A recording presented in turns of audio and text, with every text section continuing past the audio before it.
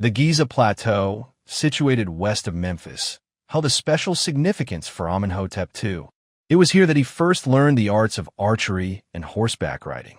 Near the Great Sphinx lay a practice course, making the area a favored site for royal sports and pastimes. One day, as Amenhotep galloped through the grand necropolis, he was struck with awe by the majestic pyramids of Khufu and Khafra, ancestors from a distant past. Moved by their immense size, grandeur, and age, the king resolved to immortalize his own accomplishments on a magnificent stela placed between the paws of the Great Sphinx.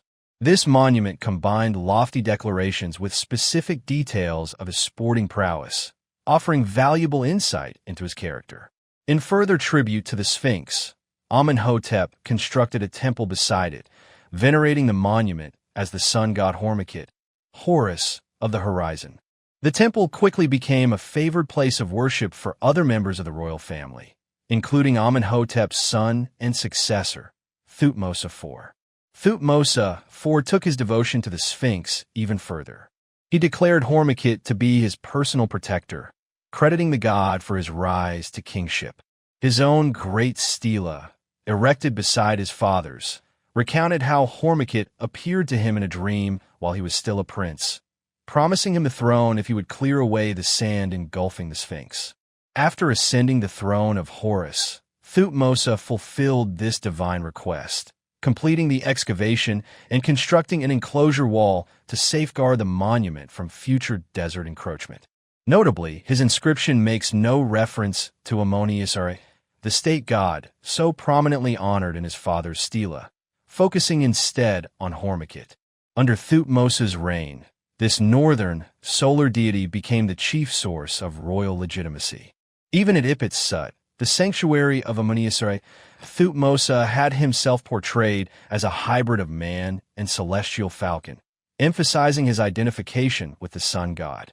Through this deliberate imagery, he highlighted the divine solar aspects of kingship, moving away from the military image that had defined his predecessors. With peace established with Mitanni, Thutmose IV shifted his focus to domestic matters rather than military campaigns. Diplomacy replaced warfare as the primary tool of foreign policy. In Nubia, administration was reorganized with the appointment of a viceroy to oversee all Egyptian-controlled territories. In the north, Thutmose strengthened ties with Mitanni by marrying a Mitannian princess, sealing an alliance with a former adversary. Just 2 generations earlier, his ancestor Thutmose III had battled Mitanni for dominance in the Near East. Now, former enemies were bound by marriage. This peaceful environment allowed trade to flourish once more across the eastern Mediterranean, Palestine, Syria, and Mesopotamia, with caravans transporting luxury goods by both land and sea. Egypt, rich in gold, profited most from this trade boom, exchanging its precious metal for foreign metals, timber, gemstones, and other royal luxuries. The alliance with Mitanni also fueled a surge of new construction projects throughout Egypt and Nubia. These monuments prominently featured solar motifs, signaling a shift in royal ideology. With secure borders, peaceful neighbors, and a monarchy more resplendent than ever, Egypt stood poised for an expansion of kingship unrivaled since the era of the Great Pyramid. All Egyptian kings possessed a flair for self-promotion.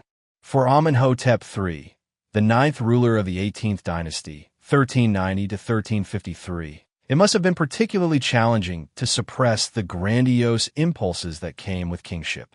Descended from conquerors and seated on a throne blessed by the sun, Amenhotep inherited from his father, Thutmose IV, a nation enjoying extraordinary wealth and rare stability. Egypt's dominance over the Near East had reached its peak.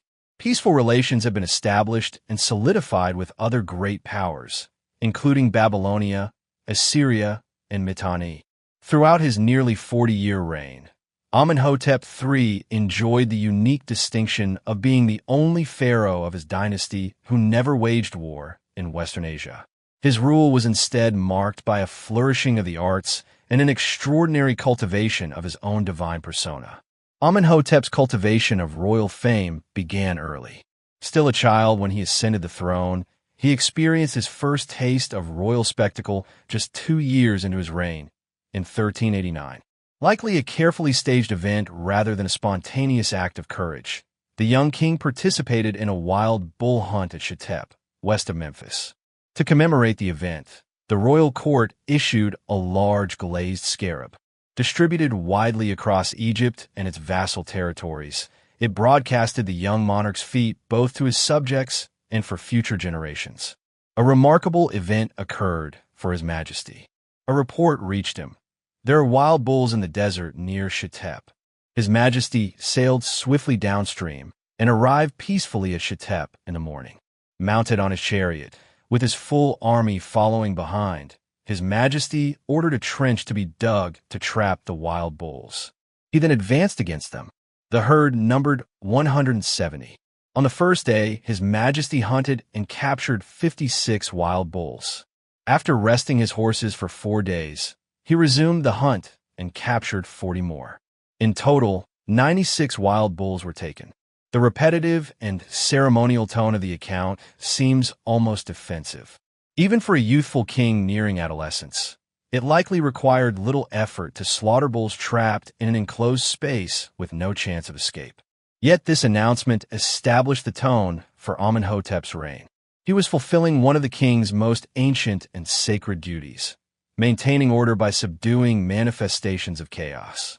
Another commemorative scarab, issued during the 10th year of his reign, celebrated a similar feat, recording that the king had personally hunted and killed 110 lions during his first decade on the throne. After his youthful enthusiasm for blood sports to demonstrate his manhood, a transformation appears to have taken place in Amenhotep III as he matured. The following commemorative scarab, issued just a year later, celebrated not a hunting expedition, but a construction achievement. This was no simple ornamental pond. It was a rowing lake over a mile long and nearly a quarter-mile wide. To inaugurate the lake, the king sailed across it in his royal barge, aptly named the Dazzling Orb. In both the nature of the project and its grand opening, Amenhotep seemed to have discovered his true passion. From this point forward, the kingdom echoed with the sounds of laborers digging, hammering, chiseling, and building. Amenhotep III would become Egypt's most prolific royal builder since the very foundation of the kingdom 15 centuries earlier, fulfilling his vision of creating monuments, the likes of which had never existed since the earliest times of the two lands. Many of these structures would also serve as stages for magnificent festivals and elaborate ceremonies, all centered on exalting the king himself. Evidence from 2 of Egypt's largest limestone quarries reveals that construction had already begun at the very start of Amenhotep III's reign. Reopening these quarries was his first recorded royal act. The pace of building accelerated dramatically during his second and third decades on the throne, eventually reaching an unprecedented scale. From the Nile Delta to Nubia, scarcely a temple existed that did not bear his influence. At Saqqara, he ordered the first tomb, chapel, and burial for the sacred Apis bull, revered as the incarnation of the Memphite creator god Ptah. On the island of Abu, he supervised the building of a new shrine dedicated to another creator god, Khnum. The greatest beneficiary of this royal patronage, however, was the supreme creator, the sun god Ra. In a carefully orchestrated religious program, Amenhotep and his theologians reinterpreted various national cults to emphasize their ties to solar worship.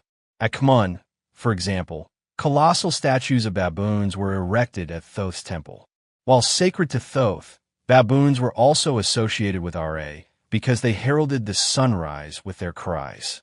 At Suminu, modern El Rizakat, near Thebes, the local crocodile god Sobuk was transformed into Sobuk Ra, a hybrid deity, and honored with a grand new temple adorned with monumental art. In all his construction projects, Amenhotep carefully linked himself with solar divinities, adopting titles such as heir of Ra and Ra's chosen one. He sought to present himself as the living embodiment of solar power, creator and sustainer of life, bringer of fertility, and the fierce eye of Ra that, when provoked, unleashed its wrath upon Egypt's enemies to preserve cosmic order. Never before had divine kingship been so deeply intertwined with such sophisticated theological constructs. Among all the sites that witnessed Amenhotep's ambitious building campaigns, none experienced his full vision and energy quite like Thebes. From the moment he ascended the throne, the king adopted the title ruler of Thebes and swiftly moved to justify it through action as well as proclamation. Under his rule, the city dedicated to Ramesses III was transformed into Homer's famed 100-gated Thebes. Towering temple gateways dotted both sides of the Nile, creating a landscape dominated by monumental grandeur. At Ipit-Sut, the heart of Ammonius worship, Amenhotep commissioned a new grand entrance to the entire temple complex, while also adding another gateway on the southern axis leading to the sanctuary of the goddess Mut. The king lavishly adorned these structures with an extraordinary array of stone sculptures, including over 700 statues of Sekhmet, the lioness goddess tied to the blazing Eye of Are, with 2 statues representing each day of the year.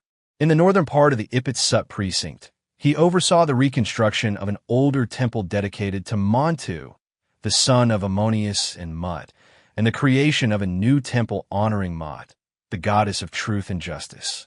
Every building was enriched with an astonishing quantity of fine sculpture. In fact, more statues of Amenhotep III survive than of any other pharaoh, a testament to the ceaseless productivity of his royal workshops. Yet, the king's projects at Ipit-Sut paled in comparison to his grandest undertaking in Thebes, his mortuary temple on the Nile's western bank. Initiated early in his reign and continually expanded in later stages, this temple would become the largest royal sanctuary ever built in ancient Egypt. Though only the column bases remain today, due to later rulers repurposing its stones, the original temple was an unparalleled marvel. Spanning 93 acres, it surpassed even the great temple of Ammonius Ra in scale and magnificence, overflowing with colossal statues. Within one of its courtyards stood immense statues of Amenhotep III as Osiris, towering over 26 feet tall. Another court featured a seated double statue of the king and his queen, tied with fragments of 2 even larger colossi discovered nearby. The temple's northern entrance was flanked by gigantic granite statues of the king striding forward, while vast processional avenues lined with enormous sphinxes and jackals connected its 3 grand courtyards. Each court featured monumental gateways, guarded by further colossal seated figures of Amenhotep. The most imposing pair, still standing today and known as the Colossi of Memnon, rise over 60 feet high, accompanied by smaller statues of his mother, wife, and daughter. Visible for miles, these towering monuments projected Amenhotep's supreme authority, inspiring awe and reverence in all who beheld them. Beyond their imposing presence, these massive statues carried a deeper, symbolic meaning.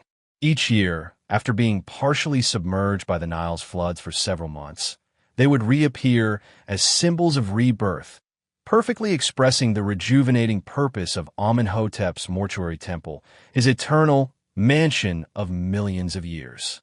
Many of the temple's divine statues were carved from granodiorite, their black color signifying rebirth, while statues of the king were often made from red granite or golden quartzite, their solar hues reinforcing his close association with Tish, the sun god. Everywhere throughout this vast complex, the themes of creation and rebirth echoed, presenting the king as the vital center of the universe. Up to this point, Amenhotep's reign had dramatically elevated the prestige of kingship and his own divine status. Yet even greater achievements still lay ahead. While Amenhotep, the ruler of rulers, was transforming Thebes and elevating both the monarchy and his personal glory, his envoys worked tirelessly to spread his fame and secure his influence across distant lands. Traveling throughout the Near East and the Eastern Mediterranean, these emissaries negotiated treaties and secured advantageous trade deals, ensuring Egypt remained a dominant force and advancing their king's imperial ambitions. One of the most fascinating aspects of Amenhotep's foreign policy is revealed through a set of place names inscribed on statue bases found at his mortuary temple. The hieroglyphic system, ill-suited to foreign languages, rendered these names in awkward and initially puzzling combinations. I am New York Shah, Katunawai, Khan USH, MUKINU. Upon closer examination, these inscriptions turn out to list key centers of the 14th century BC Greek world. Amnisos, Kydonia, Knossos, and Mycenae, along with Phaistos, Lyctos, Nauplian, Boeotian Thebes, the island of Kythera, and possibly even Ilios, Homer's Troy. The sequence of names suggests the route taken by an Egyptian diplomatic mission dispatched to engage the leading city-states of the Minoan and Mycenaean worlds. Such an initiative made perfect sense. Mycenaean trade networks supplied Egypt with valuable cobalt used to produce deep blue glass, while lead for opaque and white glass was imported from Greece's Laurion Peninsula, part of Mycenae's territory. Despite Egypt's traditional mistrust of foreigners, it could not afford to ignore this rising economic power in the Aegean. Closer to Egypt's own borders, diplomacy remained crucial for maintaining control over its Near Eastern conquests. A groundbreaking discovery made in 1887 shed light on the intricate relationships between Egypt, its vassals, and rival powers. The Amarna letters consist of 380 clay tablets written in cuneiform, using the Babylonian language, the diplomatic tongue of the Bronze Age. Many of these letters date from Amenhotep III's later years, sent by subordinate rulers who dutifully addressed the pharaoh as "my son, my lord." Unlike Nubia, where Egypt imposed its own administrative system through appointed officials, its territories in the Near East retained local rulers who pledged loyalty to the pharaoh and paid regular tribute. Still, the humiliation of foreign domination bred resentment, and many vassals spent their time conspiring against one another, often trying to manipulate Egypt's position against rival powers like the Mitanni and the Hittites. The Amarna letters reveal a highly unstable political landscape, characterized by bitter rivalries and frequent skirmishes between city-states. In Palestine, troublesome vassals such as Milkalu of Gezer, Biridia of Megiddo, and Abdi-Heba of Jerusalem stirred constant unrest. Generally, Egypt avoided entangling itself in these minor disputes unless its economic interests were jeopardized. More serious challenges arose further north, where instability threatened the delicate balance of power between Egypt and the Hittites.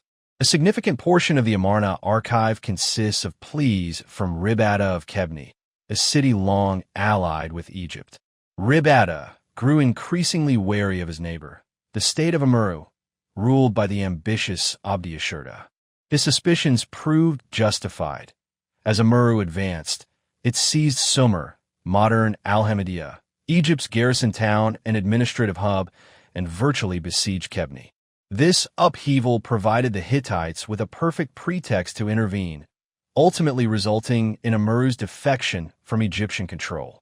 The episode served as a stark reminder of how local disputes could quickly escalate, undermining Egypt's authority and jeopardizing its imperial stability. Whereas Thutmose III and Amenhotep II would not have hesitated to launch military campaigns, Amenhotep III adopted a distinctly different approach. His primary aim was to exploit his foreign territories economically and maintain political control with minimal deployment of Egyptian troops. To achieve this, Egyptian garrisons were stationed at key coastal ports such as Gaza, Jaffa, Al-Azza, and Sumer, as well as at strategic inland locations like Beth Shan at the eastern end of the Jezreel Valley and Qumidi in the Bekaa Valley. Fortified grain storage facilities along the coastline stood ready to serve as supply centers if military action became necessary. Administrative headquarters led by Egyptian governors in Gaza, Qumidi, and Sumer completed the system of colonial governance. This structure proved largely effective, and the loyalty of subordinate rulers was further secured through the regular distribution of valuable ornaments produced by the royal workshops, somewhat comparable to how the British Empire awarded honors to Indian princes. When it came to dealing with other major powers, however, Mere gifts were insufficient. Though the pharaoh was regarded by his people as ruler of the universe, in reality, he shared the international stage with 6 other Near Eastern sovereigns. In Mesopotamia, these included the kings of Babylonia, Assyria, and Mitanni. In Anatolia, the rulers of the Hittites and Arzawa, and in the Eastern Mediterranean, the king of Alatia, Cyprus. This exclusive circle referred to one another as brother, and their correspondence often revealed petty rivalries when demands went unmet.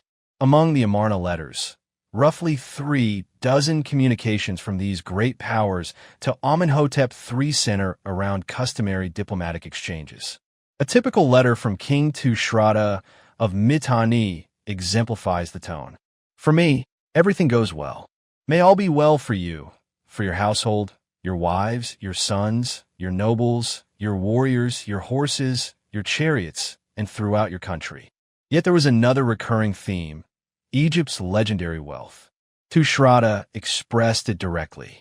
May my brother send me unworked gold in vast quantities, far more than was sent to my father. In your land, gold is as abundant as dust. Gold served as the main currency of diplomatic exchange, and Egypt's rich Nubian mines granted it significant leverage. It is no surprise, then, that a rebellion in Nubia's gold mining region during the 30th year of Amenhotep III's reign was swiftly and harshly crushed. Without its gold, Egypt's international power would have been severely weakened.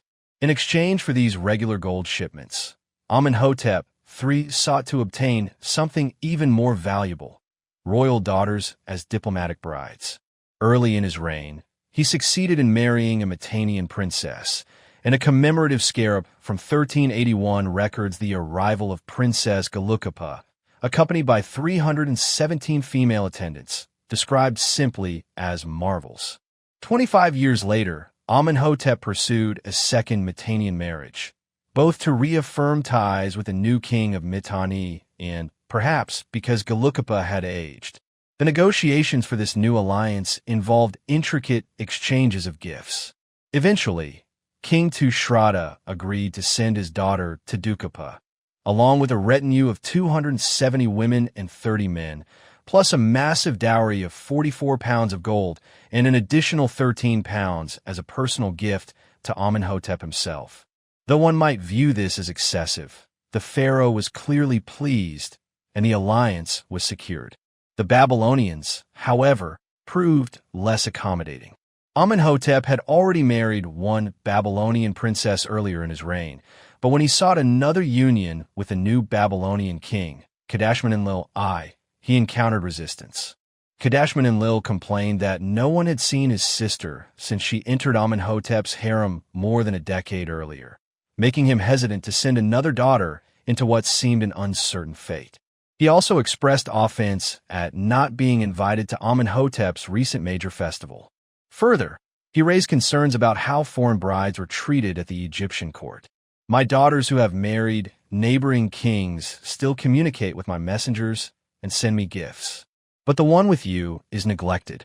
To compound matters, Kadashman-Enlil proposed a reciprocal marriage arrangement. Amenhotep flatly refused, asserting that no Egyptian princess had ever been given in marriage to a foreigner and that he had no intention of breaking this precedent merely to please the Babylonian king. As a result, the prospects for another Babylonian marriage initially seemed bleak. In the end, though Egypt's wealth once again tipped the scales, and Amenhotep secured the alliance he desired.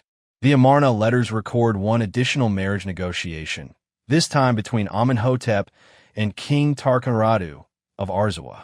Though the correspondence does not reveal the outcome, it is likely that the negotiations were successful. Amenhotep III was not known for accepting failure.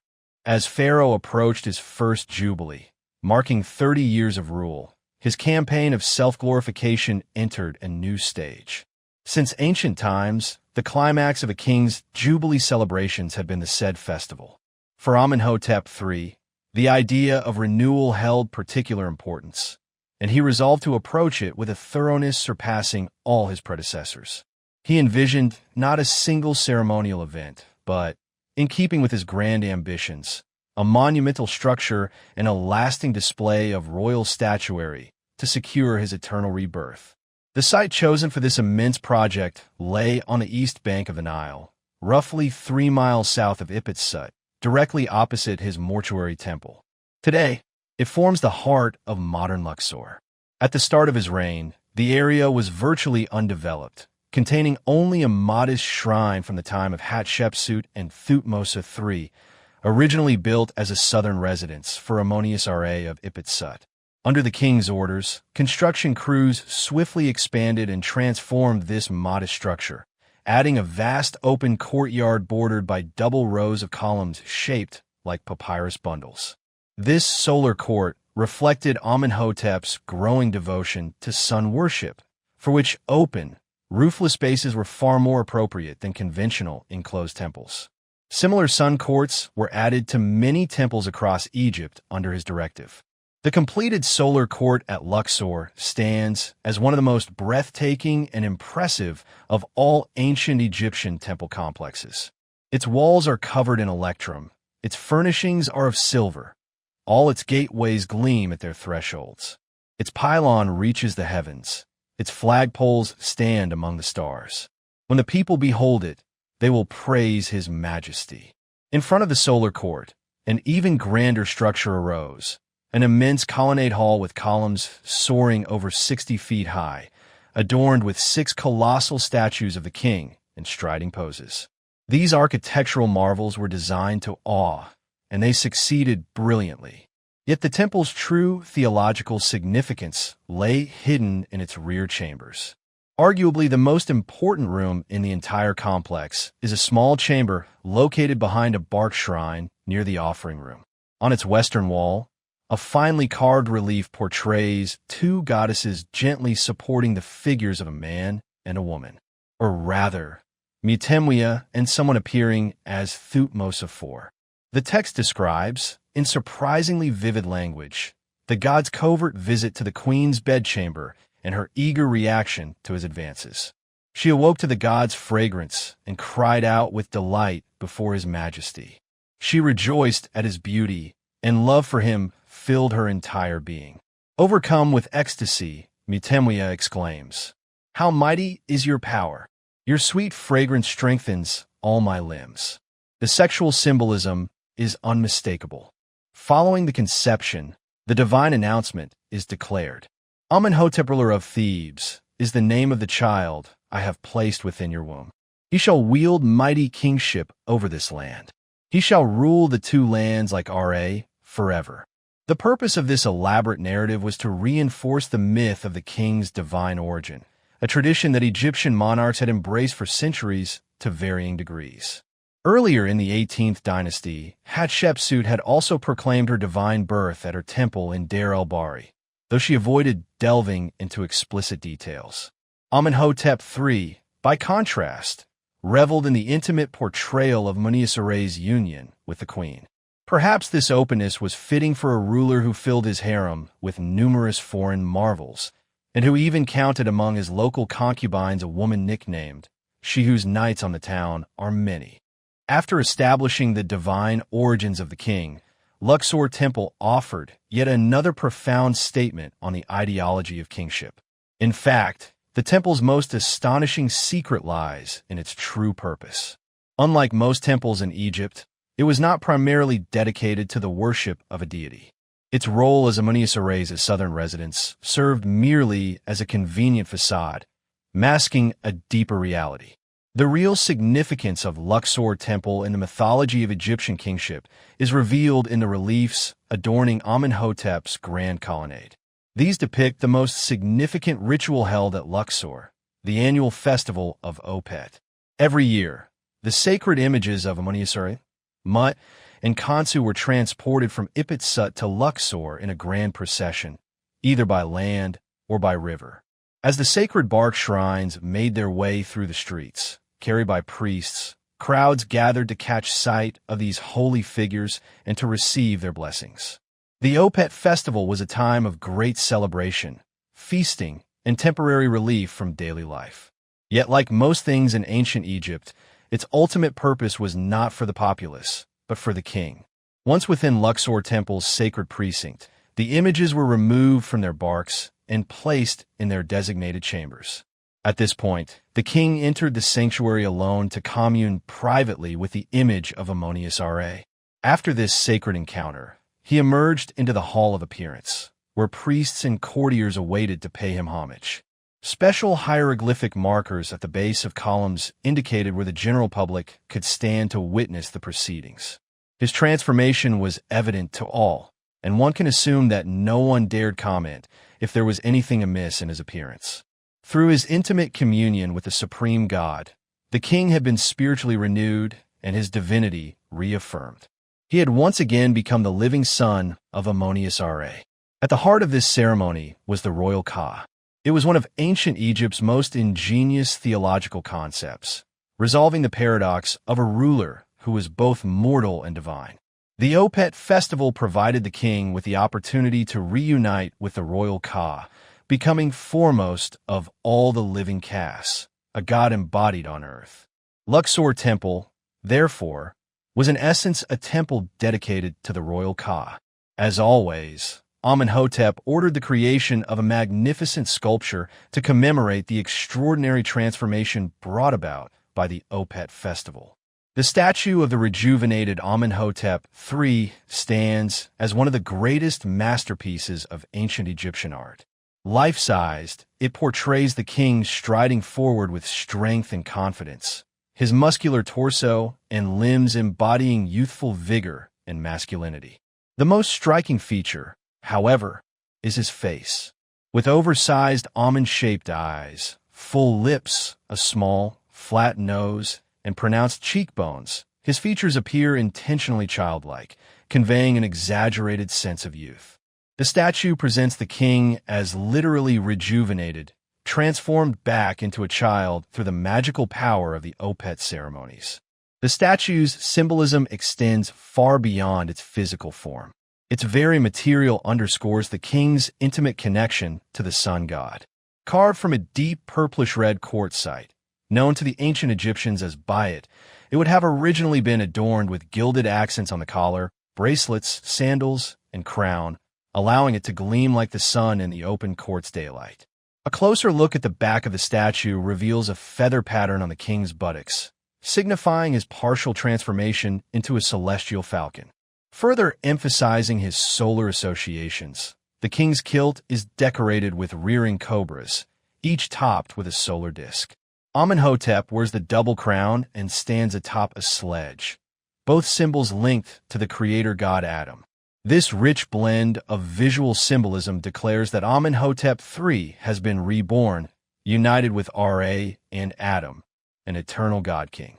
The inscription carved into the back pillar reinforces this message, proclaiming him foremost of all the living castes and the dazzling orb of all lands. At this point, the deliberate and systematic amplification of royal power had reached its peak.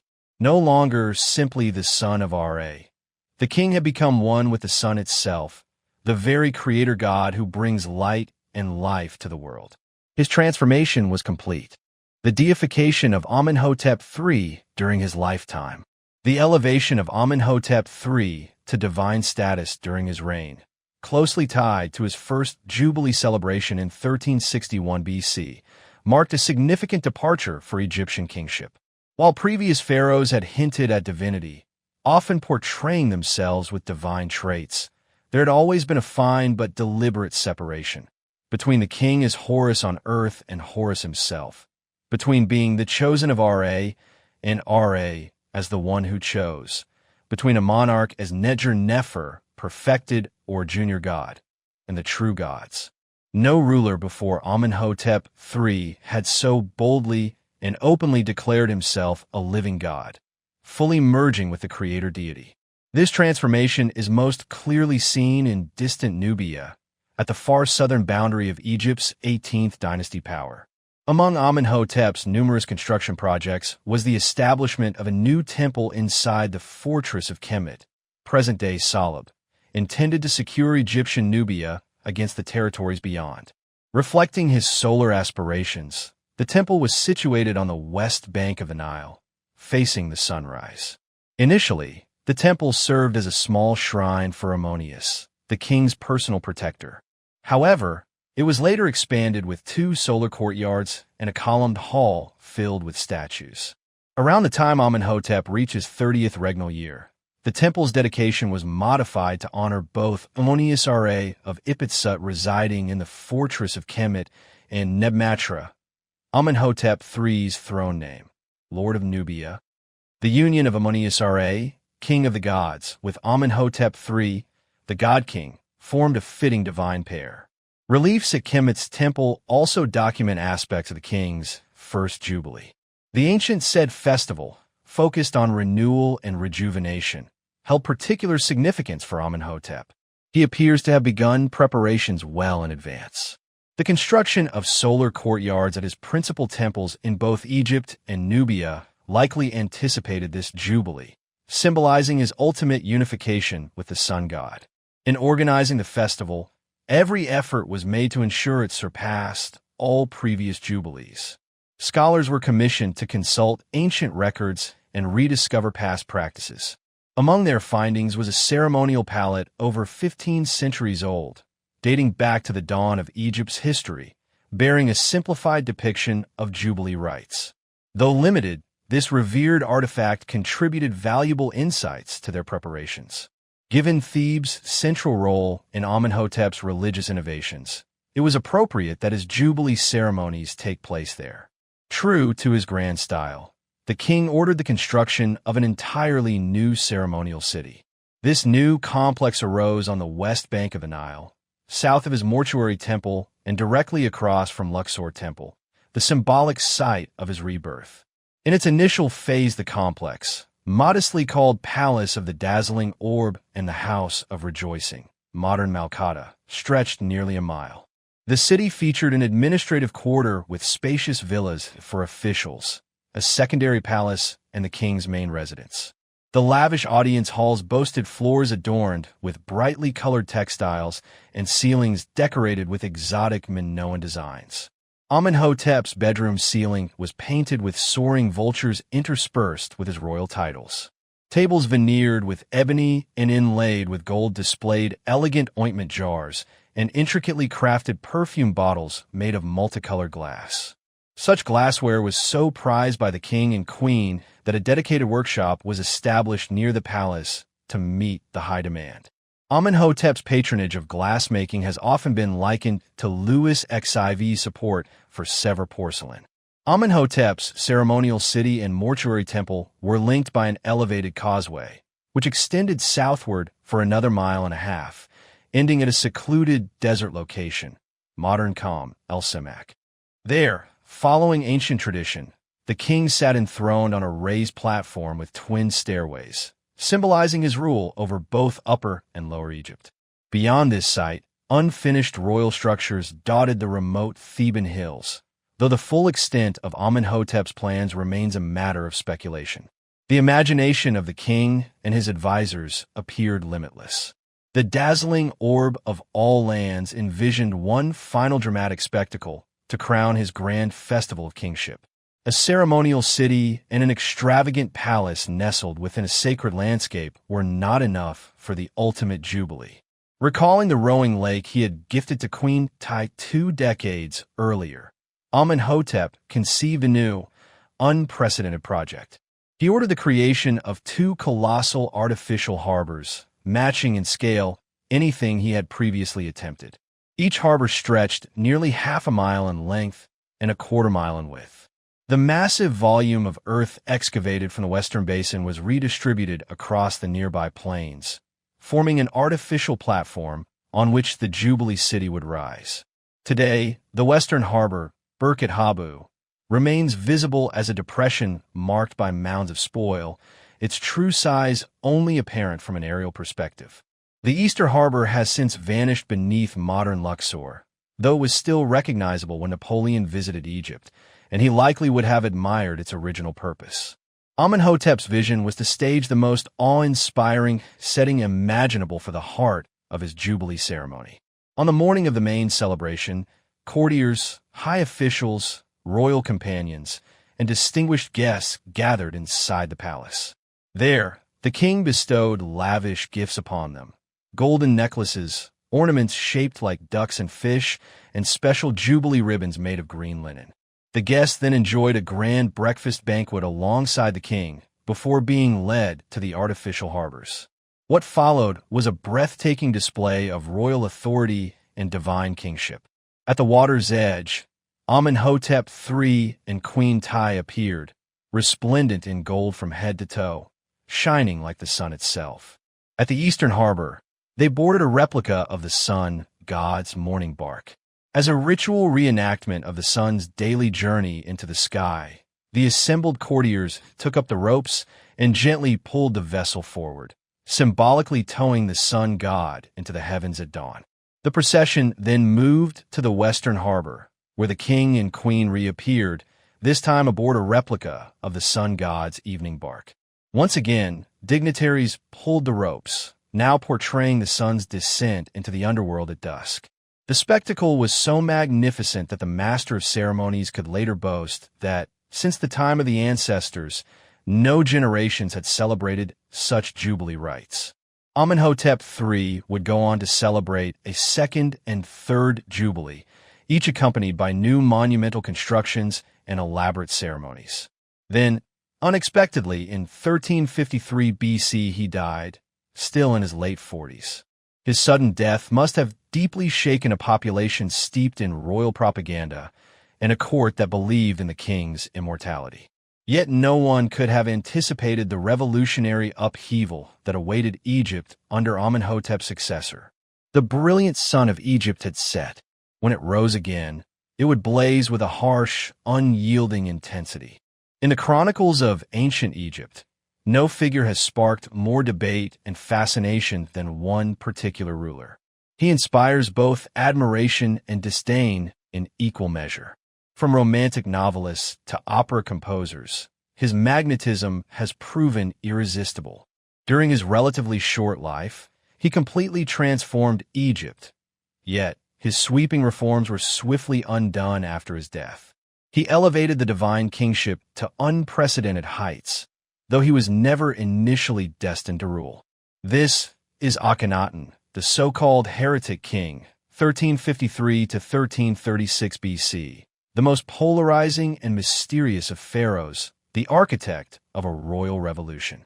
His 17-year rule, followed by a chaotic decade, marks perhaps the most thrilling, unpredictable, dynamic, and peculiar era in Egypt's long history. Central to it all was the king's radical vision. Foremost of Amenhotep III's illustrious reign, the designated successor was Prince Thutmose, his eldest son, named according to royal custom after his grandfather and great-great-grandfather. Very little is recorded about his second son, Prince Amenhotep, as he was originally named, until Prince Thutmose's unexpected death, which thrust the younger brother into the position of crown prince. Thutmose left behind few monuments, aside from a stone sarcophagus he had crafted for his beloved pet cat. In contrast, his brother's resolve would reshape Egypt in just a single generation. The new heir must have personally witnessed his father's extravagant said festivals, experiences that clearly left a profound mark on him. The vivid solar symbolism of these ceremonies seems to have seared itself into the young man's creative mind. While there is no sign of theological radicalism at the start of Amenhotep's rule, any such revolutionary ideas must have been developing beneath the surface. Ascending the throne as Amenhotep IV, he initially fulfilled his duty as a devoted son, completing the decoration of his father's grand entrance at Ipit-Sut. He added his own carvings in the conventional style, depicting himself striking down Egypt's enemies. In Nubia, following in his father's footsteps, he established a new settlement, complete with a temple dedicated to Amun, king of the gods. Distant rulers also recognized his ascension. From Cyprus, the king of Alashia sent congratulations and a gift of sweet oil to mark his coronation. Everything appeared poised for yet another glorious reign, following the familiar dynastic pattern. Egypt's imperial territories reaffirmed their loyalty as well. One particularly flattering letter arrived from the vassal king of Tyre, overflowing with customary expressions of devotion. I fall at the feet of the king, my lord, 7 times and 7 times. I am but the dust beneath the sandals of the king, my lord. My lord is the sun who rises over all lands each day. Such declarations seem to ignite new ambitions in Amenhotep IV. Within a year of his accession, he revealed his true intentions by launching a building campaign that rivaled his father's grandeur. The sandstone quarries at Gebel el-Silsila were pushed to their limits, worked by unprecedented numbers of conscripted laborers recruited through a nationwide call to service. Monumental structures adorned with royal statues were nothing unfamiliar to Thebes, which had grown accustomed to grandiose constructions during the later years of Amenhotep III's reign. Yet Amenhotep IV's vision diverged significantly. His projects would be concentrated at a single location, the temple complex of Ipit-Sut. Instead, he chose a vacant mudflat beyond the eastern wall, directly facing the rising sun. This carefully selected site lay outside the domain of Ammonius RA, signaling a deliberate break with tradition. Amenhotep IV's 8 new temples at Ipit-Sut were not dedicated to Ammonius, but to the Aten, the visible solar disk, whose imagery his father had previously embraced during his first jubilee. The most ambitious of these new structures was the temple named Gempitan, the Aten is found, rivaling any project Thebes had seen in the previous reign. Its centerpiece was a vast open court encircled by a colonnade. Towering 20-foot statues of Amenhotep IV and his wife, Nefertiti, stood before the columns. Their distinctive crowns marked their divine affiliations. The king wore either the double crown or a twin-plumed headdress, while Nefertiti's flat-top crown identified them with the primeval creator gods Adam, Shu, and Tefnut from the ancient Yuna myth. While Amenhotep III had emphasized his role as the sustaining force of the cosmos, his sons sought association with the very act of creation itself. This theological radicalism was strikingly reflected in the king's statues. To express his unity with the creator and embody both masculine and feminine aspects, while simultaneously distinguishing himself from ordinary humanity, Amenhotep IV instructed his sculptors to adopt a radically new artistic style. His statues featured intentionally exaggerated forms, elongated skulls, sharp and stretched facial features including narrow eyes, a long nose, and a prominent chin, a sinewy neck with pronounced collarbones above a narrow chest that contrasted with a swollen belly and wide hips, plump thighs tapering to slender calves. The result was both unsettling and surreal. Adding another layer of innovation, plaques bearing a pair of royal names were placed at key points on the statues. Yet instead of identifying Amenhotep IV, these inscriptions proclaimed the newly devised titulary of the Aten, his favored deity. Under Amenhotep III, the king had been likened to the solar orb. Under his son, the solar orb had, in effect, become king. Amenhotep IV was proclaiming nothing less than a dual rule, a co-sovereignty share between himself and the Aten. The abundant reliefs adorning the Gempitan reinforced this new religious order. The royal family was consistently depicted in the presence of the Aten, no longer shown in the traditional form of a falcon-headed god, but rather as a radiant solar disk, its rays terminating in human hands that gently touched and sustained the royal figures. The ultimate aim of Amenhotep IV's entire building project at Gempitan was to create a magnificent architectural stage for the celebration of a royal jubilee. In the 3rd year of his reign, Amenhotep IV held his own said festival, maintaining the same schedule established by his father. Through this act, he clearly conveyed that his father's reign had, in a sense, never truly ended. The inscription stressed that this said festival was not primarily for the king himself, but for the Aten. This represented a bold yet natural progression of Amenhotep III's religious doctrine. The deceased king had become the sun itself, destined to reign eternally, with repeated jubilees performed on his behalf by his son. The said festival at Ipit-Sut was therefore not a conclusion, but the inauguration of a new age. The sun god and king would now rule together, recreating the world with each new day. These Jubilee festivities also pointed towards a dramatic transformation in Egyptian religious life. Traditional processions of the gods were abandoned. In their place, the king and his family became the central focus of devotion. Each day, they traveled in ceremonial procession from palace to temple and back again, with cheering crowds and assembled dignitaries lining the route in reverence. A year after the said festival at Gimpitan, Amenhotep IV solidified his religious revolution by changing his own name. While many rulers had altered their throne names to reflect new directions, it was extremely rare, if not entirely without precedent, for a king to change his birth name. Through the transformative power of the Jubilee, Amenhotep IV believed he had been spiritually reborn as the co-regent of the Aten.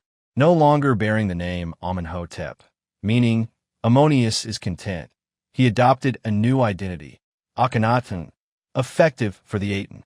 Such an overt rejection of the Ammonius cult must have sat uneasily alongside the king's continued presence in Thebes, the very heart of Ammonius worship. While the Gimpitan and the other Aten temples were built outside the sacred enclosure of Ipit-Sut, the towering monuments dedicated to Ammonius on both sides of the Nile still dominated the landscape, serving as constant reminders of his overwhelming supremacy over all other deities. If the Aten was to be elevated above all others, he required not just temples, but an entirely new domain. Thus began the search for a new royal capital. Akhenaten's choice of location was nothing short of extraordinary. He even claimed that it was the Aten who guided him there. In Middle Egypt, roughly halfway between Thebes and the long-established administrative center of Memphis, lay a wide desert bay where the limestone cliffs on the east bank of the Nile receded, creating a natural amphitheater around 7 miles long and 3 miles wide. The site was remote, easily defensible, and conveniently located opposite a broad, fertile floodplain. Most significantly, it was untouched. Even the natural landscape seemed made for his vision. The shape of the eastern cliffs resembled the hieroglyph for horizon, the place where the sun rises to renew life each day. It was fittingly named Akhetaten, the horizon of the Aten, a perfect setting for Akhenaten's utopian project. In the late spring of his 5th regnal year, 1349 BC, the king made his first official visit to the site, appearing before his courtiers in a golden chariot gleaming like the sun. There, after a grand open-air offering to the Aten before the cliffs, he formally proclaimed the establishment of his new city, dedicating it to his god for eternity as his monument, with an eternal and everlasting name. Not even Queen Nefertiti could sway his determination, as he firmly declared, "Nor shall the king's great wife say to me, 'Look, there's a good place for Akhetaten elsewhere,' nor shall I listen to her." The king also decreed that the city would contain grand structures for the worship of the Aten and for the exaltation of the royal family. Akhetaten, not Thebes, would become his eternal resting place. "If I die in any town of the north, the south, the west, or the east in these millions of years, let me be brought back so that I may be buried in Akhetaten." The entire ceremony, along with the king's declaration, was inscribed on 3 immense stelae carved into the cliffs at the northern and southern edges of the site, adorned with statues of the king and queen to commemorate the moment. Exactly 1 year later, Akhenaten returned to survey the city's progress. After spending the night in a richly carpeted tent named Aten is Content, he once again rode out at sunrise in his gilded chariot, made another offering to the Aten, and took a solemn oath, in the name of the Aten and the lives of his wife and daughters, that everything within Akhetaten would belong solely to the Aten for all eternity. This second decree, which more precisely defined the city's boundaries, was carved onto an additional set of 13 boundary markers positioned on both sides of the Nile. The pace of construction accelerated rapidly. Massive amounts of stone were extracted from a vast quarry cut into the northern cliffs. Builders used standardized stone blocks small enough for a single worker to handle, which allowed for swift progress. After 2 years of intense activity, the new city was ready to receive the royal family as their permanent home. As Akhenaten had envisioned, the horizon of the Aten was meticulously designed to highlight its major public buildings. These key structures were connected by the royal road, which ran parallel to the Nile, forming the ceremonial spine of the capital. Each day, the king's chariot journey from his royal residence to the seat of government and back deliberately echoed the Aten's daily passage across the sky, symbolizing the intimate relationship between the heavenly and earthly co-regents. This daily procession also provided the city and its inhabitants with a consistent ritual focus, replacing the traditional religious festivals that the king's new theology had effectively abolished. The primary royal residence was situated at the northernmost edge of Akhetaten, nestled between the cliffs and the river. Within its fortified walls stood the palace itself, supported by extensive barracks housing the royal guards. Nearby were a large administrative building and an array of grand mansions reserved for the king's most trusted advisors. Each morning, as the king proceeded southward in his chariot, his route first carried him past a separate palace dedicated to the royal harem. Lavishly adorned with painted murals and gilded stonework, this residence offered a serene and luxurious retreat. Its central courtyard featured exquisitely maintained gardens, irrigated by an advanced system drawing water from the Nile. Stalls housing cattle and domesticated antelope ensured a steady supply of fine meats for the palace's daily feasts. Beyond this royal compound lay the heart of the city itself. One can imagine the king's cavalcade quickening its pace as it passed by the homes of ordinary citizens. To the east of the royal road sprawled the northern suburb, one of Akhetaten's two primary residential districts. While the city's public buildings reflected careful urban planning, the same could not be said for the layout of its neighborhoods.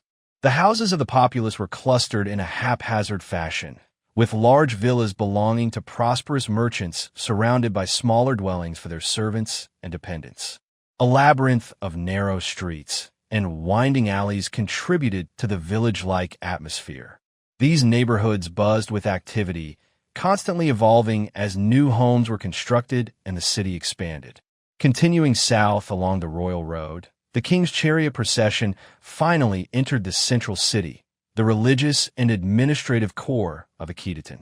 The most imposing structure was the House of the Aten, the god's principal sanctuary, with a street frontage stretching 750 feet and extending nearly half a mile deep. Beyond its two colossal entrance towers lay enormous open courtyards filled with mud brick altars. During festivals, these altars would be piled high with offerings of fruit, vegetables, meat, and poultry, presented for the Aten's consumption as he passed overhead in the sky. The temple complex included large-scale food production facilities and a dedicated slaughterhouse to ensure a constant supply for the offerings. Adjacent to the temple stood the king's house, Akhenaten's governmental headquarters, where the day-to-day affairs of the state were managed. One of its most notable features was a balcony, used for public appearances by the royal family. A covered bridge extended over the royal road, connecting the king's house to the Great Palace. Primarily used for grand state receptions and royal ceremonies, the Great Palace also housed administrative offices and accommodations for the royal household. Its centerpiece was a vast open courtyard lined with towering statues of Akhenaten and Nefertiti, intended to impress foreign dignitaries and envoys. The atmosphere of awe and intimidation was heightened by the palace's unique floor decoration. The pathway most often used by the king was covered with plastered images of foreigners, allowing Akhenaten to symbolically trample his enemies as he conducted his affairs. The final major building in the central city was the Mansion of the Aten, a smaller temple intended for the royal family's private, daily worship. Aligned with the cleft in the eastern cliffs that led to the royal tomb, it may have functioned as a substitute for a traditional mortuary temple. Like the House of the Aten, its design was characterized by vast, open courts, ideal for worshiping the visible sun. Rather than enclosed chambers, a series of ramps, steps, and balustrades structured the sacred space, reflecting the new religious vision. Akhenaten's revolutionary theology had given rise to an equally revolutionary architectural style. Further south, another residential suburb emerged.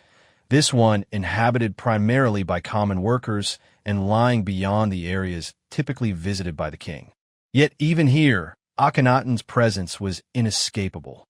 On the outskirts of the city stood 5 large ritual complexes, each dedicated to an important female member of the royal family. These monuments ensured that wherever the city's residents turned, the royal family's influence remained both highly visible and deeply entrenched. In his new son's city, Akhenaten was not only all-powerful but ever-present. In some ways, Akhenaten's strict religious ideology had its roots in his father's deification. The leap from Amenhotep III's exaltation of solar power to his son's exclusive worship of sunlight itself was a small, almost inevitable step. It is even conceivable that Akhenaten viewed the Aten not only as his divine protector, but as his actual father. Yet in most crucial aspects, Akhenaten's theology was unprecedented, breaking sharply from 17 centuries of established Egyptian religious tradition. Where earlier pharaohs emphasized their role in upholding Ma'at, Akhenaten claimed to exist within Ma'at like the gods themselves. Truth was no longer a universal standard outside the king. Instead, it was defined solely by his will. Traditional ceremonies of royal renewal, like the Sed and Opet festivals, had marked periodic rejuvenation for the king, to be repeated at set intervals.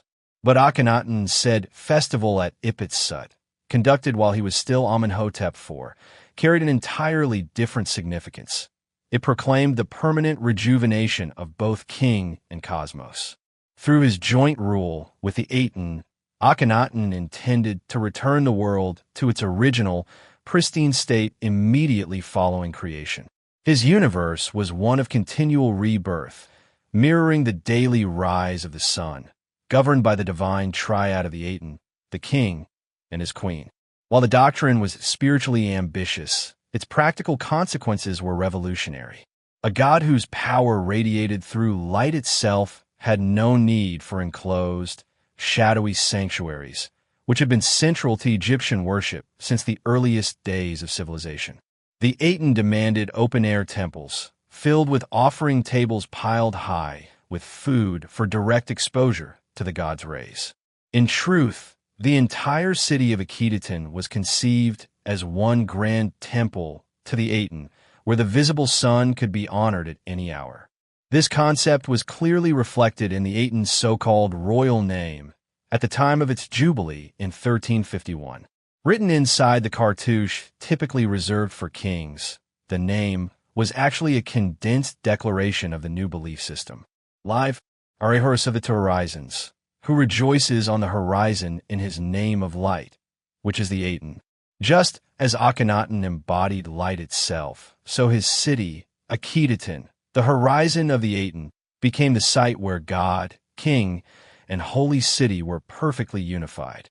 Although, in theory, the Aten required neither temples nor a priesthood, Akhenaten could not personally conduct every act of worship, no matter how devoted he may have been.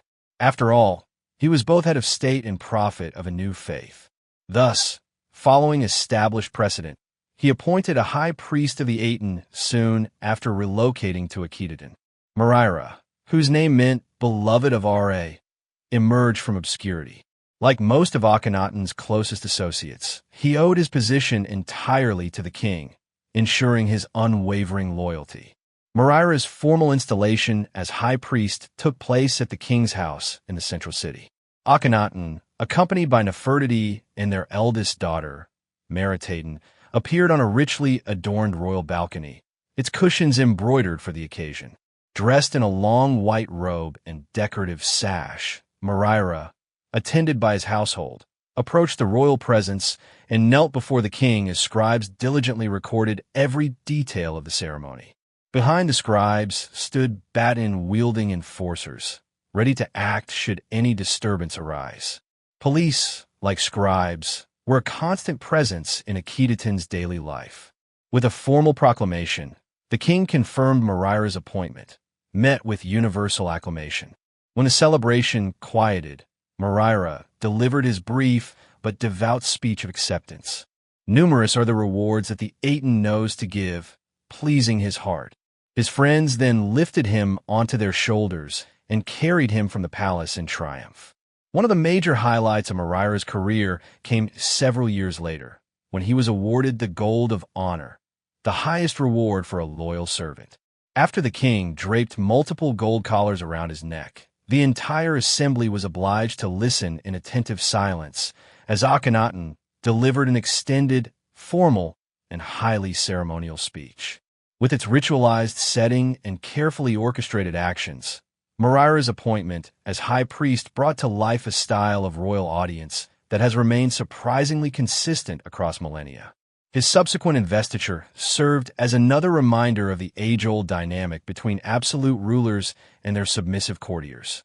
Around the same time as Murayra's rise to high priesthood, Akhenaten began to circulate a more developed articulation of his religious philosophy. This new doctrine, ominously titled the Teaching, was composed in the everyday, spoken language rather than the classical, more formal dialect of earlier times. It is widely believed to have been written by the king himself. Officially known as the Great Hymn to the Aten, this composition has been described as one of the most remarkable and magnificent pieces of poetry to have survived from the pre-Homeric world.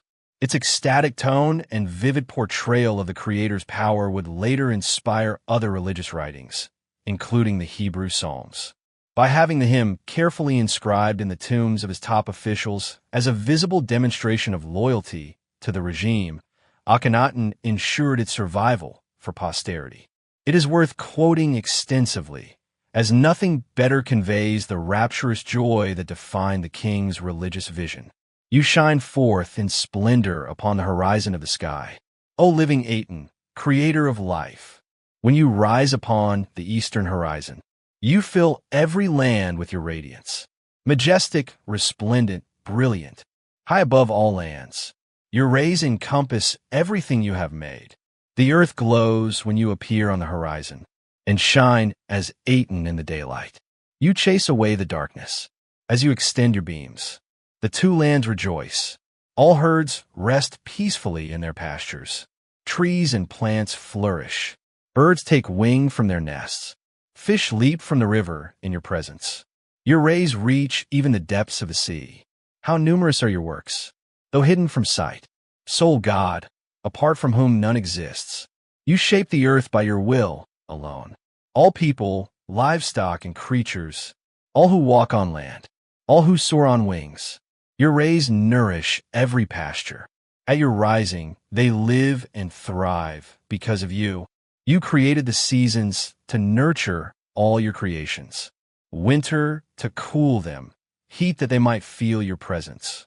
The hymn's celebration of abundance and the splendor of creation found its visual counterpart in the lavish decoration of the royal palaces, with brilliantly painted walls, ceilings, and floors. Yet, for most of Akhetaten's ordinary inhabitants, these opulent displays were a distant reality.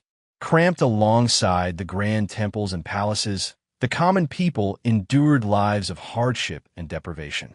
The skeletal remains they left behind reveal the severe strains of poor nutrition, chronic stress, and relentless physical labor. Some suffered permanent spinal injuries from carrying heavy loads day after day, while others spent long hours squatting or kneeling on earthen floors, laboring over furnaces to produce glass or metal in the city's workshops. Undernourished from childhood, both men and women were often stunted and plagued by debilitating illnesses like anemia. Over half the population perished before reaching their 20s, and few lived beyond their 40s. Most were dead by 35, laid to rest in shallow graves dug directly into the desert sand, marked only by modest stone cairns. A few cheap pots or worn-out trinkets might accompany them to the afterlife. This grim reality stood in stark contrast to the official doctrine of light, life, and beauty. Perhaps it is little surprise that many of Akhenaten's less privileged subjects continued to quietly honor the old gods, even under the scrutiny of the king's enforcers. Within the privacy of their humble homes, beloved deities such as Hathor, Bes, Taret, and even Ammonius still held a cherished place in daily life. Whether as a reaction to or as a consequence of the lingering devotion to the old gods, Akhenaten's religious vision became increasingly extreme. In the early years of his reign, while the royal court remained at Thebes, it was still permissible for officials such as royal butlers to include prayers to deities like Osiris and Anubis in their tombs. However, after relocating to Akhetaten, the Aten was rapidly exalted from being the supreme god to becoming the only god. All other deities were now denied recognition or legitimacy. Akhenaten was determined to enforce his vision across society. Priests were dismissed or reassigned, temples were shuttered, and all financial and material resources were funneled into the service of the Aten. The height of Akhenaten's religious radicalism came in the 11th year of his reign, 1341 BCE, when the Atenist doctrine was officially purified. This revision eliminated any mention of deities other than Aten or Ra. Alongside this theological purge came an aggressive campaign against other gods, most notably Ammonius, whom Aten had displaced as creator and supreme deity. To erase Ammonius' presence from public memory, Akhenaten launched a state-directed wave of destruction. Across Egypt, from the Nile Delta to distant Nubia, teams of royal agents stormed tombs and temples, defacing sacred inscriptions and imagery. Carrying chisels and guided by cue cards with illustrations to assist illiterate laborers, they climbed obelisks to chip away at figures and names, erasing any mention of Ammonius Ra. Personal names containing the elements Ammonius or Mut were targeted as well. The official desecration extended so far that even the plural form of the word God was eliminated. Terrified by this religious crackdown, individuals scrambled to protect themselves, defacing or altering their own possessions, and even changing their names to avoid persecution. A scribe named Tammuz quickly changed his name to Ahmose. A priest named Merenith became Meri-Ra, only daring to resume his original name after Akhenaten's death. To many Egyptians, this campaign of destruction must have felt like a violent assault on their deepest hopes and long-held beliefs. Yet Akhenaten remained unwavering, his doctrine uncompromising. The Aten was not only the sole god, but salvation itself was possible only through Akhenaten, throne name Neferkheperura, and his family. His teaching proclaimed, "There is no one else who knows you, only your son, Neferkheperura, the sole one of Ra. You have revealed your plans and your might to him.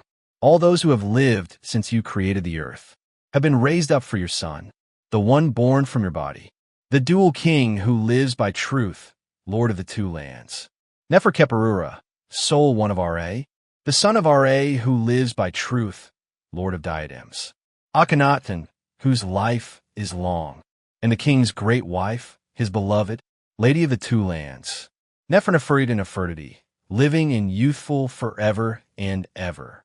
The final verses of the great hymn to the Aten highlight one of the most remarkable aspects of Akhenaten's revolutionary reign. In some respects, Nefertiti was following a tradition already established by earlier women of the 18th dynasty. From Tetisheri, Ahotep, and almost Nefertari to Hatshepsut, royal women had grown accustomed to playing influential roles in political life.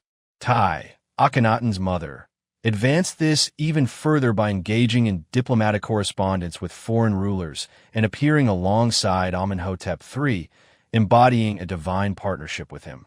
However, Nefertiti took this to unprecedented heights from the very beginning.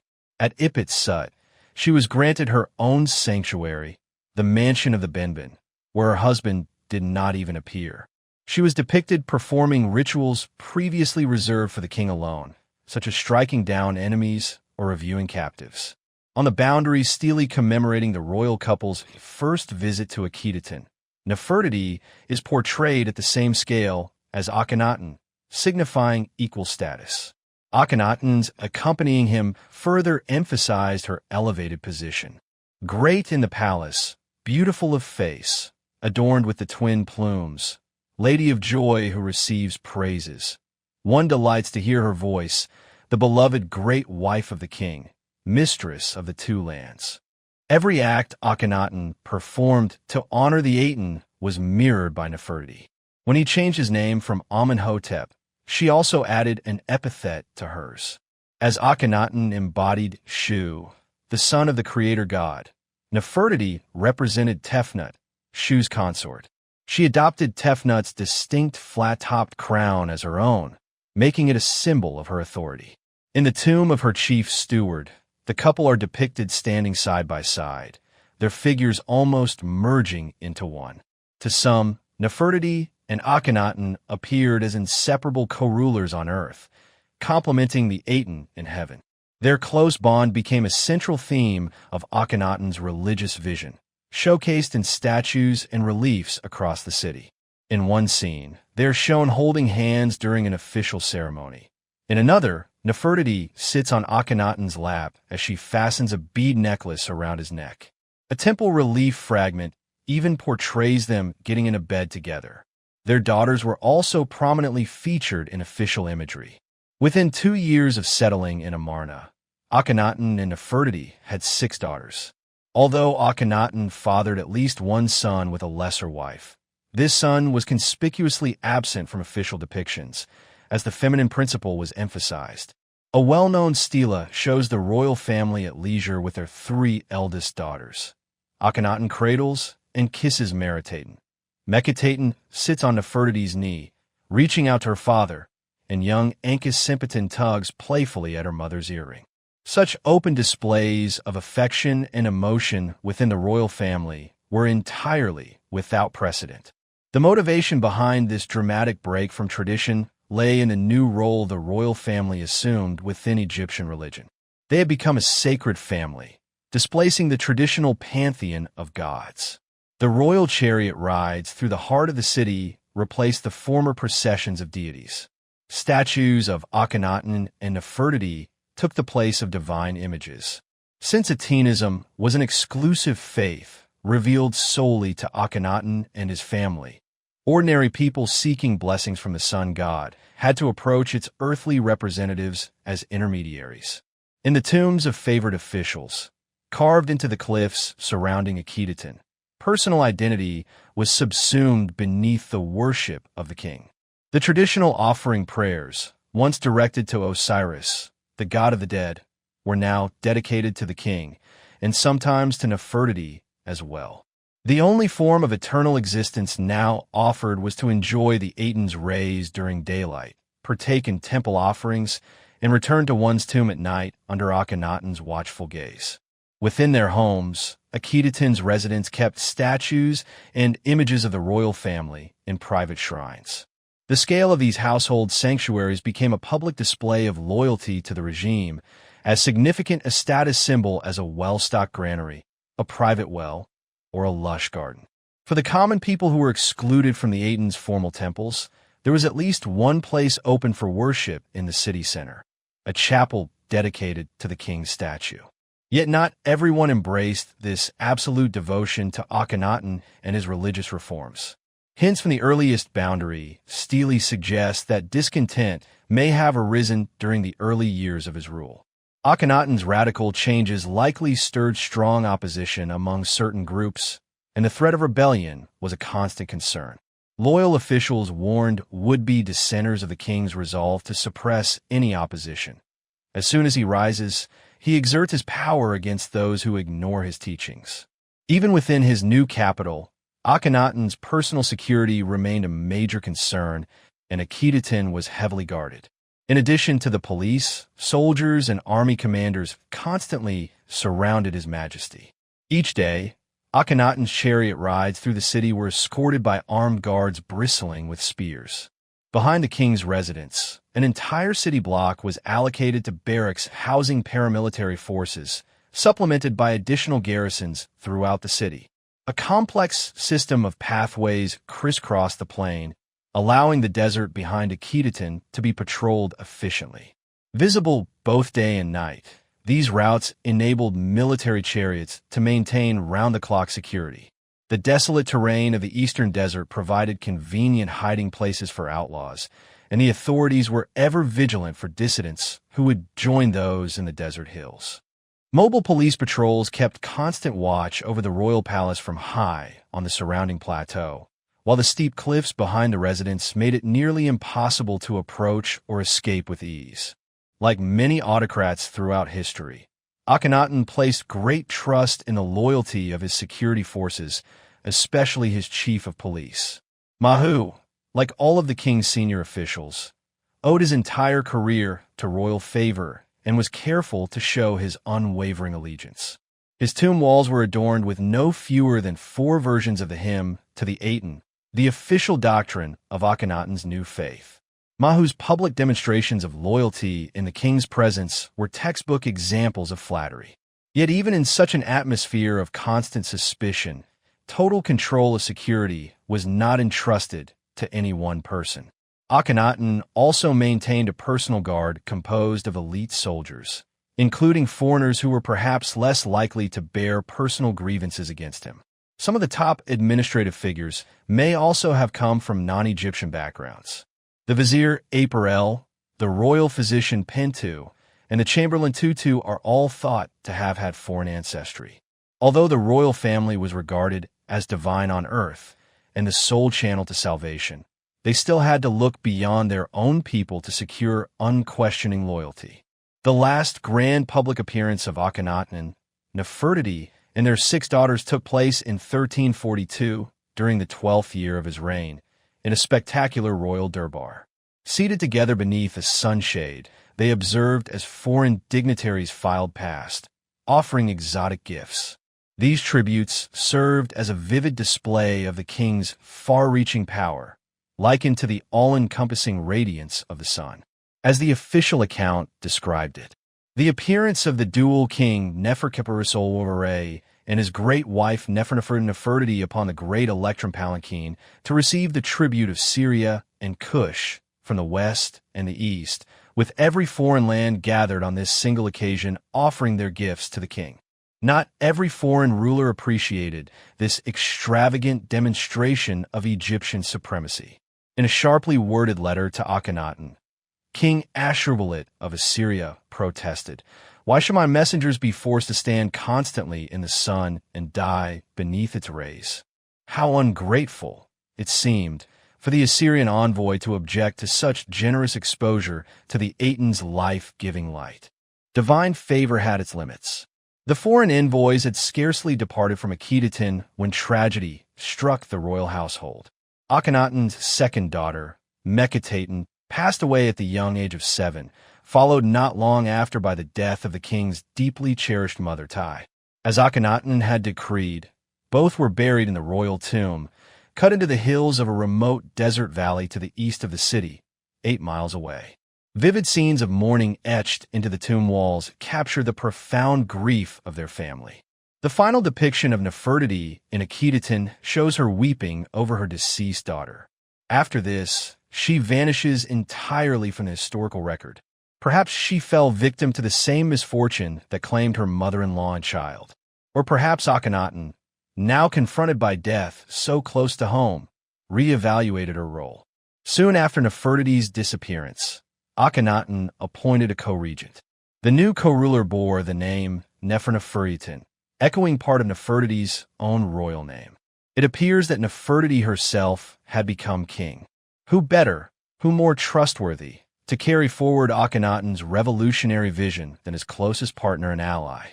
Akhenaten died following the autumn grape harvest of 1336, ending his 17-year reign. His burial in the royal tomb included symbolic and telling grave goods.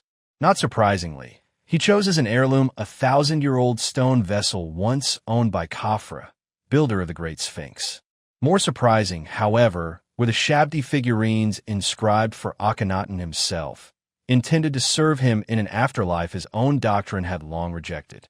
Even the most devout zealots, it seems, may harbor final moments of doubt.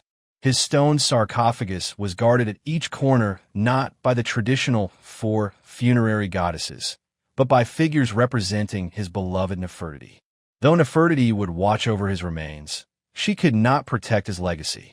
Graffiti found in a Theban tomb dated to the 3rd year of Nefertiti's reign suggests the beginnings of reconciliation with the old Ammonius priesthood, and possibly the reopening of a temple to Ammonius in his traditional stronghold.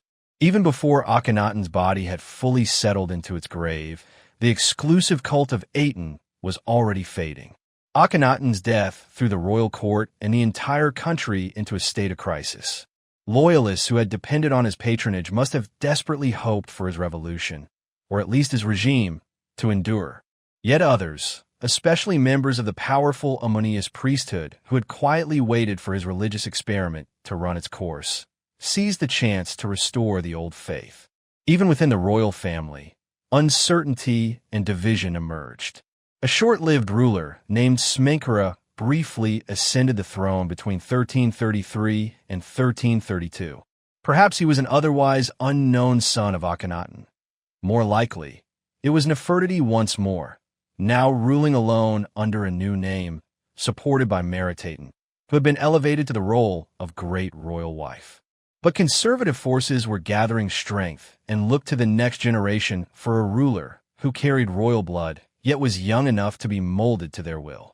Hidden from public view for most of his life, Akhenaten's 9-year-old son by a lesser wife seemed the perfect choice.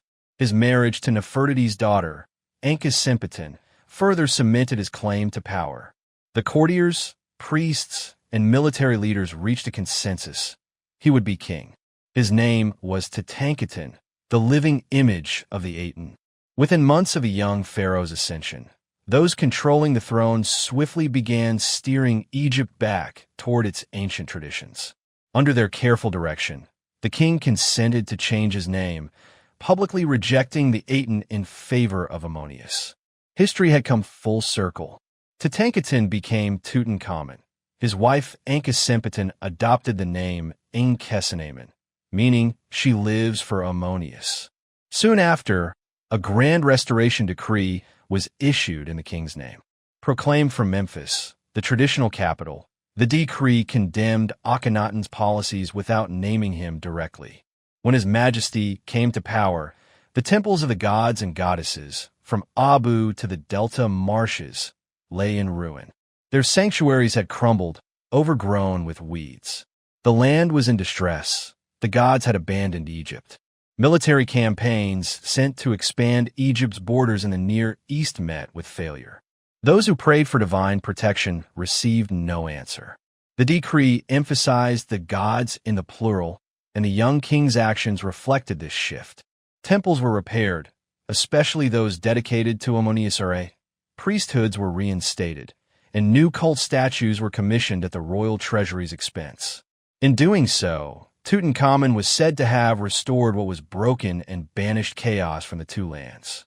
The royal court's departure from Akhetaten and return to Thebes confirmed the complete restoration of the old order. To mark this decisive break with his father's radical experiment, the boy king, like earlier reunifiers, took the symbolic title Repeater of Births, signaling not a recreation but a renaissance. Yet so much promise was tragically cut short. Tutankhamun died in 1322, before even reaching adulthood. Perhaps he had secretly intended to rehabilitate Akhenaten's legacy once he reached full power. Perhaps those who truly held power feared this possibility and acted to prevent it. Or perhaps the frail young king simply succumbed to illness, like many of his subjects. His young wife attempted to continue the royal line, but her youth and the limited gene pool of a sibling marriage led to tragedy. 2 stillborn daughters were carefully mummified and buried beside their father in his hastily prepared tomb in the Valley of the Kings, waiting over 3,000 years to be rediscovered alongside his famed burial treasures. Tutankhamun's grieving widow understood the grim future that awaited her. As the last living descendant of Akhenaten and Nefertiti, and of Amenhotep III's lineage, she held the keys to Egypt's throne. In a desperate attempt to escape her fate, she sent an unprecedented appeal to the Hittite king, pleading for him to send one of his sons to Egypt to marry her and rule alongside her. She wrote, "Never shall I take a servant of mine and make him my husband." The Hittite king was astonished, telling his court, "Nothing like this has ever happened to me before." Eventually, he agreed and sent a prince, Zenanza, south toward Egypt. But Zenanza never arrived, dying on his journey. Enkesenemen's worst fears were realized. She was forced into marriage with an elderly court official, a man old enough to be her grandfather, eager to claim power for himself. With her duty fulfilled, she too vanished from history, her fate unknown. Thus ended the Thutmoside dynasty, one of Egypt's most illustrious royal lines, which had produced powerful conquerors and brilliant rulers. The golden age of Amenhotep III was now only a distant memory. Egypt, weakened abroad and dispirited at home, needed strong leadership to restore its glory. As it happened, there remained one institution and one man at its helm, ready to provide that leadership. Egypt's expanding engagement in foreign affairs profoundly reshaped both the nation and its governance. Increased contact with foreign peoples and cultures brought new ideas and customs into Egyptian life, influencing everything from art and architecture to both state and private religion. Reflecting the militaristic spirit of the time, royal imagery became heavily martial, with the king frequently depicted on temple reliefs as a mighty warlord. This emphasis on military prowess extended throughout society, marking the new kingdom as an era dominated by soldiers. From modest beginnings, the Egyptian military rapidly grew into one of the most influential sectors of society. In earlier periods, during the Old and Middle Kingdoms, Egypt's rulers had relied on conscripted armies, assembled as needed from the general population and supplemented by mercenaries, often recruited from Nubia. While this approach was sufficient for sporadic raids to defend national interests or open trade routes, it was inadequate for maintaining a vast empire. The conquest and annexation of foreign lands required permanent garrisons to enforce Egyptian rule, backed by the constant threat of overwhelming force to suppress any rebellion. Only a full-time standing army could meet these demands. Thus, at the dawn of the new kingdom, Egypt reorganized its military into a professional, permanent force. By the reign of Akhenaten, the military's influence extended deeply into the heart of government, with many of the king's closest allies holding both military and civilian positions, thereby securing a loyal and powerful support base for the throne.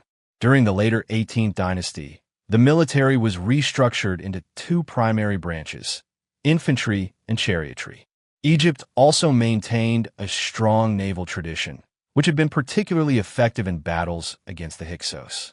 The close integration of land and naval forces was reflected in the fluid assignment of soldiers and officers, who frequently rotated between army and navy roles. A major naval base operated at Memphis, the capital's port, while another, located at the former Hyksos stronghold of Hutweret, fittingly bore the name Perunefer, meaning good voyage. Military garrisons were likely stationed in provincial centers across the country to enable swift response during emergencies, while a sizable force of reservists near Memphis served as a deterrent to any internal threats. The basic tactical unit of the infantry was a platoon of 50 soldiers, led by a platoon commander, the lowest-ranking officer. Each platoon was divided into 5 squads of 10 men, each headed by its own squad leader. This structure encouraged teamwork and fostered strong unit cohesion, vital for military success. 4 or 5 platoons formed a company, which included a quartermaster and an adjutant, under the leadership of a standard-bearer. Companies could be grouped into battalions as operational needs dictated, and during major campaigns, battalions were consolidated into larger regiments or divisions, each commanded by a general and named after one of Egypt's state gods. The chariotry was similarly organized into units of 50, primarily led by officers, much like the cavalry of late 19th century European imperial armies. Life as an infantryman in the pharaoh's army might have offered chances for adventure and upward mobility, but it was far from easy. Even for volunteers, training was harsh and often involved indiscriminate beatings. Although a corps of military scribes managed records and distributed provisions, rations on campaign were extremely limited. Soldiers had to supplement their diet of bread and water through foraging or outright theft. It is hardly surprising that during the Battle of Megiddo, many Egyptian troops focused more on looting enemy supplies than capturing the town itself. Some soldiers likely hadn't had a full meal in weeks, nor could an infantryman simply walk away from such a grim existence. His only way out was death in combat or promotion through the ranks. Desertion was severely punished. If the conditions for Egyptian recruits were harsh, they were even worse for foreign prisoners of war forcibly conscripted into the ranks. These captives were branded, officially registered, and sometimes even circumcised as part of their forced assimilation into Egyptian culture. Only those who managed to survive years of active service could hope for an honorable retirement, farming a plot of land granted by the state. When the Egyptian army set out for battle, a soldier's basic gear included a pack, clothing, sandals, and a staff or cudgel for self-defense.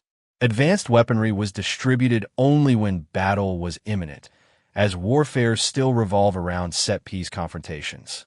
Before fighting began, soldiers removed their sandals and fought barefoot.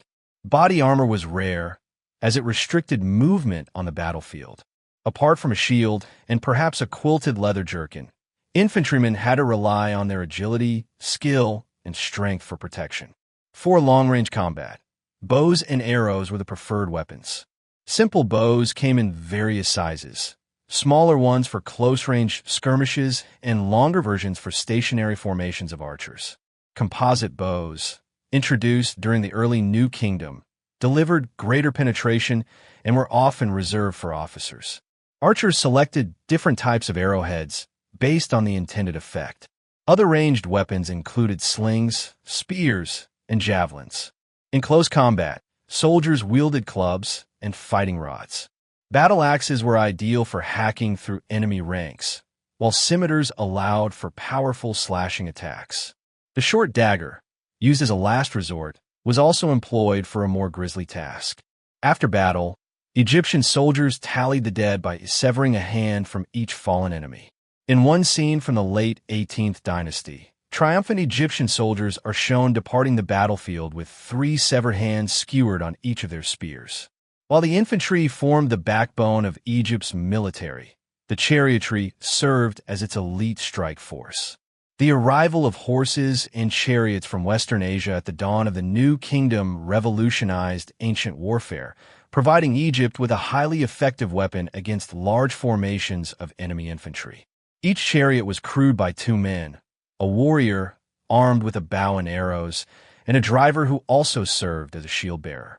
The chariot's light frame and rear-mounted wheels allowed for maximum speed and agility, making it ideal for breaking up enemy formations ahead of a main assault and for pursuing retreating foes to transform a withdrawal into a rout. This cutting-edge technology was not only a formidable weapon, but also a potent status symbol for Egypt's elite. Nevertheless, the 18th dynasty Egyptians turned this foreign invention into an instrument of conquest, using their chariot corps to subjugate province after province throughout the Near East. Without the chariot, Egypt's imperial ambitions might never have been realized. On campaign, chariots were privileges reserved for the officer class. For ordinary soldiers to enjoy such luxuries, they had to start at the lowest ranks and steadily climb the military hierarchy. The army offered determined and ambitious men a pathway to prestige and power. Few exemplify this better than Horemheb. Coming from a provincial background in Middle Egypt, his military career propelled him not only to the highest ranks of the army, but ultimately to the summit of the Egyptian state itself. Born during the reign of Amenhotep III, Horemheb's early years under Akhenaten remain obscure. However, subtle clues suggest that his talents were recognized early on, earning him advancement to senior positions. In the cliffs of Akhetaten, an unfinished tomb bears inscriptions for a king scribe and general named Panehsy. Since it was common for ambitious individuals to change their names during Akhenaten's reign to reflect the royal religion and eliminate references to older deities, it is quite plausible that Panehsy, the Aten's infestival, and Horemheb, Horus's infestival, were the same person. Horemheb may have adopted the name Panehsy during Akhenaten's rule.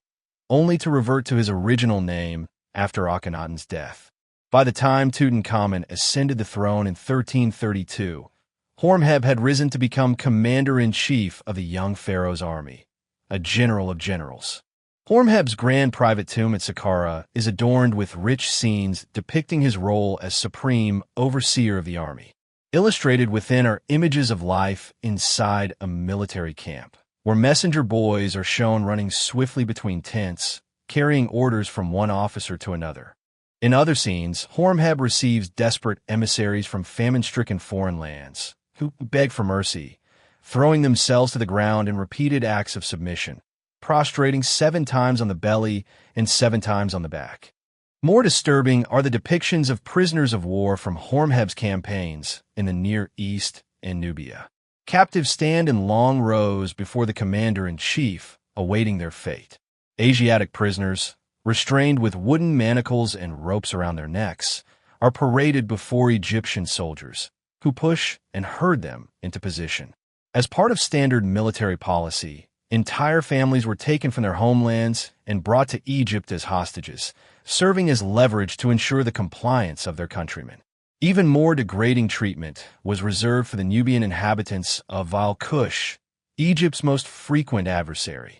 The Kushite leader is shown groveling before Horemheb, while his men are harassed and humiliated by Egyptian soldiers, who beat them with sticks and strike them in the face. Throughout these scenes, army scribes meticulously document every detail with characteristic military precision. This display of merciless authority won Horemheb favor beyond the military ranks. In pharaonic Egypt, such qualities also opened doors to the highest levels of government. Like many top officers, Horemheb successfully combined military leadership with a prominent role in civil administration. While commanding Tutankhamun's army, he also served as the young pharaoh's protector, as the king's deputy over the entire land, and the one who conveys the king's words to his court. Horemheb wielded tremendous influence over state affairs. Operating from his seat in Memphis, he likely played a key role in steering the country back toward religious orthodoxy. The inscriptions in his tomb conspicuously omit any mention of Tutankhamun's name.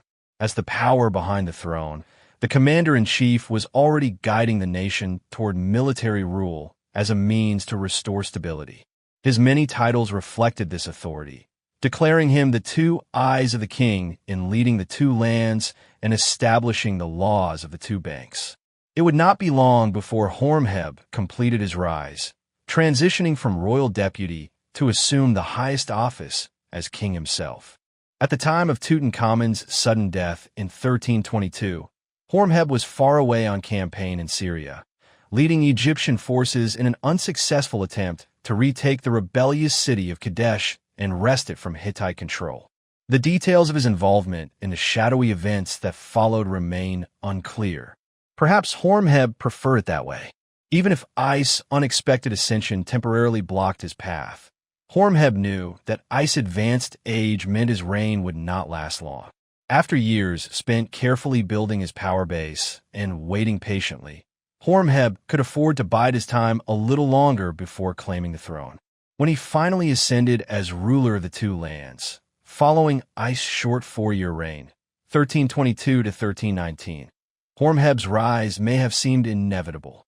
He had already been named Tutankhamun's successor and was simply fulfilling what the royal narrative would later present as his rightful destiny. This was surely the version promoted by the palace propagandists. In truth, however, a commoner with no royal lineage taking the throne marked a radical departure from tradition, posing a threat to the very principle of hereditary kingship. In effect, Horemheb's rise to power was nothing short of a military coup. But as a shrewd strategist, he fully recognized the risks and understood that securing his rule would require not only legitimizing his kingship, but also redefining the monarchy itself.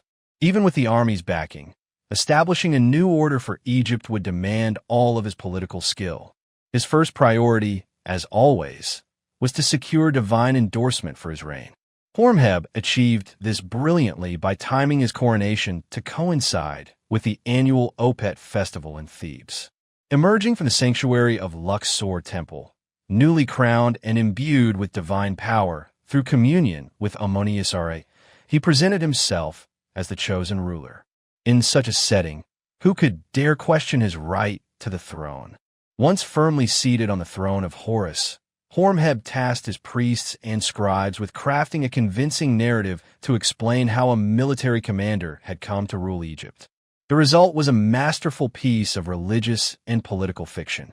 The official story claimed that from childhood, Horemheb had been divinely chosen and protected by his local deity, Horus of Heracleopolis, who acted as his father and guardian, preserving him until the destined moment arrived. A generation and another passed by, while his father kept him safe, knowing the day would come when he would retire and hand over the kingship to him. According to this account, Horemheb's long service in both the military and civil administration was all part of a divine plan. When the appointed time arrived, Horus elevated his chosen servant and entrusted him to the protection of Ramesses III. In this way, a provincial youth rose to become ruler of the two lands. Both the timing and location of Horemheb's coronation deliberately evoked the splendor of Amenhotep III's reign. This was no accident. A central part of Horemheb's strategy for legitimizing his rule involved erasing the reigns that had followed Amenhotep III, allowing him to present himself as the first legitimate pharaoh since Egypt's dazzling orb.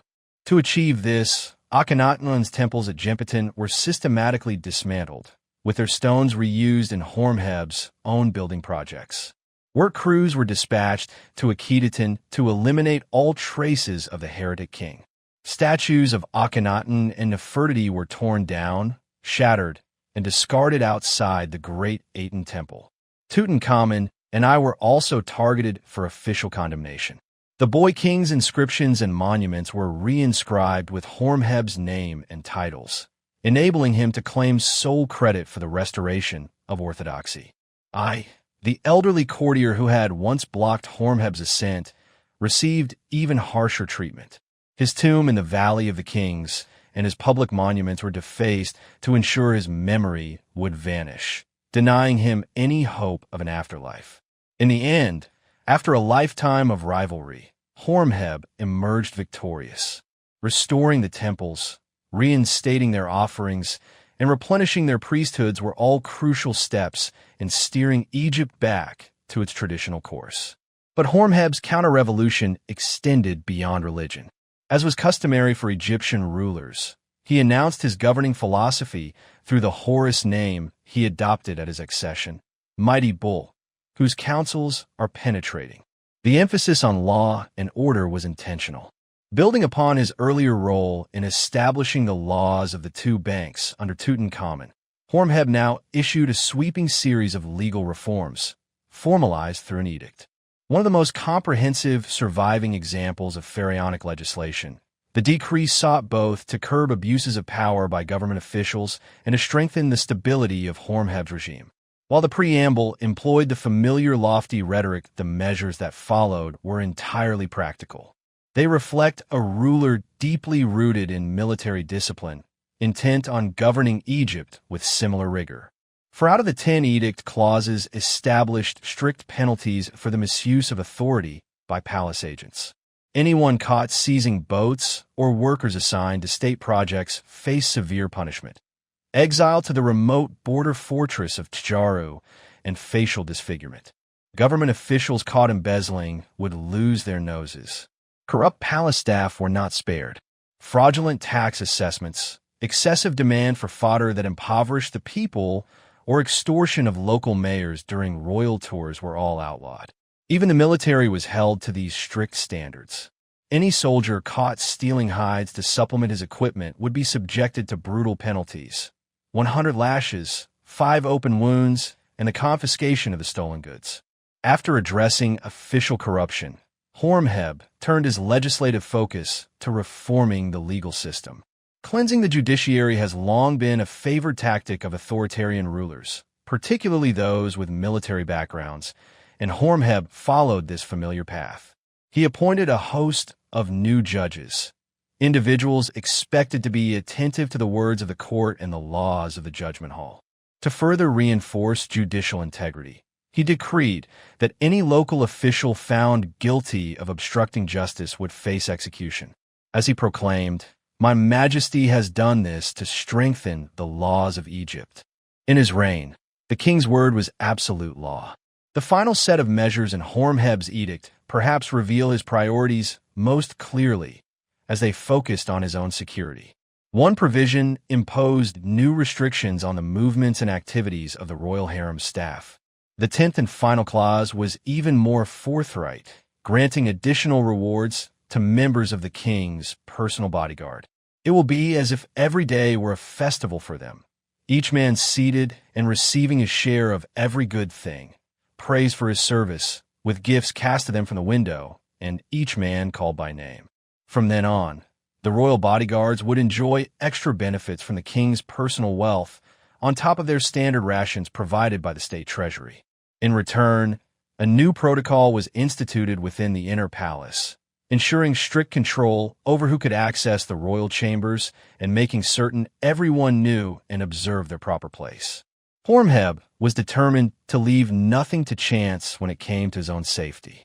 Having risen to power through military strength, he had no intention of falling victim to violence himself. The edict left no doubt. He was a courageous and vigilant ruler. Through these measures, Horemheb succeeded in solidifying his authority and securing the legitimacy of his reign. He brought military discipline to bear on a nation that had been weakened by 3 decades of political instability and uncertainty. Yet one problem remained. He had no heir. Without children to inherit the throne, Horemheb faced the risk that his hard-won reforms could be undone by a contested succession. His solution followed the same model that had led to his own rise. Among his closest confidants, he identified a successor from within the military ranks. Panehsy was a soldier through and through.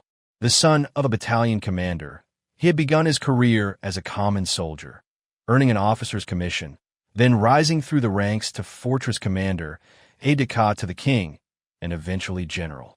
He was cut from the same cloth as Horemheb, sharing both a similar background and outlook. Even more advantageous, Panehsy already had a son, and a grandson was on the way. Horemheb carefully prepared Panehsy for succession by appointing him to a series of high civilian offices, naming him king's deputy and vizier. At the same time, he required Panehsy to relinquish his military positions while Horemheb continued to command the army. Transferring control of such a powerful institution, even to a trusted subordinate, would have been unwise. Yet by granting Panehsy the titles of king's son and hereditary prince, Horemheb made his intention to pass on the throne unmistakably clear. As his reign drew to a close, Panehsy adopted the name Ramesses beloved of Ammonius, and began inscribing his name within a royal cartouche. The transition to the Ramesses dynasty had begun. Although Horemheb paved the way for the new dynasty, its first ruler viewed himself as the true founder. To emphasize this new beginning, Ramesses, now known as Ramesses I, deliberately chose a throne name reminiscent of Ahmose, founder of the 18th dynasty. While Ahmose's name meant Ra is Lord of Strength, Ramesses adopted the name Menpethera, meaning Ra is enduring in strength. Yet his reign would prove short-lived. Already an elderly man at his accession, Ramesses I entrusted much of the kingdom's administration to his son Seti. This proved a wise choice. Just 18 months after taking the throne, Ramesses I died. His successor, Seti I, was a vigorous, energetic ruler, tall, athletic, and distinguished in appearance, with high cheekbones and the prominent aquiline nose that became characteristic of the Ramesside line. Thanks to Horemheb's legal reforms, royal authority was firmly re-established and corruption rooted out, allowing Seti to focus on restoring Egypt's strength and prestige both domestically and abroad.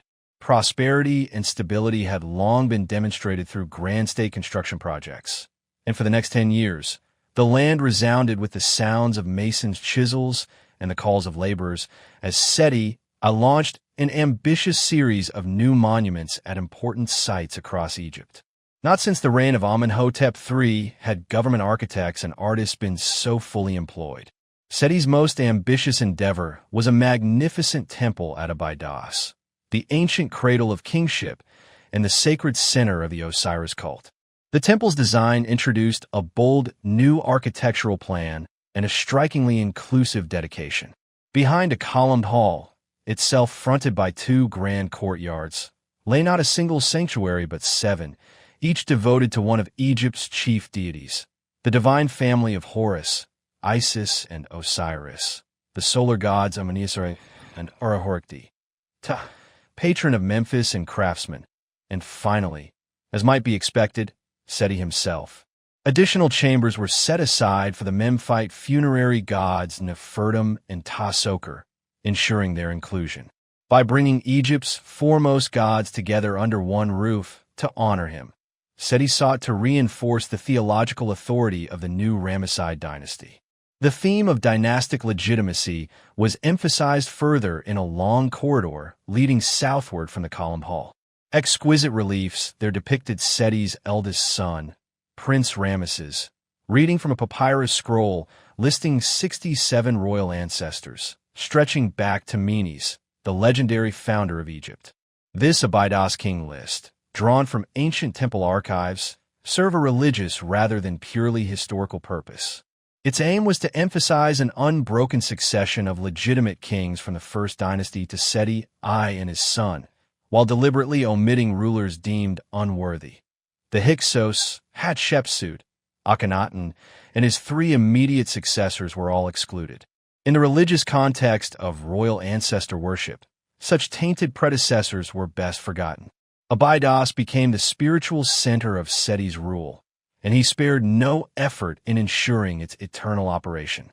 First, he endowed the temple with extensive lands and resources, many located deep within conquered Nubia, where no local objections could arise. He also issued a sweeping decree, following Horemheb's precedent, to shield these resources from misuse by other state institutions. This directive, known as the Nori Decree, was carved into the side of a sandstone hill near the Third Nile cataract beside a fortified outpost. It laid out the punishment for any fortress official, scribe, or agent who interfered with the annual shipments of produce from Kush to the temple, 100 lashes and a heavy fine. With these regular shipments of goods secured for the temple's treasury, Seti also turned his attention to ensuring a steady flow of gold, the ultimate symbol of wealth. He ordered the reopening of gold mines in Egypt's distant eastern desert and personally oversaw the mining operations and the transport of precious ore back to the Nile Valley. An inscription at a remote temple in the Wadi Bermia recounts his personal involvement, describing how the king surveyed the mountains and, finding the dry, waterless route a hardship for his workers, ordered wells to be dug in the mountains to relieve their thirst and restore their spirits under the scorching sun. Seti's innovative approach extended even to the preparation of his final resting place. This tomb became the longest and deepest ever constructed at Thebes and was the first to feature decoration on every surface. Walls, ceilings, and chambers were entirely adorned with exquisite paintings and carvings.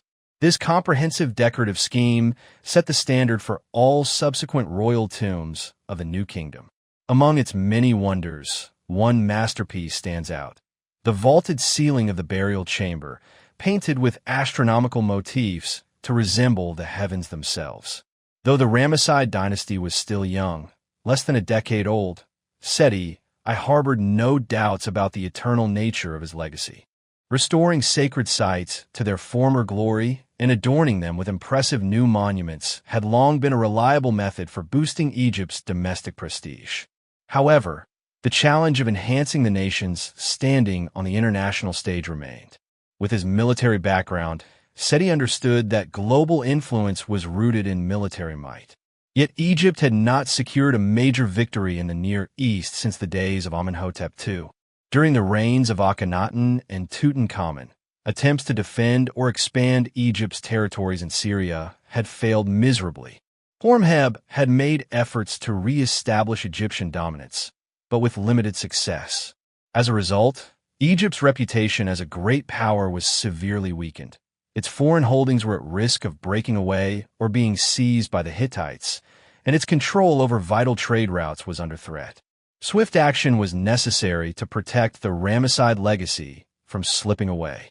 Wasting no time, Seti launched his first military campaign while still crown prince. Advancing along the Phoenician coast, he worked to reclaim Egypt's historical sphere of influence and to ensure continued access to Mediterranean ports, along with their garrisons and bustling trade centers. At the beginning of his sole reign in 1290, he led further expeditions with similar strategic goals. The first to suffer Egypt's military might were the Bedouin tribes of northern Sinai. Although conflicts among these tribes did not directly endanger Egyptian security, they jeopardized critical supply routes to Egypt's imperial possessions in Syria-Palestine. Seti understood that maintaining control over the coastal route in northern Sinai was essential for any broader military ambitions. Once Egypt's authority was reasserted at home, Seti pushed forward into Canaan, regaining key fortified cities such as Beth Shan and Yinon. His victory was symbolically sealed when he compelled the chiefs of Lebanon to cut wood before him. In earlier eras, such localized campaigns would not have required the king's personal leadership. But Seti recognized the importance of projecting a renewed image of royal power abroad, and he was well suited for battle. However, maintaining this aggressive policy would draw Egypt deeper into the complex web of international politics, bringing far-reaching consequences. By Seti's time, the political landscape of the Near East had undergone dramatic and irreversible changes since the confident days of the late 18th dynasty. Under Thutmose IV and Amenhotep III, Egypt had established lasting peace with the northern Mesopotamian kingdom of Mitanni, cemented through a series of diplomatic marriages.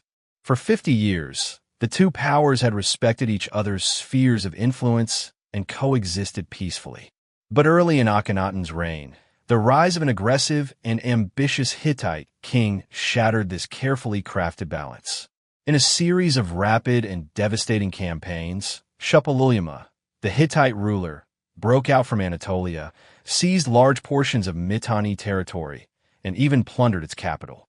Egypt remained loyal to its ally, but by then, Mitanni was a declining power. A new superpower had emerged, and Egypt was caught completely off guard. During Akhenaten's reign, the initial response of the Egyptian government was to stay uninvolved. This policy of inaction proved to be a grave miscalculation. The combined weakness of Mitanni and Egypt's reluctance to intervene allowed several former vassal states to exploit the resulting power vacuum and seek greater independence. Among these, Amurru was especially prominent. Its ruler, Abdi Ashurda, was an opportunistic manipulator, quick to exploit political rivalries and social unrest to serve his own ambitions. His numerous letters to the Egyptian court form a significant part of the Amarna letters. Whether the Egyptians failed to fully understand his intentions or deliberately chose a policy of non-intervention remains uncertain. Regardless, this disinterest only emboldened Abdi Ashurda, and Amurru slipped from Egyptian control. Elsewhere, Egypt's once feared authority fared no better with the rebellious state of Kadesh. The rulers of Kadesh had posed a persistent challenge to Egypt since the days of Thutmose III, and during Akhenaten's rule, they promptly defected to the Hittites when their forces approached. A failed attempt to retake Kadesh exposed Egypt's diminishing power. Another assault during Tutankhamun's reign met the same fate, encouraging the Hittites to further strengthen their grip on northern Syria. Aziru of Amurru, Abdi Ashurda's son, recognizing the shifting balance of power, aligned himself with Kadesh and pledged loyalty to the rising Hittite empire. In a desperate bid to avoid domination by the Egyptian region I, Tutankhamun's widow proposed a marriage alliance with a Hittite prince, potentially opening the door to a lasting peace. However, the mysterious death of Prince Zenanza only gave the Hittite king fresh justification for military aggression, as he retaliated by attacking Egyptian-held territories in southern Syria. Yet, fortune did not favor the Hittites completely. The prisoners taken during these punitive campaigns unknowingly carried a deadly plague back to the Hittite capital. The epidemic swept through Hattusa, claiming the lives of the king and his crown prince. The plague continued to ravage the Hittite heartland for 2 decades. To the Hittites, it must have seemed as though the gods had turned against them. To the Egyptians, these strange events far from home rekindled hopes of victory. A tense, fragile peace descended upon Syria, with Egypt and the Hittites locked in a stalemate. Such was the situation when Seti I ascended the throne. A soldier at heart, Seti was determined to restore Egypt's lost prestige. After 50 years of humiliating retreat, it was time for Ammonius RA to lead his people forward once more. Having reasserted Egyptian authority over Phoenicia and Canaan, Seti turned his focus to Amurru and Kadesh. Reclaiming these territories would deal a symbolic blow to Hittite ambitions and greatly enhance Egypt's standing in the region. Only a year after securing Bethshan and Yinom, Seti's forces advanced deep into central Syria. Kadesh fell, and the victorious pharaoh commemorated his success with a grand inscription in the city. But the triumph was fleeting. No sooner had the Egyptian army departed than the treacherous inhabitants of Kadesh returned to Hittite allegiance. In contrast, Seti's campaign in Amurru achieved lasting results. Once brought back under Egyptian control, Amurru remained loyal. By the end of the campaign, a significant part of central Syria had switched allegiance. Seti had wiped away the shame of earlier defeats and set Egypt once again on the road to imperial dominance. In reality, the Hittites were far from defeated. They regrouped, rallying their formidable forces on the Anatolian plateau, preparing for full-scale war. As tensions mounted, the long-anticipated confrontation between the two great powers was drawing ever closer. Beneath the apparent determination and confidence of Seti I's foreign policy lies a troubling paradox.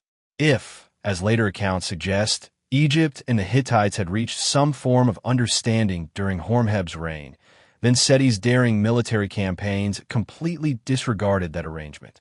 His actions ignited a chain of increasingly violent confrontations that ultimately failed to restore Egypt's dominance, instead leading to long-term setbacks. In hindsight, Seti's military ventures in Asia appear reckless and misguided.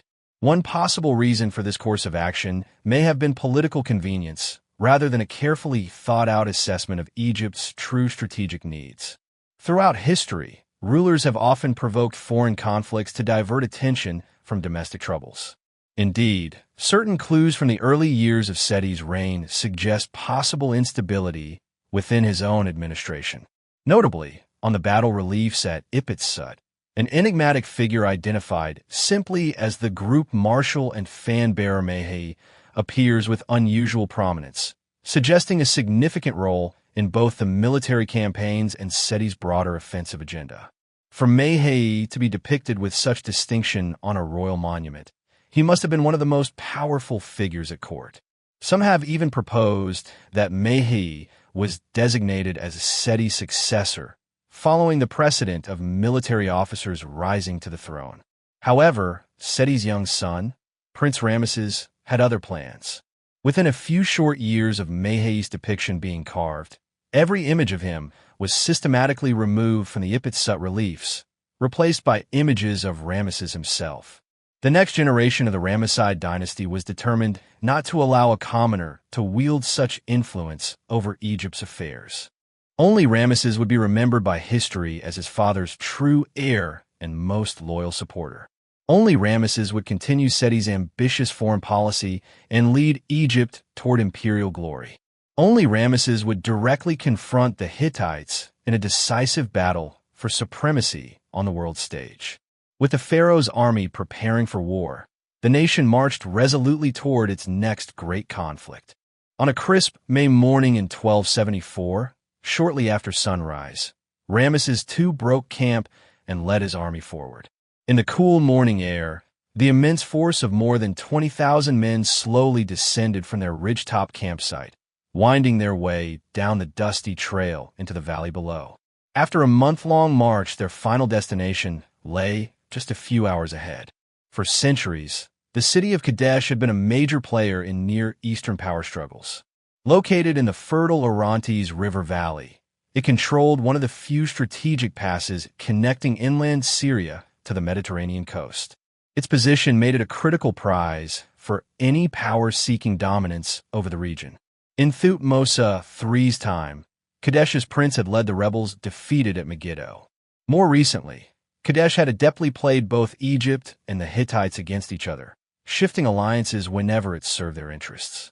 Its rulers had also taken extensive precautions to fortify their city. While they were willing to incite conflict between the rival empires, they had no intention of seeing their city destroyed in the process. Nestled at the junction of the Orontes and one of its tributaries, Kadesh was naturally protected on three sides by water. By digging a channel to connect the two rivers on the southern side, they had effectively transformed the heavily fortified city into an island fortress, virtually impervious to attack. Nevertheless, Ramesses was determined to capture Kadesh and restore Egypt's prestige in Syria. After a decade of sporadic conflict, both the Egyptians and Hittites agreed that Kadesh would serve as the stage for a decisive battle to determine control over Amurru. With determination and anticipation, the Egyptian army advanced toward its objective.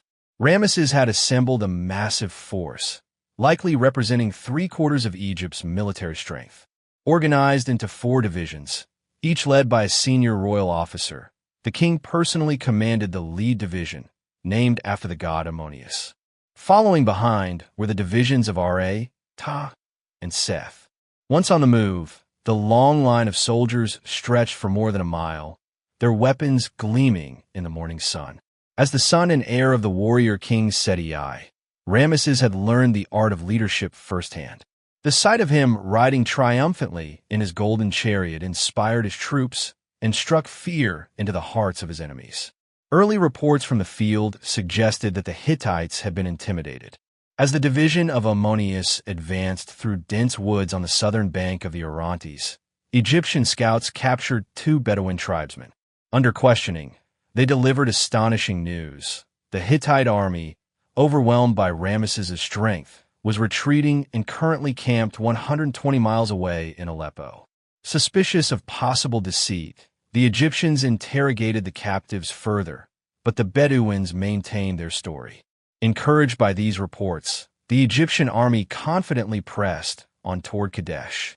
Emerging from the forest, the division of Ammonius crossed the Orontes near the village of Shabtuna. After another 3 hours of marching, they reached their campsite opposite Kadesh. The location was ideal, with a nearby stream offering much-needed water for both men and horses. While the animals drank, the soldiers quickly set up camp, parking chariots, erecting tents, and positioning shields into a protective formation. By 3 p.m., the sprawling fortress of Kadesh loomed faintly on the southeastern horizon. Upon arrival, Ramesses' scouts immediately fanned out to survey the surroundings and gather intelligence on enemy movements. They soon encountered 2 Hittite spies conducting similar reconnaissance. Fortune favored the Egyptians once again that afternoon. The captured spies were subjected not to gentle questioning, but to severe beatings. Under torture, they revealed shocking information. The Hittite king Muwatalli II and his forces were not far away, but camped directly behind Kadesh, hidden from view by the town's mound. Moreover, the Hittite army was not retreating, but preparing to launch a surprise attack on the Egyptians at any moment. After revealing their shocking information, the captured spies were brought before a stunned Ramesses.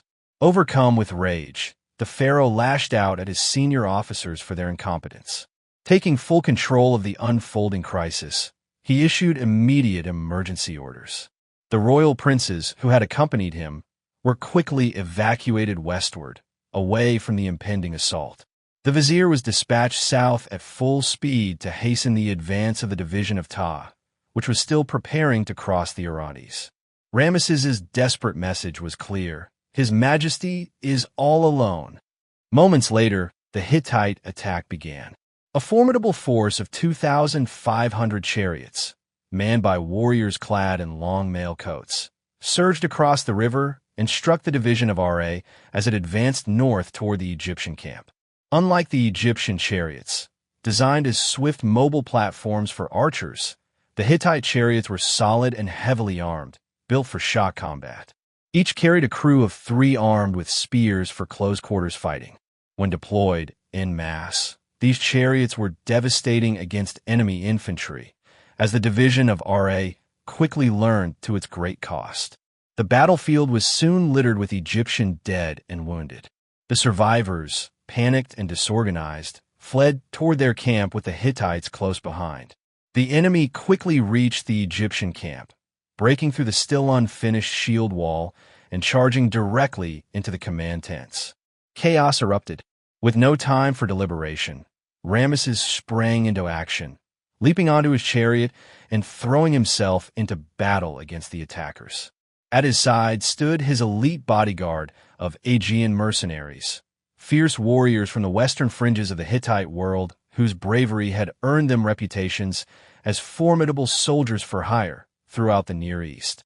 These men, not the Nubians of earlier times, were now the preferred foreign recruits of Egypt's army. Together, they fought fiercely as Ramesses maneuvered his chariot through the turmoil, unleashing a hail of arrows at the enemy while maintaining the defense amid the mayhem. Despite their efforts, the situation appeared dire, and it seemed only a miracle could save them. That miracle arrived, though it was not divine intervention, but a result of careful planning. While the main Egyptian force had marched overland to Kadesh, a reserve unit of elite troops had been dispatched by sea, sailing along the Phoenician coast. Their mission was to land at the port of Sumer and march inland via the Eleutherus Valley, modern Nahr el-Kabir, to rendezvous with Ramesses at Kadesh on the day of his arrival. The plan worked flawlessly. Just as the battle reached its critical moment, the reinforcements appeared on the horizon in a cloud of dust. Reinvigorated by the arrival of these elite charioteers, the Egyptians regrouped and launched a counterattack. The Hittites were pushed back, forcing a retreat toward the Orontes.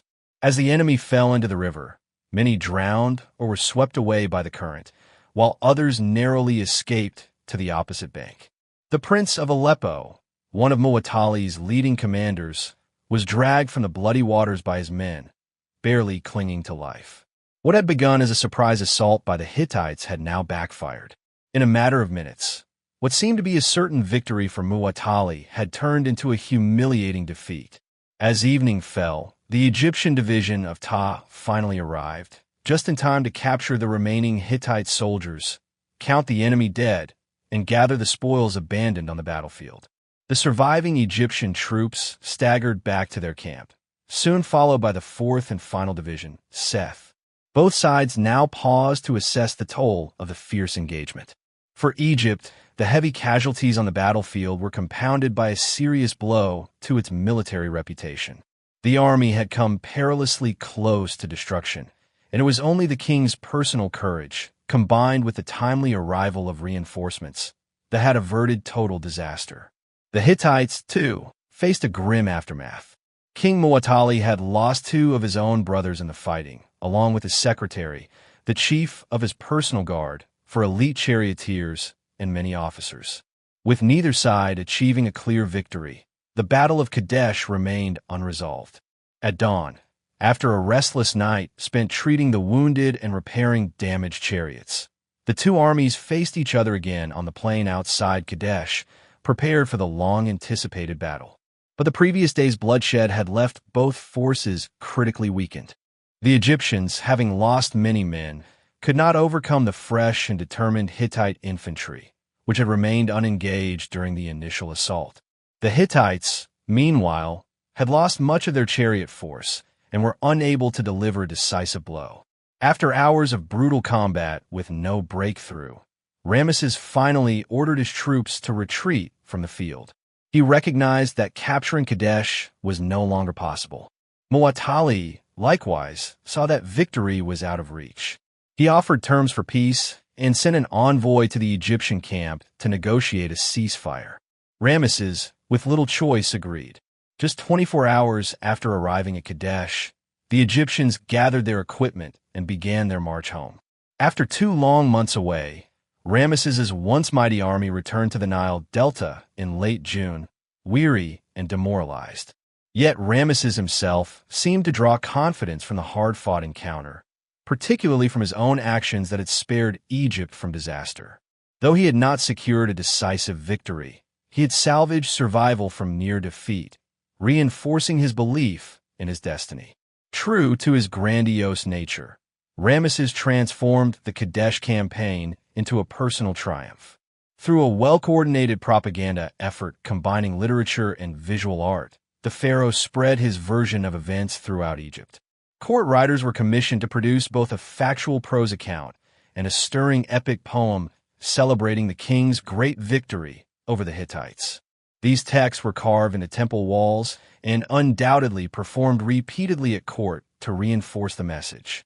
To accompany these literary works, Ramesses ordered his artists to create a standardized series of dramatic battle scenes.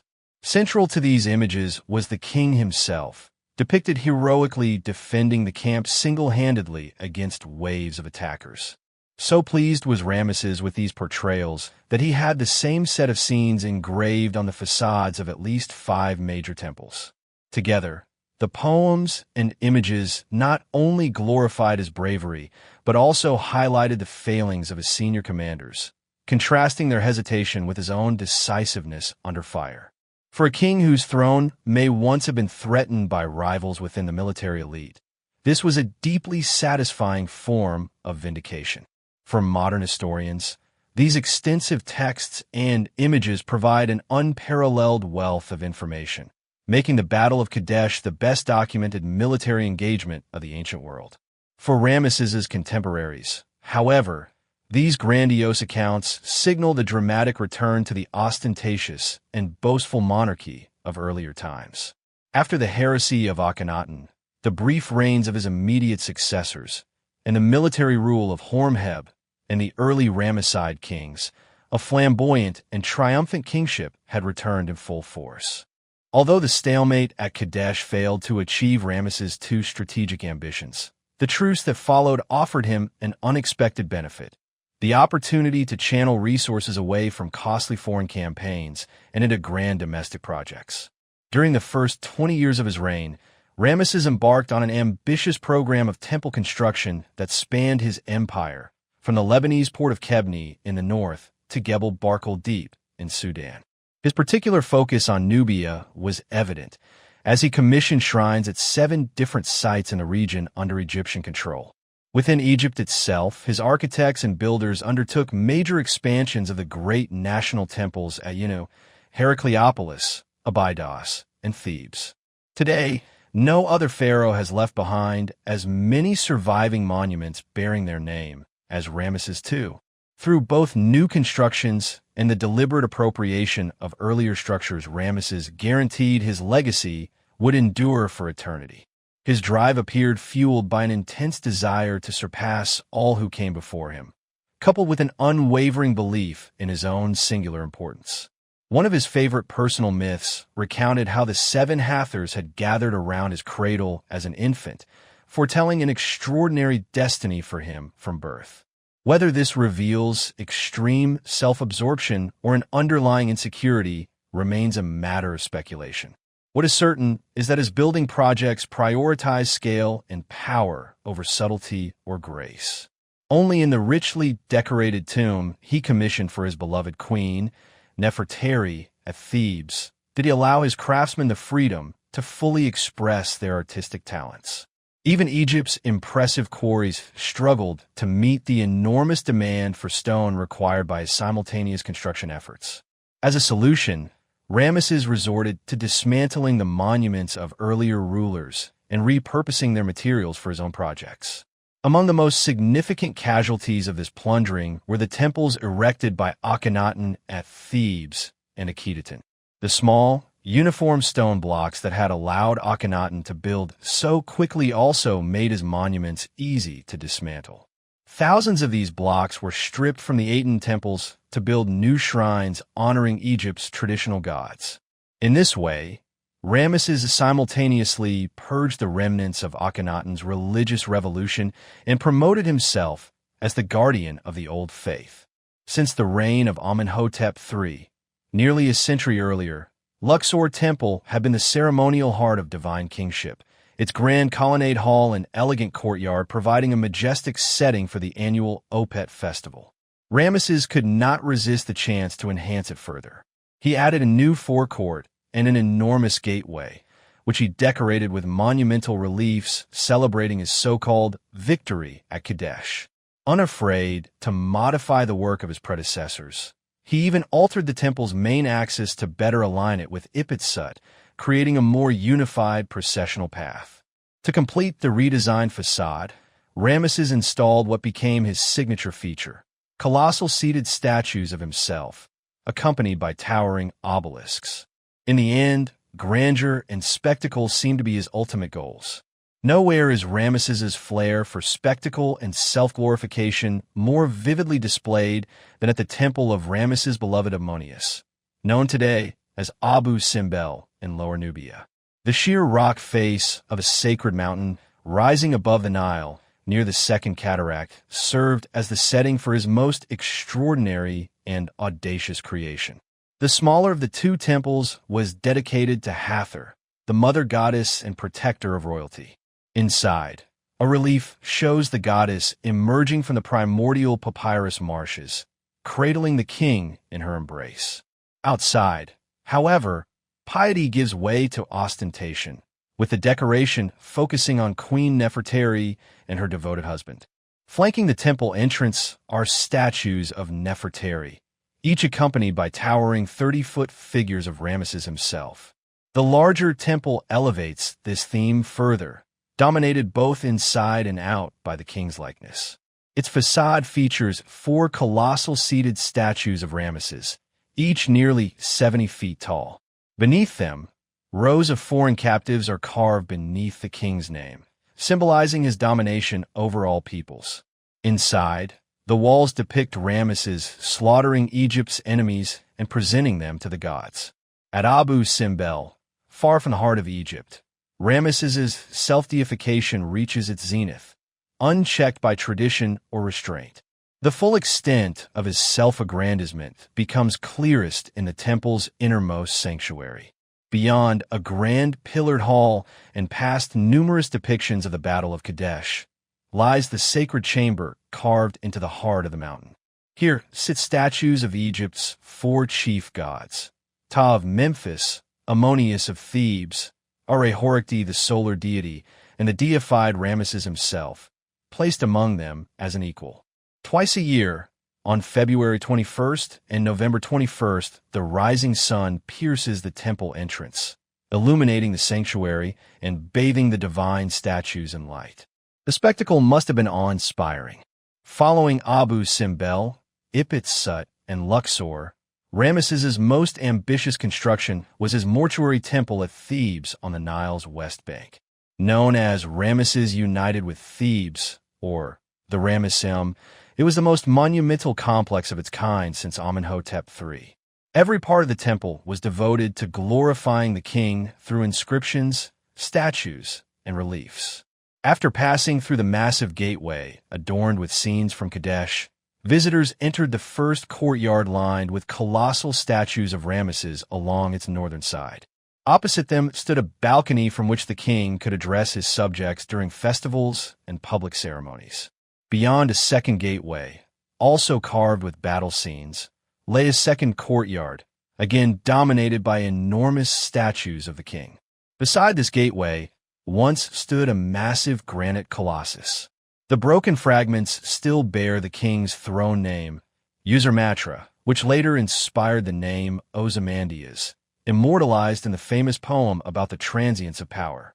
The Ramesseum, perhaps more than any of his other projects, reflected Ramesses's unparalleled status, not only spiritually, but economically. The surrounding storerooms and granaries could hold 350 boatloads of grain, enough to sustain a city like Thebes for an entire year. In effect, the Ramesseum functioned as Upper Egypt's reserve treasury.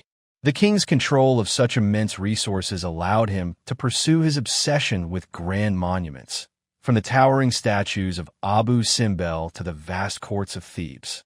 It is fitting that Shelley's famous lines echo Ramesses' legacy. My name is Ozymandias, King of Kings. Look on my works, ye mighty, in despair. Not satisfied with constructing temples and appropriating monuments across Egypt, Ramesses II embarked on an even more ambitious architectural enterprise. His father, Seti I, had once built a modest summer palace near the old Hyksos capital of Hutweret, the ancestral home of the Ramesside dynasty. As a young man, Ramesses likely trained for war there. Upon becoming king, he transformed the site into something far grander. Over 20 years of continuous construction, an expansive complex of palaces, halls, government offices, and military barracks emerged, eventually forming a new dynastic capital that rivaled Memphis and Thebes in magnificence. With characteristic boldness, he named it Ramesses. It was a residence worthy of royalty, boasting extensive living quarters and administrative zones packed with palaces, temples, and public buildings. The surrounding region was among Egypt's most fertile, providing fruit, vegetables, wine, and grazing lands for vast herds of cattle. Scribes wrote glowingly of its canals filled with fish, marshes teeming with birds, lush pastures, and overflowing granaries of barley and wheat. The royal district, spanning 4 square miles, was naturally fortified by canals and sandy ridges along the Nile. Court poets extolled the splendor of Ramesses' palaces, describing grand pillared halls adorned with dazzling tilework. Walls, floors, and columns shimmered with colorful designs depicting rivers, gardens, royal symbols, and foreign captives. Even the steps leading up to the throne bore images of vanquished enemies, so the king might trample them with every ascent. Beyond the royal palace, the elite neighborhoods were equally opulent. The wealthiest citizens lived in grand villas with private canals and lush water gardens, creating a scene reminiscent of Venice. At the city's heart stood a massive temple dedicated to the divine trinity of Amun, fronted by 4 colossal statues of Ramesses himself, rivaling the grandeur of Ipit Sut. The 4 corners of the city were protected symbolically by shrines to other important deities. In the south, a temple to Seth, god of Hutweret. In the north, a sanctuary for Wadjet, the cobra goddess of the Delta. In the west, a temple honoring Ammonius of Thebes. And in the east, a shrine for Astarte, the Syrian goddess of love and war, who had been absorbed into the Egyptian pantheon and assigned the role of protecting the king's chariot horses. Ramesses was a cosmopolitan city, even by New Kingdom standards. In addition to its foreign deity shrines, the city hosted foreign embassies and entire districts for mercenary soldiers from abroad. Merchants from across the eastern Mediterranean crowded its markets and docks. With its close proximity to Palestine, it likely attracted waves of immigrants seeking opportunity. Pithom, Paratum, is identified with modern Tel El Maskuta, just a day's travel from Ramesses, while Ramses unmistakably refers to this very dynastic capital. It is highly probable that Semitic-speaking laborers were involved in building the city. As for the Exodus itself, Egyptian records are silent, suggesting the biblical account may weave together multiple historical threads. Yet, as we've seen, Ramesses was never one to let facts obstruct his preferred narrative. While court poets celebrated Ramesses as a joyful royal residence, there was a more ominous side to this grand project. One of the largest structures housed a sprawling bronze-smelting factory where hundreds of laborers worked in intense heat, forging weapons for the king's army. High-temperature furnaces, fueled by blast pipes and bellows, produced molten metal that was cast into shields and swords. In these grueling, dangerous workshops, Egypt's military power was forged. Elsewhere, vast stables, training grounds, and workshops serviced the king's elite chariot corps. The royal stables housed at least 460 horses, cared for by teams of grooms and trainers, while nearby arenas allowed for their exercise and equipment maintenance. In truth, Ramesses was as much a military-industrial complex as it was a royal pleasure palace. Its very creation had been driven by rising conflict in the Near East. From this city, Ramesses had departed for the Battle of Kadesh and returned. Despite its grandeur and prosperity, Ramesses stood as a constant reminder of the king's unfinished struggle in Syria-Palestine. Even with the region's most powerful chariot force at his command, Ramesses had not eliminated the Hittite threat. Yet as he brooded in his riverside palace, frustrated by his stalled ambitions, little could he have known that events far beyond Egypt's borders were about to shift in his favor. The inconclusive outcome at Kadesh had led to a decade-long Cold War, with Egypt and the Hittites locked in a tense standoff, neither side able to claim dominance. However, these long-standing rivals were no longer the only contenders for power in the region. Across the Euphrates, Assyria was rising.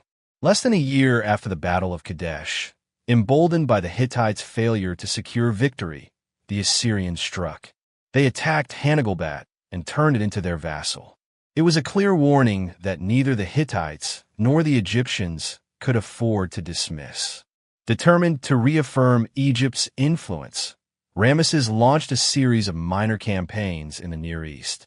His goals were threefold: to reinforce Egyptian authority over its vassal territories, to quash opportunistic revolts that had erupted in the wake of Kadesh, and to send a clear signal to the Assyrians that Egypt remained a formidable power.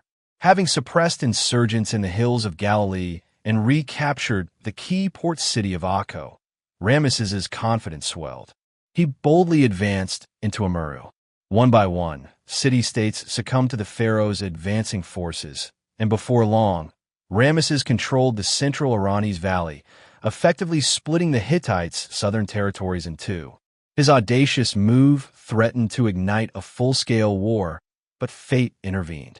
The sudden death of the Hittite king Muwatalli triggered a political crisis. The throne passed to his young son, Prince Urhi-Teshup, who became king. But within the royal family, power struggles brewed. Hattusili, Muwatalli's brother, had ambitions of his own. Soon, the Hittite court fractured into rival factions. After a bitter internal conflict, Hattusili seized the throne, forcing Urhi-Teshup to flee. Observing these events from afar, Ramesses could scarcely believe his fortune.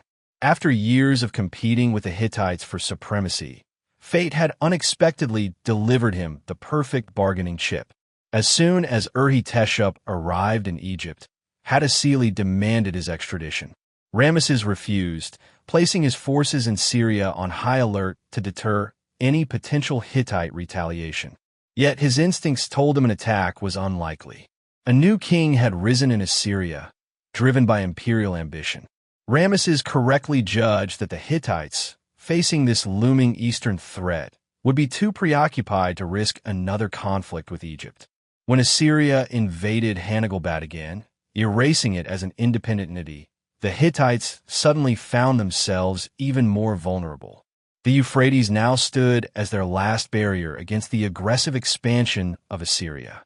Confronted with a far greater danger, Hattusili and his kingdom had little choice but to prioritize national security over old rivalries and wounded pride. An alliance with Assyria was out of the question, so Hattusili cautiously reached out to Egypt, testing the possibility of a peaceful resolution with Ramesses. After a year marked by delicate negotiations and extensive diplomatic exchanges, the terms of an agreement were finally settled. Thus, in early December 1259, nearly 15 years after the Battle of Kadesh, a distinguished delegation departed from Hattusa, headed for Ramesses. Accompanying the Hittite envoys was a representative from Carchemish, the Hittite stronghold on the Euphrates, signaling that fostering amicable relations with Egypt had become central to Hittite foreign and security policy. After a month-long journey across the dusty roads of the Near East, the delegation reached the Grand Delta city and was escorted into Ramesses's royal audience chamber. Bowing deeply before the pharaoh, the chief Hittite envoy presented a large silver tablet, inscribed with cuneiform script.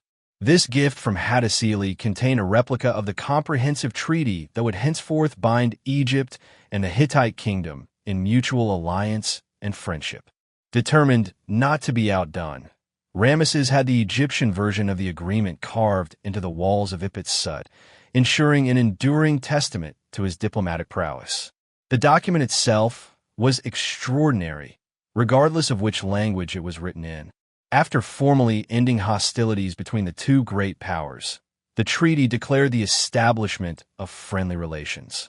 Behold, Hattusili, ruler of the Hittites, enters into a treaty with Usermatra, chosen of Are, the great king of Egypt, beginning this day, so that perfect peace and brotherhood may exist between us forever.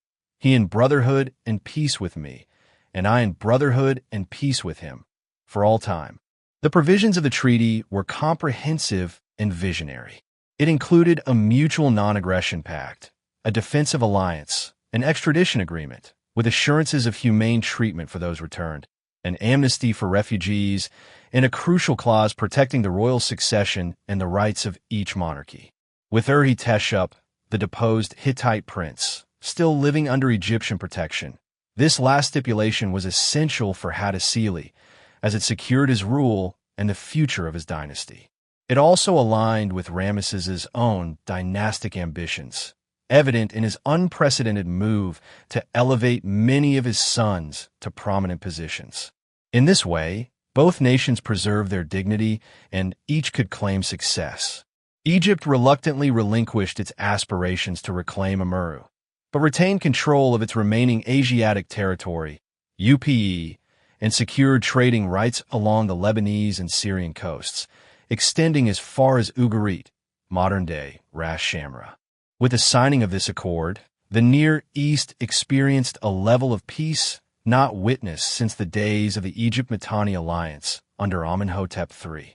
From bitter foes to close allies, Hattusili and Ramesses marked the dramatic shift in their relations through a cordial exchange of letters. Even their wives joined in this diplomatic warmth, with Ramesses' principal queen, Nefertari, sending lavish gifts of jewelry and fine garments to her counterpart in Hattusa, affectionately calling her sister. The only lingering issue was the continued asylum Egypt granted to Urhi-Teshup, but Hattusili chose not to let this mar the growing friendship between their kingdoms. As relations flourished, discussions soon turned to the prospect of a dynastic marriage. For Hattusili and his equally determined wife Padukapa, offering their daughter in marriage to the powerful pharaoh of Egypt would cement ties between the two royal houses and strengthen their political position. Ramesses, securely established on his throne, was primarily attracted by the immense dowry accompanying the Hittite princess. Already content with his beloved Egyptian queen, he showed little personal interest in the union itself, treating the arrangement more as a political and financial transaction than a romantic alliance. The Hittite princess, regardless of her personal feelings, had no choice but to obey. In the late autumn of 1246, she departed from the fortified palace of Hattusa, accompanied by a large entourage of dignitaries and an enormous caravan loaded with gold, silver, bronze, livestock, slaves, horses, and other riches. The procession traveled slowly, first crossing the rugged Taurus Mountains, then descending into the coastal plains of southern Anatolia. They continued over the Amanus Mountains, down into the Aleppo Plain, and followed the Orontes River southward, passing by Kadesh and finally reaching the frontier of Egyptian-controlled lands. At the border, Queen Padukapa bid her daughter farewell for the final time. A messenger was sent ahead to inform the pharaoh, "They have crossed high mountains and dangerous passes to reach your majesty's border." Ramesses promptly dispatched military escorts and court officials to receive the procession and accompany it safely through Canaan. Their final stop before entering Egypt was a purpose-built royal residence along the Sinai coastal road, offering the princess and her retinue a place to rest and recover from their arduous journey. The palace's richly decorated rooms, adorned with colorful floral murals and gold leaf, offered a glimpse of the luxuries that awaited her. In February 1245, after 3 months of travel, the caravan finally arrived in the resplendent city of Ramesses to jubilant celebrations. After receiving the generous dowry, Ramesses bestowed upon his new bride a grand Egyptian name, Methornefra, meaning she sees in Horus the beauty of Are. Without much fanfare, he then assigned her to one of his harem palaces. Several years later, The princess's brother, Crown Prince Hishmishirma, made a state visit to Egypt, spending the winter in the milder climate of the eastern delta. For a prince raised among Hittite stone citadels, the vivid and extravagant architecture of Ramesses must have left a powerful impression. Indeed, when he eventually assumed the Hittite throne, Hishmishirma decorated his kingdom's sanctuaries with monumental religious art on a scale surpassing that of his predecessors. Even a Hittite, it seemed, could not resist Egypt's artistic grandeur. The prince's visit may have been intended as a prelude to an even more significant meeting. A burst of diplomatic correspondence between their capitals discussed the logistics of such an encounter, and Ramesses expressed his desire that he and Hattusili might finally see each other face to face. The friendship between Egypt and the Hittite kingdom had reached unprecedented strength and would endure until the eventual fall of the Hittite Empire. Throughout his lengthy reign of 67 years, Ramesses II remained deeply committed to protecting Egypt's imperial holdings in the Near East and keeping the Hittite threat at bay. Simultaneously, his security forces kept a close watch on emerging danger from a different direction. The semi-nomadic tribes of the Libyan desert, along with their settled relatives along the coast, have been a persistent nuisance since Egypt's earliest dynasties. In the past, a few military campaigns had been sufficient to deter them and prevent significant incursions into the western delta. But circumstances had shifted. Although little is known about Libya's early history and archaeology prior to the arrival of the Phoenicians in the 8th century BC, Egyptian texts indicate that by the Ramesside era, a sophisticated civilization had developed along the North African coastline. Trade connections with the Mycenaeans brought imported goods and prosperity to the Libyan coast. These new resources enriched local leaders, providing them with wealth and influence previously unknown. Years of service as mercenaries in Egypt's army had also taught the Libyans valuable lessons in modern warfare. They adopted chariot warfare and developed considerable expertise in archery. By the latter part of Ramesses II's reign, the Libyan tribal chiefs had amassed both the wealth and military capability to pose a serious challenge to Egyptian power. In response, Ramesses ordered the fortification of Egypt's entire western frontier. His defensive network consisted of a chain of imposing fortresses spaced approximately 50 miles apart along the length of the western delta. Each stronghold was positioned within a day's chariot ride of its neighbors, and only a few days' ride from Ramesses itself. These fortresses not only guarded the coastal approaches, but also secured the region's key wells, cutting off access to water for any invading force. One of the larger fortifications even housed its own temple, intended to inspire courage in its defenders. True to Ramesses's character, this temple was dedicated to his own divine cult. For a time, the pharaoh's western wall effectively kept the Libyans at bay. They failed to breach the defensive line during his lifetime. However, after Ramesses's death, the unexpected rise of his 13th son, Marinta presented the Libyans with a new opportunity. In 1209, during the 5th year of Marinta's reign, word reached the pharaoh. The vile leader of the Libyan enemies, Mary, son of Didi, has advanced. The cunning enemy had prepared well. Forming a web of strategic alliances, he orchestrated a simultaneous uprising in Nubia to divert Egypt's southern forces, while reinforcing his own Libyan army with a sizable contingent of mercenaries from the Aegean and beyond. These sea peoples introduced a completely new form of warfare, relying on heavily armored infantry equipped with short-range weapons, small round shields, and protective body armor. Their tightly packed ranks of well-equipped soldiers rendered Egypt's traditional chariotry virtually useless. Like the Libyans, many of these sea peoples had previously served as mercenaries in the Egyptian army. Indeed, Aegean troops had formed part of Ramesses II's personal guard at Kadesh, giving them valuable knowledge of Egypt's military strengths and weaknesses. Mary's strategy was simple but shrewd: divide and conquer. By launching attacks on multiple fronts at once, he aimed to throw the Egyptians into disarray, disrupt their communication lines, and create an opening for victory. He first dispatched a small raiding force along the coast to keep Egypt's border garrisons preoccupied, while the main army advanced through the western desert oases, Siwa, Bahia, and Farafra. The latter controlled several desert routes connecting to the Nile Valley at various points, allowing Mary to keep the Egyptians guessing about his next move. Once he was certain that the Nubian diversion was underway, he advanced on Egypt in a coordinated pincer movement designed to block any organized counterattack. Leading his primary force from Farafra back to Bahia and then to the Fayum, he entered the Nile Valley near the pyramids of Dashur, moving northward to the outskirts of the western delta. Meanwhile, a secondary detachment split off at Bahariya, crossing the Nile in Middle Egypt to infiltrate the eastern delta, drawing attention away from Ramesses and Memphis. Barely a month after receiving the first reports of the invasion, Pharaoh Merinta mobilized his army and confronted the enemy near Pereira. It was midsummer 1208, just as his father Ramesses had faced his greatest trial in the 5th year of his rule.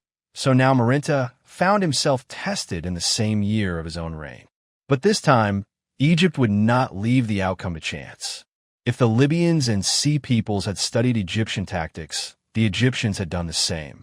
Merinta knew that his chariots and archers could not easily break through dense infantry formations head-on. Instead, he lured the enemy forward into his lines, while archers positioned on both flanks unleashed relentless volleys of arrows, sweeping across the advancing soldiers. After 6 brutal hours of slaughter, the Libyan coalition collapsed. At that point, the Egyptian chariots charged, turning a hard-fought victory into a full-scale rout. The fleeing enemy was hunted down, leaving few survivors. The spoils of war were immense. Thousands of metal vessels, livestock, and advanced weaponry fell into Egyptian hands. To further reinforce his triumph and deliver a chilling message to future adversaries, Merinta ordered a horrific display of psychological warfare. The surviving Libyans soon came to envy their fallen comrades at Pereira, as they were rounded up and impaled alive on stakes. By the end of the day, rows of fly-ridden corpses lined the main desert road south of Memphis, their entrails rotting in the oppressive heat, visible to any retreating Libyans and to the local population alike. It was a brutal warning, yet even such a savage display could not guarantee Egypt's safety for long. Merinta understood that the Libyans would strike again. He also recognized the constant threat posed by their allies, the Sea peoples, who could arrive unexpectedly from nearly any direction. In response, he devised a broader strategic approach, reinforcing Ugarit, sending shipments of grain to support the Hittites' northern defenses, and even incorporating Hittite infantry into his own army. These foreign soldiers were equipped with their own specialized weaponry, produced in the bronze workshops of Ramesses. The hostilities of Kadesh were now a distant memory. In the unstable new world of the eastern Mediterranean, Egypt needed every ally it could secure. Ironically, the commemorative inscription Merinta ordered to celebrate his second victory over the Libyans is not remembered for its details of the battle or for its accounts of Egypt's defensive efforts. Instead, it is renowned for a single, brief reference in its penultimate line. After routing the western invaders, Merinta's army marched directly across the delta into Palestine, retaking the crucial cities of Ashkelon, Gezer, and Yinom. To further stabilize this critical buffer zone, his forces then attacked and annihilated a previously unrecorded rebel group inhabiting the hill country of Canaan. This group called itself Israel. It is the only mention of Israel in any known ancient Egyptian text, and signals the emergence of militarized tribes that, while unable to challenge Egypt in open warfare, nonetheless posed a growing threat to regional stability. In truth, Israel should have been a headline rather than an afterthought. The entire Near East was undergoing profound upheaval. Long-standing powers were weakening, new groups and states were rising, and evolving military tactics were shifting the balance of power. Despite its proud military traditions and its lineage of warrior pharaohs, Egypt now faced a future marked by uncertainty. In an absolute monarchy, a lengthy reign could be both a blessing and a curse. While too many rapid changes on the throne risked undermining the divine authority of kingship and destabilizing the government, an extended rule carried its own perils. Ramesses II's extraordinary 67-year reign brought both benefits and complications to Egypt's administration. On the positive side, his resolve and personal magnetism succeeded in restoring Egypt's status as a dominant imperial power, and the numerous monuments he commissioned stood as symbols of revived confidence and prosperity. On the negative side, Ramesses's remarkable longevity, combined with his prolific offspring, planted the seeds for serious succession disputes in the years that followed. Although Marenta, as the eldest surviving son, inherited the throne without much contest, and his reign remained relatively stable, trouble erupted soon after his death. The passing of Marenta unleashed a flood of royal grandchildren who considered themselves rightful heirs to the throne. Ramesses II had sought to reinstate dynastic stability after the chaos of the post-Akhenaten period by breaking long-standing traditions and granting powerful governmental roles to his many sons. As a result, these sons grew accustomed to holding significant power, with the throne appearing to them as a legitimate prize. Predictably, a fierce succession crisis unfolded following Marenta's death in 1204, as two rival contenders vied for the crown. One was Seti Marenta, Marenta's eldest son and designated heir. Opposing him was Amenmess, another grandson of Ramesses II. Despite the tradition of primogeniture favoring Seti Marenta, it was Amenmess who initially gained control. With strong allies in high office, and possibly military backing as well, Amenmess seized power and ruled for 4 years, while Seti Marenta languished in distant exile within one of the royal residences, powerless within his own kingdom. Yet Amenmess' grip on power would not last indefinitely. Eventually, the balance shifted, allowing Seti Marenta to reclaim his rightful position as King Seti II. Once restored, he immediately launched a sweeping purge. High-ranking officials who had served under Amenmess were swiftly stripped of their positions, including the vizier and the high priest of Ammonius. Having supported the wrong side, they paid dearly for their allegiance. The purge spread throughout the government, temporarily crippling the administration as Seti eliminated anyone suspected of sympathizing with his rival. Amenmess himself received no clemency despite being Seti's first cousin. His name was systematically erased from all monuments and inscriptions. Statues and temple reliefs bearing Amenmess' name were defaced, with Seti's name carved in their place. Since the preservation of one's name was essential for eternal life, its destruction meant complete obliteration. For an Egyptian, there was no more dreadful fate. Like his father Marenta before him, Seti II was already advanced in age when he ascended to the throne, fully aware that his time to leave a lasting legacy was limited. Eager to make his mark, he set his workforce of quarrymen, masons, and architects into a frenzy of activity, determined to contribute to the sacred landscape of Thebes. On the east bank, at Ipit-Sut, builders began constructing a modest 3-chambered chapel to house the sacred bark shrines of Ammonius, Mut, and Khonsu. Although diminutive compared to the grand hypostyle halls of Seti I and Ramesses II, it was still a monument. Across the Nile, the Valley of the Kings bustled with unprecedented urgency. The laborers toiled simultaneously on 3 separate tombs. With no increase in manpower, the relentless pace placed enormous strain on the workforce. The valley echoed constantly with the clatter of chisels and the shouts of exhausted workmen, resulting in craftsmanship that fell well below the standards of previous generations. Seti's race against time was lost after only 2 years on the throne. Like his father and grandfather, he passed into the afterlife to join his royal ancestors. His intended successor, another Seti Marenta, was either deceased or unable to assert his claim. In his place, and with the support of Chancellor Bey, the crown fell to a sickly young prince afflicted with a withered left leg. Though hardly an inspiring figure, the youth was malleable and of royal blood. This new king, Siptah, was in fact the surviving son of Amenmess, Seti II's former rival. During Seti II's brief rule, Bey had expertly played the role of loyal lieutenant, rising from the position of royal scribe to chancellor. He even earned the rare privilege of a tomb within the royal necropolis. Yet, before Seti II's body was even interred, Bey shifted his allegiance, backing the fragile son of his former enemy. His betrayal was profound. Boasting publicly that he had established the king on his father's seat, Bey's true motivation was self-interest, securing his own power and influence. Because Siptah was still a minor, a regency was formed to govern on his behalf. For appearance's sake, the regency was led by Seti II's widow, Tawisret, but Bey exercised the real authority from behind the scenes. In the 5th year of Siptah's reign, 1193, Tawisret made her move. As Hatshepsut had done centuries earlier, she adopted full royal titles and rallied her allies within the court to overthrow Bey.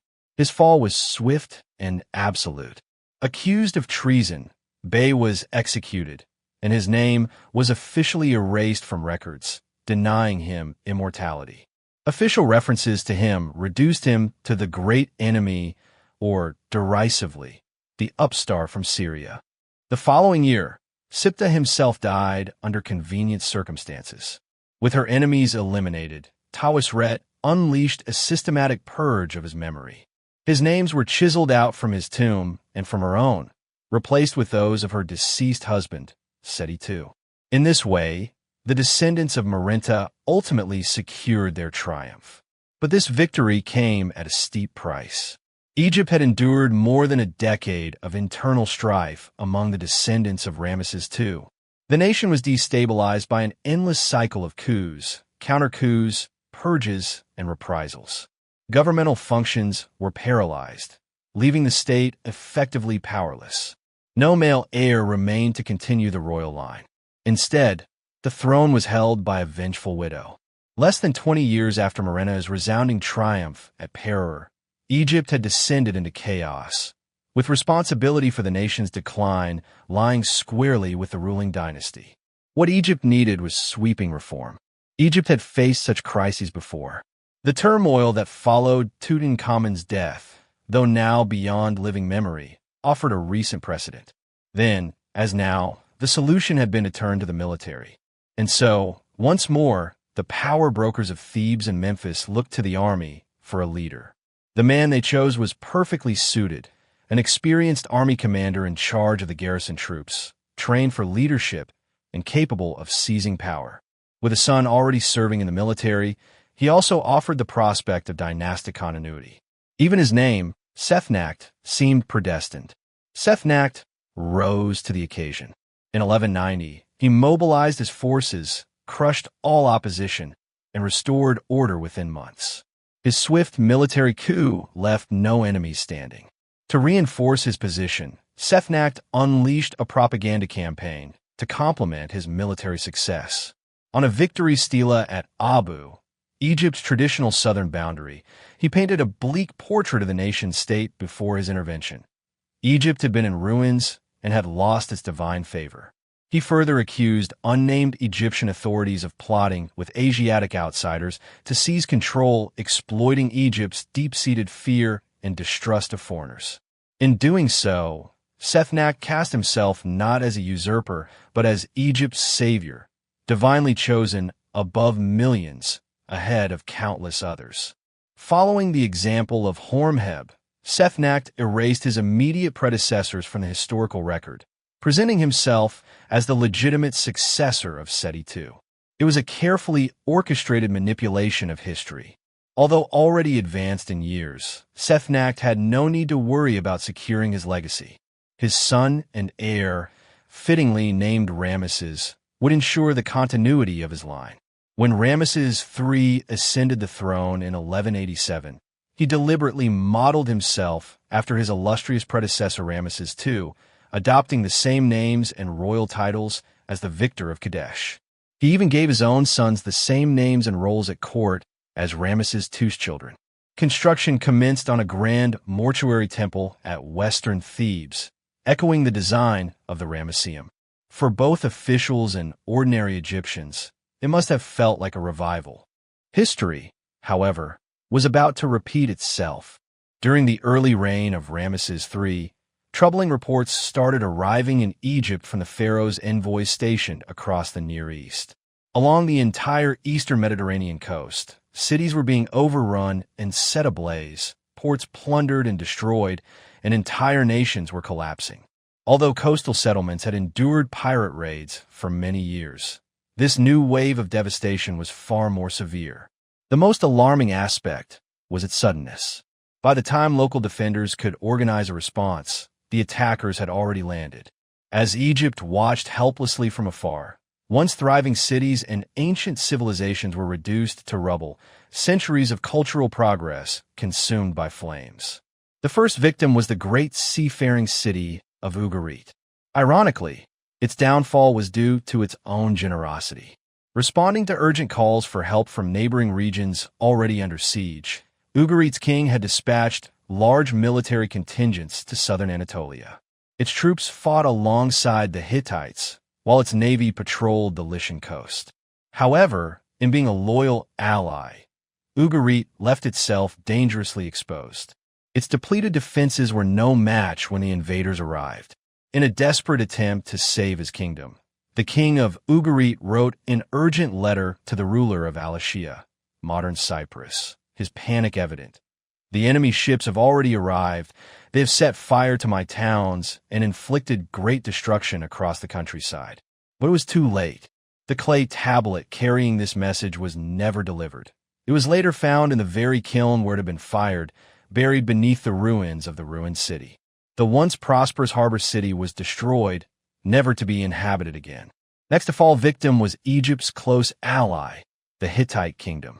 Amid a desperate flurry of diplomatic messages, the last Hittite monarch described battling this sea-borne enemy not only on the open waters, but also along the beaches, landing sites, and hills. The invaders were relentless, disembarking and advancing northward toward the Hittite capital of Hattusa. Even with Ugarite soldiers fighting by their side, the Hittites were unable to repel the assault. In a final, desperate move, the Hittite king launched an attack on his own neighboring province of Tarhuntassa, hoping to confront the enemy before they reached his heartland. But the attempt failed. First Tarhuntassa fell, then the entire Hittite kingdom succumbed to destruction. Hattusa itself was looted and burned. Even the fortified royal citadel was no match for the invaders' might. Elsewhere across Asia Minor, the brilliant cities of Miletus and Troy met a similar tragic end. As the enemy swept like a merciless wave through the eastern Mediterranean, cities such as Mersine and Tarsus were ravaged, and destruction spread across northern Cyprus. The invaders then pushed inland into the Orontes Valley, sacking every major settlement along this crucial route. Alalak, Hamath, Katna, and even the once mighty Kadesh were completely destroyed. Further south, the bustling trade hubs of Palestine soon fell, all positioned along the vital coastal road leading southward and westward toward Egypt itself. Across the Near East, thick clouds of smoke marked the remains of what had once been thriving centers of commerce and culture. Grand palaces and renowned cities were reduced to rubble. Only Assyria, safely situated beyond the Euphrates River, remained untouched. By 1179 BCE, the 8th year of Ramesses III's rule, the invaders had set their sights on the last great naval power left in the eastern Mediterranean, Egypt. Entire countries were struck down and destroyed in quick succession. No land was strong enough to resist their might. The Hittite kingdom, Cilicia, Carchemish, Arzawa, Cyprus, and then the invaders advanced toward Egypt. By this point, the pharaoh's advisors had come to recognize the enemy well. The foreign lands had formed an alliance across their islands. Their confederation included the Peleset, Tjeker, Shikalesh, Denyen, and Weshish. The names may have been unfamiliar, but the threat was one Egypt had faced before. The feared sea peoples had returned. 3 decades earlier, a different coalition of Aegean and Anatolian peoples had joined forces with the Libyans in a failed attempt to invade Egypt during the reign of Marenta. Now, a new alliance had gathered, sweeping aside everything in their path. Driven from their unknown homelands by drought, famine, and the pursuit of a better life, and driven by their fierce, warlike spirit, the Sea Peoples had become an unstoppable force. They advanced steadily south and east, moving along the Aegean and Mediterranean coasts of Asia Minor, then down through the Near East toward Sinai and the Nile Delta. Accompanying their heavily armed soldiers were entire families. This was not just an invading army, but a massive migration of desperate and determined people. So far, no city or kingdom had been able to withstand them. Egypt now faced a battle for its very survival. At this moment of grave national danger, Ramesses III rose to the challenge, proving himself a worthy successor to his illustrious forebears. As soon as he was informed of the approaching land invasion from southern Palestine, he dispatched urgent orders to the frontier fortresses in Egypt's eastern delta, instructing them to hold their ground until reinforcements arrived. Troops across Egypt were quickly mobilized, directed to march toward the eastern border to confront the attackers. However, the Sea People's leaders, fully aware of Egypt's strength and resolve, planned a two-pronged assault to overwhelm the pharaoh's defenses. As their land forces advanced from the northeast into the delta, a powerful fleet of warships headed for the mouth of the main Nile branch, aiming to land a second army. Their likely objective was to follow the Nile upstream toward Ramesses, the commercial and military heart of northern Egypt. Securing this eastern delta capital would effectively grant them control over all of Lower Egypt. As Ramesses III and his generals evaluated the threat, they realized Egypt was not only facing invasion. The response was swift and decisive. A nationwide conscription was ordered. At this moment of greatest danger, every able-bodied man was called to stand and fight. While the professional army fortified the northeastern border, the newly recruited conscripts were sent to the coastline to defend the Nile's mouth against the approaching enemy fleet. Ramesses himself described the preparations, capturing the tension, urgency, and determination of the time. I fortified the river mouth like a towering wall, with warships, troop transports, and merchant vessels, all fully manned with brave, well-armed soldiers from bow to stern.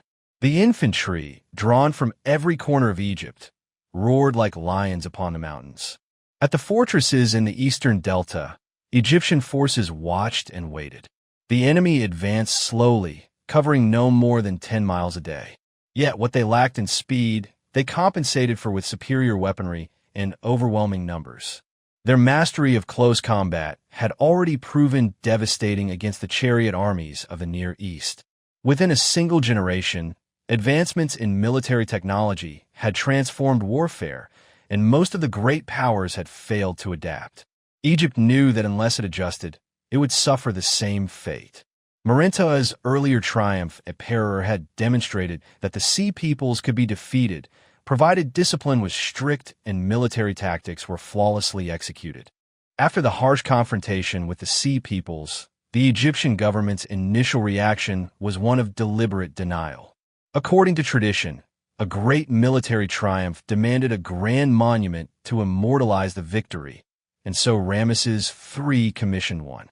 Following the example of Ramesses II, who had used the Ramesseum to commemorate his questionable success at Kadesh, Ramesses III transformed his own mortuary temple into a war memorial. This structure, known as the mansion of millions of years of King Ramesses, united with eternity in the estate of Ammonius, or Medinet Habu today, featured an enormous tableau carved along its northern wall, vividly portraying the land and sea battles against the Sea Peoples. Thus, Egypt's final great royal monument celebrated its last major military victory. Encouraged by the completion of this impressive edifice, in 1172 BCE, Ramesses III ordered the nationwide temple inspection he had initially envisioned a decade earlier. After 10 years of successfully defending Egypt's borders, the pharaoh and his administration at last felt secure enough to focus on their other sacred duty, honoring the gods. Led by the chief archivist of the royal treasury, the commission began its inspection at Abu, Egypt's southernmost province, and proceeded northward in a thorough, systematic fashion. Every temple across the land underwent scrutiny under Egypt's highly organized bureaucracy. Granaries were audited to assess temple wealth and national grain reserves. Temple buildings were inspected for structural integrity. Rituals were reviewed to ensure proper observance, and any corrupt practices were identified and eradicated. By the time the inspection was complete, the king possessed perhaps the most comprehensive assessment of Egypt's religious infrastructure ever recorded. Based on the commission's findings, Ramesses III initiated an extensive program of reform, reconstruction, and restoration. The ancient temple of Seth at Nut was fully restored, with a new shrine built beside it to honor the god. The bark shrine at Todd, originally constructed during the 18th dynasty, was returned to its former splendor, while further embellishments were made at Luxor Temple. At Ipit Sut, the king commissioned the construction of a new way station and a temple dedicated to Khonsu. Altogether, these projects represented a sweeping religious revival, echoing the achievements of Ramesses II in both word and deed. Ramesses III sought to convince his people that the glory days of the new kingdom endured. Beyond restoring the temple's physical structures, the king expanded their landholdings and increased their staffs. Determined to be remembered as a generous patron, Ramesses III organized 3 major expeditions in a single year to procure exotic treasures for the temple treasuries. The first expedition ventured to the turquoise mines of Sinai. The second targeted the copper mines of Edom, located at Timnah, about 20 miles north of Eilat in a desert valley surrounded by hills. Although these mines had been exploited by Egypt during Ramesses II's reign, the decline of pharaonic power in the intervening years allowed the Edomites to regain control.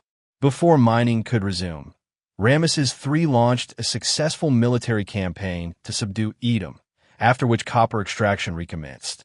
The newly smelted copper ingots were ceremoniously presented to the king on the palace balcony in Panehsy. The third and most ambitious expedition was a 2-month voyage to Punt, aimed at acquiring myrrh and incense for temple rituals. This marked the first major trading journey to Punt since the reign of Hatshepsut, some 3 centuries earlier, and it proved highly successful. The expedition returned not only with valuable incense, but also with the means to cultivate myrrh in Egypt itself, bringing back 15 myrrh tree cuttings and 100 seeds. In his first 20 years on the throne, Ramesses III had successfully repelled invasions, restored Egypt's temples, and rekindled national pride. The royal court eagerly anticipated the king's upcoming 30-year jubilee, determined to hold a celebration befitting such a triumphant ruler. There would be no compromises, but this decision would prove costly. Beneath the outward display of splendor, the Egyptian state was suffering the strain of its recent ordeals. The military losses from 1179 still cast a long shadow. Foreign trade with the Near East, disrupted by the Sea People's devastating rampage, had never fully recovered. Though the temple treasuries were stocked with copper and myrrh, their grain stores were dangerously low. Against this backdrop, preparations for the lavish jubilee placed an even greater burden on the country's fragile resources. The first signs of crisis emerged in 1159 BCE, 2 years before the planned jubilee. Among the state's workforce, none were more vital than the artisans responsible for excavating and decorating the royal tombs. Living with their families in the walled community known as the Place of Truth, these craftsmen enjoyed superior working conditions and generous compensation. So when their wages were delayed first by 8 days, then 20, it was clear something was seriously amiss. Their scribe and representative, Amun, immediately appealed to officials at the mortuary temple of Horemheb. After some persuasion, they reluctantly handed over 46 sacks of grain as an emergency ration for the workers. But this was merely the beginning. The following year, as government attention became increasingly consumed by the approaching jubilee, the entire system for paying the tomb workers collapsed. This breakdown led to what would become the earliest recorded strikes in human history. The crisis erupted just 3 months before the grand celebration was due to commence. After waiting 18 days beyond their scheduled payday with no wages in sight, the workers chose to strike, hoping to force the government into action. Shouting, "We're hungry," they marched out of their village and staged a brief occupation of the sacred precinct surrounding Ramesses III's mortuary temple. They then proceeded to the mortuary temple of Thutmose III, located behind the Ramesseum, where they held a sit-in, refusing to leave until their grievances were addressed. Flustered government officials from the Ramesseum came to meet the strikers, but had no authority to resolve the situation. The workers held their ground throughout the day, only returning to their village after nightfall. The state's only response was an insulting delivery of pastries. The next morning, with no progress made, the workers escalated their protest, gathering at the southern gate of the Ramesseum. This time, they refused to return home at dusk, spending the night protesting in defiance. At dawn, some of the boldest workers entered the temple itself, hoping to pressure the authorities into finally paying them. The situation rapidly spiraled out of control. Alarmed by the growing unrest, the temple administrators summoned Montums, the chief of police, who ordered the workers to leave immediately. They refused, unable or unwilling to enforce his authority. Montums withdrew to consult the mayor of Thebes. Hours later, upon his return, he found the workers deep in talks with the priests of the Ramesseum and the government secretary of Western Thebes. The workers stated their demands plainly. "We have come here driven by hunger and thirst. We have no more clothing, no more oil, no more fish, no more vegetables. Send word to the Pharaoh, our good lord, and to the vizier, our master." The mention of the vizier and the Pharaoh clearly alarmed the Theban officials. They understood that if the situation escalated into a national crisis, their positions would be at risk. After several more hours of negotiations, they finally yielded, distributing the overdue rations from the previous month to the strikers. This concession eased the immediate tension, but the root of the problem remained unresolved. The new month was already well underway, and there was still no sign of the next round of payments. On the fourth day of the standoff, word spread that the mayor of Thebes had crossed to the West Bank, bringing more supplies. The chief of police urged the workers to gather with their families at the nearby mortuary temple of Seti I to await the mayor's arrival. But the workers, weary of broken promises, refused to be placated by empty reassurances. They had grown wise to the officials' evasive tactics. It would take another 4 days of demonstrations before the long-overdue rations were finally handed out. Yet the state continued to falter in fulfilling even its most basic obligations. Just 2 weeks after the initial unrest, the tomb workers launched another strike, this time blocking the checkpoint leading to the Valley of the Kings. The authorities, increasingly unnerved by these public displays of defiance, pressured community leaders to escort the strikers back to their village. Faced with the threat of being forcibly removed, one worker boldly threatened to damage a royal tomb, regardless of the consequences. The atmosphere was growing more volatile. The confrontation between the workers and the authorities reached a climax just 2 months before the scheduled jubilee. For the 4th time, the workers marched out of their village, defiantly ignoring their superiors' frantic appeals. "We won't come back. Tell your masters that," they shouted. This time, their grievances extended beyond delayed wages. "We have gone on strike not merely out of hunger, but because we have serious charges to bring. Wrongdoings have occurred in Pharaoh's domain." Such bold accusations were dangerous in a society accustomed to obedience.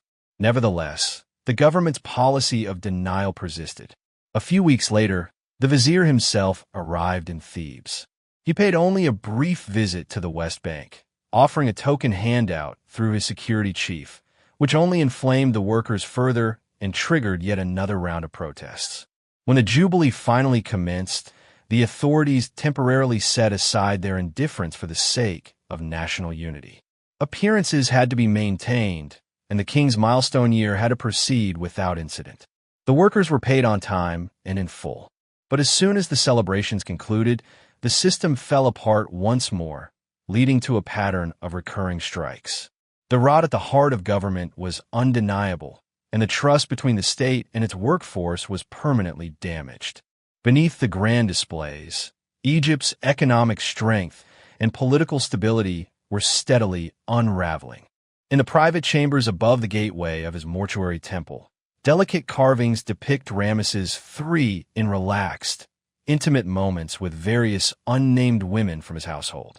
The king sits comfortably in an armchair, playing board games with his youthful companions. They offer him fruit and murmur sweet words into his ear. Here's to you, SES. The royal harem was a long-standing institution in Egypt, serving not only as a source of concubines for the pharaoh, but also providing accommodation and employment for his female relatives. The harem complex had its own estates, workshops, and administrative structure. In essence, it operated as a parallel court. Since the days of the Old Kingdom, the harem had been a breeding ground for intrigue. The confined atmosphere often fueled intense jealousies and rivalries among the king's many wives. With little to occupy their time beyond weaving and leisure, some of the more ambitious concubines nursed grudges, frustrated by the low rank of their children and eager to elevate both their own and their offspring's positions. Under a strong and capable king, such grievances were kept at bay, but when the kingdom faltered, the temptation to conspire grew stronger. By 1157 BCE, as the temporary glow of Ramesses III's jubilee faded, dark clouds loomed over Egypt. The pharaoh's health was failing, and the nation was spiraling into decline. In these desperate times, some saw opportunity. Within the seclusion of the harem palace, one of the king's secondary wives, the Lady Tai, chose to act. She confided her treasonous scheme to the harem's director and his scribe. Her plan was to eliminate the crown prince, Ramesses, and secure the throne for her own son, Panehsy. The conspiracy quickly expanded, drawing in more members of the harem staff, and even individuals within the king's inner circle. With the head of the treasury and the royal chamberlain involved, both the pharaoh and his heir faced grave peril. The plot was intricate and sinister. While the chief conspirators worked toward the primary goal, the other harem women stirred unrest among their families outside the palace, aiming to incite the people and spark rebellion against their lord. One of the women even wrote to her brother, a commander of Nubian troops, seeking his support. A coordinated military mutiny, combined with widespread rural revolt, would overwhelm the authorities. To further increase their chances, the conspirators turned to the dark arts. They enlisted professional magicians to craft wax figures representing their enemies and perform spells intended to immobilize the palace guards. After weeks of secret preparation, everything was ready. The plotters stood poised to commit regicide and ignite a revolution. However, the conspirators made a critical mistake. With so many individuals involved, it was almost inevitable that someone would betray the secret. Before their plan could reach its deadly conclusion, word reached the authorities, and the plotters were apprehended. As the investigation unfolded, the full extent of the threat to national security became evident. Wanting to avoid the potential fallout from a public trial, Ramesses III instead convened a special tribunal. He appointed 12 trusted officials to conduct the investigation, deliver judgments, and administer sentences. Carefully selected representatives from the court, military, and civil administration acted as judge, jury, and executioner. The king's only directive was to grant them full authority. Let the consequences of their actions fall upon their own heads. With such a mandate, the verdict was a foregone conclusion. Over the course of 3 trials, 38 individuals were convicted of treason. The main conspirators were allowed to take their own lives, some doing so inside the courtroom, others, including Prince Panehsy, given the dubious mercy of ending their lives outside. All who were condemned were further punished symbolically. Their names were erased from monuments and altered in official records to ensure they would be denied remembrance in the afterlife. Thus, Kamwasit, arisen in Thebes, was renamed Binamwasit, evil in Thebes. Marira, beloved of Ra, became Mesetsra, Ra hates him, and Para Herwanamef, Ra is at his right hand, became Parakamenef, Ra blinds him. Lesser conspirators were spared execution but subjected to brutal physical punishments. Their noses and ears were cut off, marking them forever as criminals. Even those who had not actively participated but had failed to report the conspiracy faced punishment, as willful ignorance of treason was treated as complicity. In the end, to erase all traces of both the conspiracy and the tribunal, further charges were brought against members of the judiciary itself. 3 judges and 2 court officials were accused of secret dealings with the plotters. 1 judge was acquitted, but the remaining 2 were sentenced to mutilation. Conveniently for the state, they took their own lives before these penalties could be carried out. Once the tribunal's report was finalized, the authorities sought to bury the entire affair. But the scandal could not be easily forgotten. It exposed deep rifts within the ruling family and the government, highlighting divisions between different factions of the royal household, between the leadership's hopeful facade and the growing discontent among the wider population. The implications were ominous for the future of Ramesside Egypt. Whether from wounds inflicted by would-be assassins or from natural causes, Ramesses III died in 1156 BCE, only months after the conspiracy was uncovered. His death signaled not only the passing of Egypt's last powerful pharaoh, but also the crumbling of the nation's faith in its destiny. The unspoken pact between ruler and people was coming undone, and soon, the very structure of the state would begin to collapse. For the average ancient Egyptian, only 2 things in life were guaranteed: death and taxes.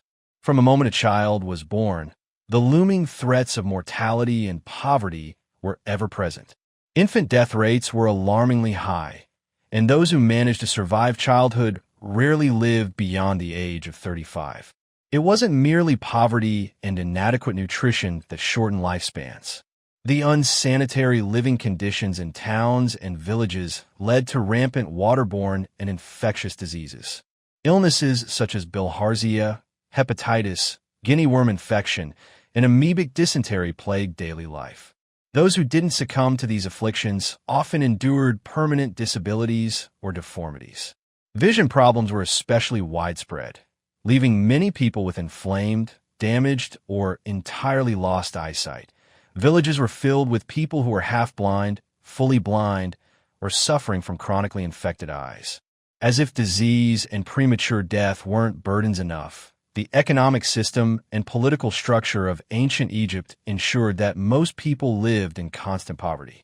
Even in prosperous times, a farmer's harvest barely provided enough for survival. If a peasant had been allowed to keep his full yield, he might have managed a modest living. But since, in theory, all the land belonged to the pharaoh, taxes were demanded for the privilege of working it. Like many regimes throughout history, the Egyptian state excelled at tax collection, maintaining a network of local officials tasked with preventing any form of tax evasion. In the absence of currency, taxes were collected in kind of punishment most were desperate to avoid. As a result, peasant families lived in a constant struggle, teetering between severe poverty and complete destitution.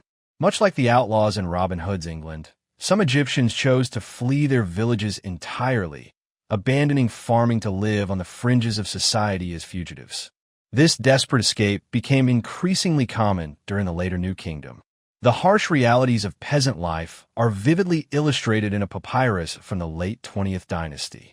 It recounts the story of a man named Worme, who fled his upper Egyptian village for the western desert's great oasis in hopes of finding a better life. Unfortunately, he found himself trapped in even worse circumstances under a corrupt and indifferent mayor who wielded unchecked power over his people.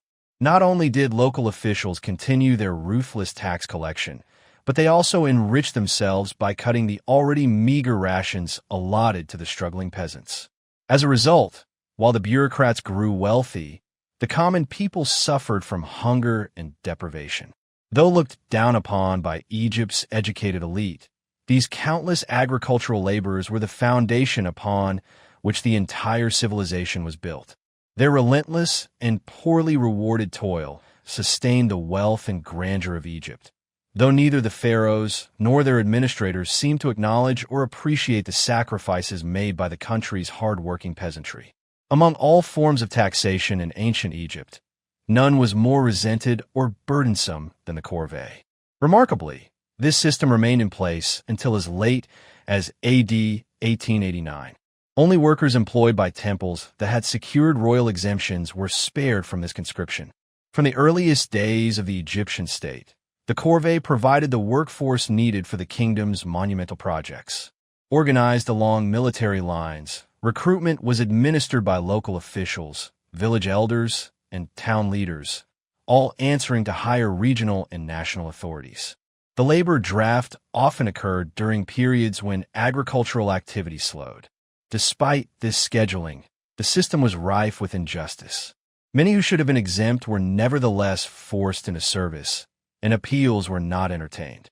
Fathers could even be compelled to serve in place of sons unable to pay taxes.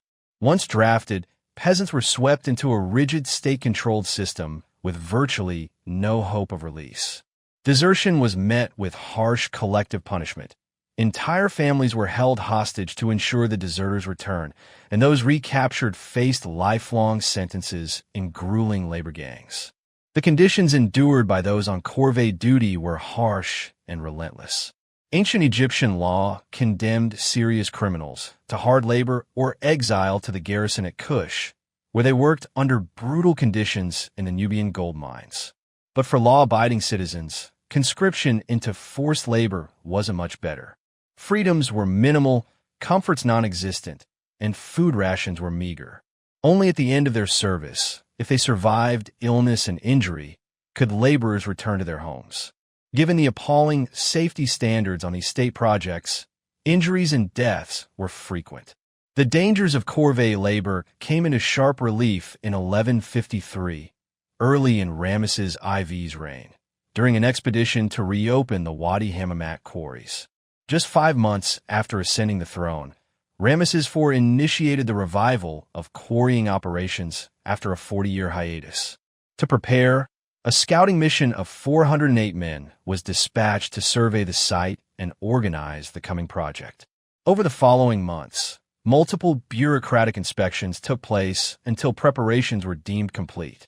Finally, in the 3rd year of his reign, a massive expedition set out from Thebes.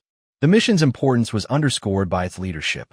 At its head was Ramesses XI, the high priest of Ammonius and the most influential man in Thebes, accompanied by both civil and military officials. The vizier, the overseer of the treasury, the chief tax collector, the mayor of Thebes, and 2 royal butlers were joined by a lieutenant general of the army, making it a thoroughly combined operation. Under their supervision marched a vast conscripted force, 2,000 civilian laborers, 800 foreign mercenaries, and 5,000 regular soldiers. Employing the army for civilian projects during the winter months was a calculated strategy. With military campaigns impractical during the rainy season in the Near East, this arrangement kept the troops occupied and firmly under the watchful eyes of the king's administrators.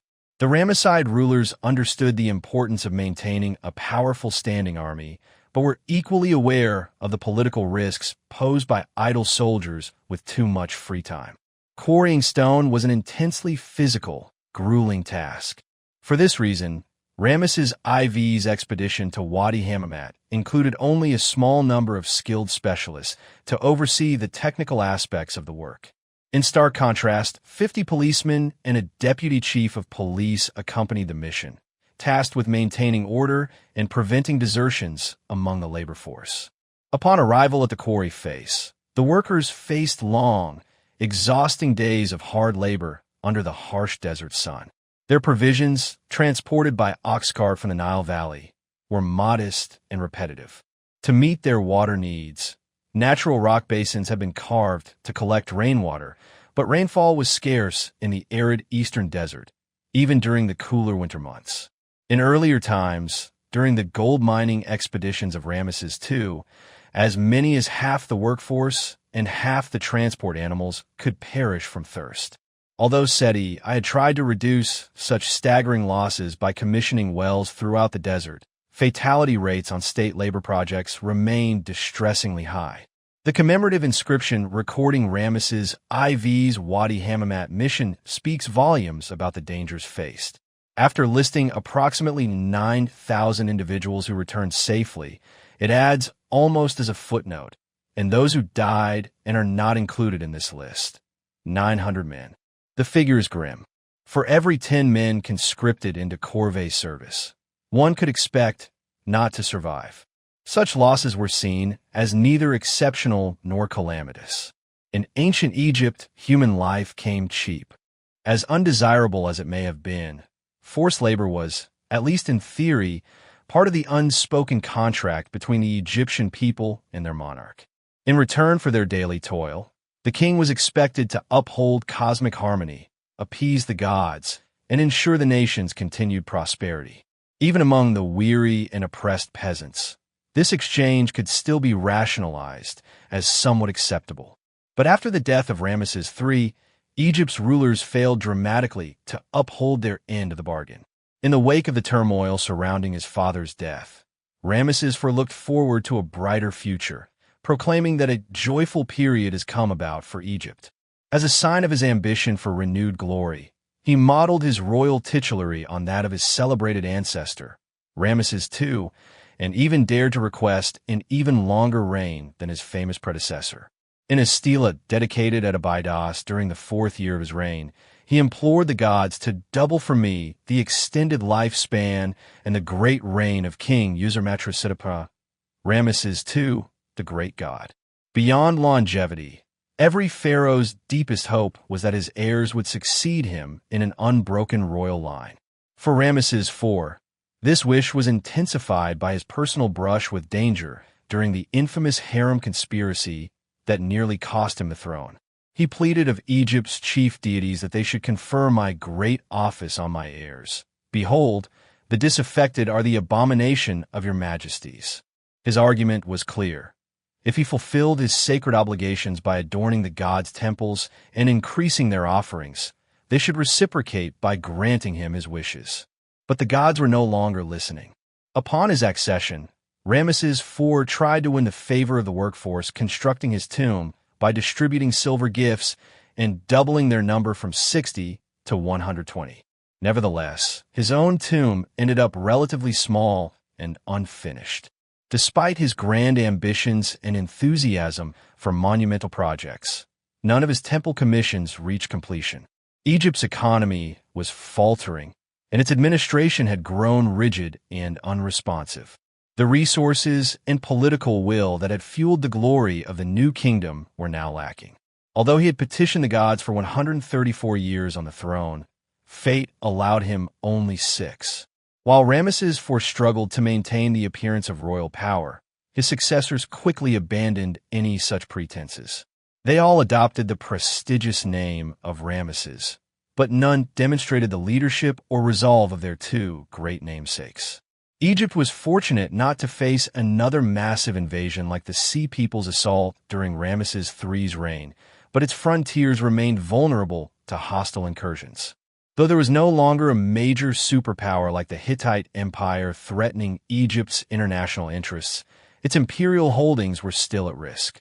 Yet the later kings showed little capacity or willingness to address foreign or security matters, preoccupied as they were with the escalating crisis within the country.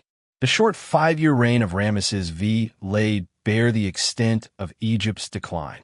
Hardly had the new pharaoh completed his accession and coronation rituals when his administration uncovered a major corruption scandal. It emerged that, for nearly 10 years, a ship's captain named Knumnak had been diverting large amounts of grain for his personal gain. After collecting the grain from one of the temple estates in the Delta, Knumnak's duty was to transport it hundreds of miles south to the temple granaries near Egypt's southern frontier. Instead, with the assistance of complicit farmers, scribes, and inspectors, he systematically siphoned off a significant share of every shipment. By the time his scheme was exposed, over 5,000 sacks of barley had been stolen. The investigation into Knumnak's theft soon uncovered even deeper corruption within the priesthood at Abu. One priest had not only plundered the temple treasury, but had also stolen calves belonging to the sacred Merwer, or Nevis, bull, considered a living manifestation of the sun god Ra. This was more than mere theft. Isolated from the royal seat at Ramesses and beyond the immediate oversight of central authorities, officials in these distant regions had begun to plunder state resources with impunity, certain that their crimes would go unnoticed. It was a damning reflection of an administration so paralyzed that even its own officials no longer respected its authority. For centuries, centralized control of the Nile Valley, supported by reliable communication, had been essential to the functioning of the Egyptian state. But as local communities increasingly operated independently, the prospect of national unity grew ever dimmer. Disturbed by this severe erosion of political and economic control, Ramesses V set out to reassert order. Like his predecessors, he understood that effective governance required a thorough assessment of national wealth. To that end, he commissioned a land survey covering a 95-mile stretch of Middle Egypt, focusing on agricultural output and taxation. The result was an extensive papyrus register, stretching 33 feet in length. Yet neither the pharaoh nor his weakening government would live to act on its findings. Ramesses V, suffering from smallpox, died before any reforms could be implemented. In a further sign of governmental decay, his disfigured body remained unburied for a year while a hastily prepared tomb was ready to receive him. His originally planned burial site had already been seized by his successor. In such uncertain times, self-interest reigned supreme. By this point, the situation in Thebes was rapidly unraveling. Soaring grain prices exposed the frailty of the economy and the government's inability to maintain wage payments. Contemporary reports hint at widespread hunger, even famine, as the peasantry bore the full weight of the worsening crisis. Hyenas were seen prowling the Theban hills, drawn by the scent of death from the struggling villages below. With tax revenues dwindling and the court unable to fund new royal monuments, Ramesses VI was forced to take severe austerity measures. On the West Bank, he slashed the royal tomb builders' workforce in half, leaving only 60 men. On the East Bank at Ipitsut, he simply recarved the additions made by Ramesses IV, claiming them as his own work. The troubles were not limited to economic hardship. They extended into security as well.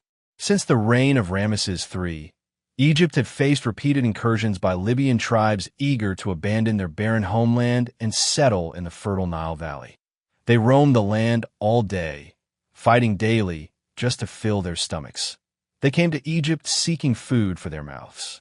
Over a 6-year period, Egypt's last powerful pharaoh had managed to repel 2 Libyan invasions but could not stop attacks on the Theban region toward the end of his reign. Now, as the machinery of state withered and government defenses faltered, Libyan raids became ever more frequent.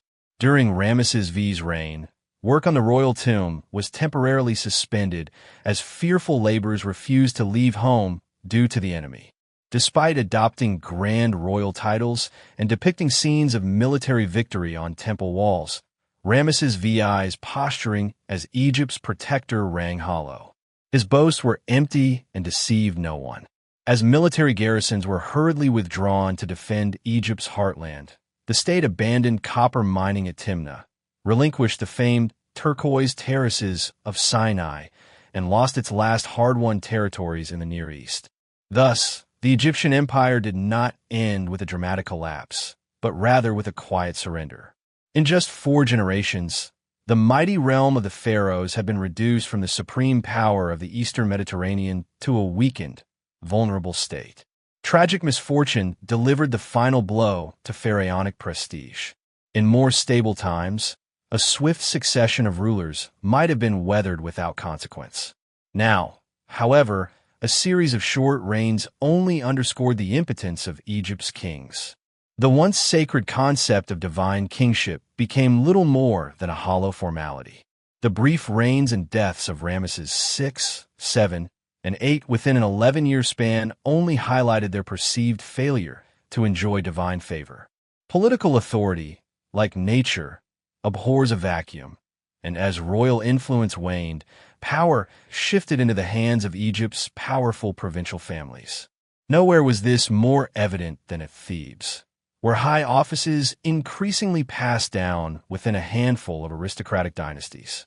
Official positions became hereditary, fulfilling a cultural ideal but disregarding the higher principle of royal appointment. With each passing year, the king's actual authority diminished as local elites tightened their grip on state power.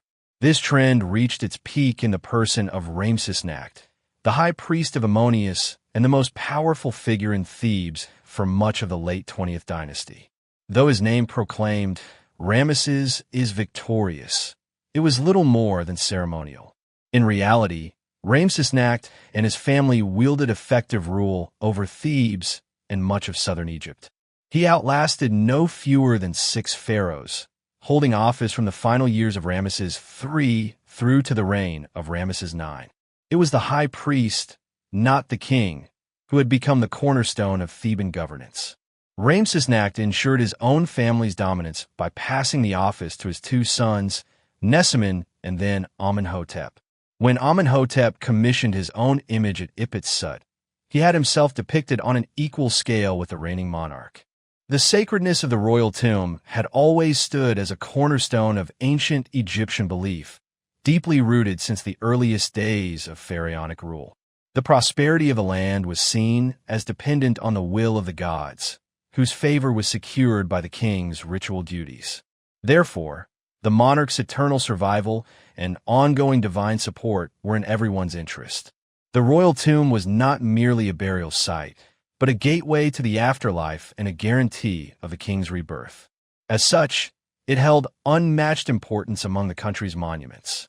This ideal of inviolability was shattered during the chaos of the First Intermediate Period, when the pyramids of the Old Kingdom were plundered and defiled without restraint.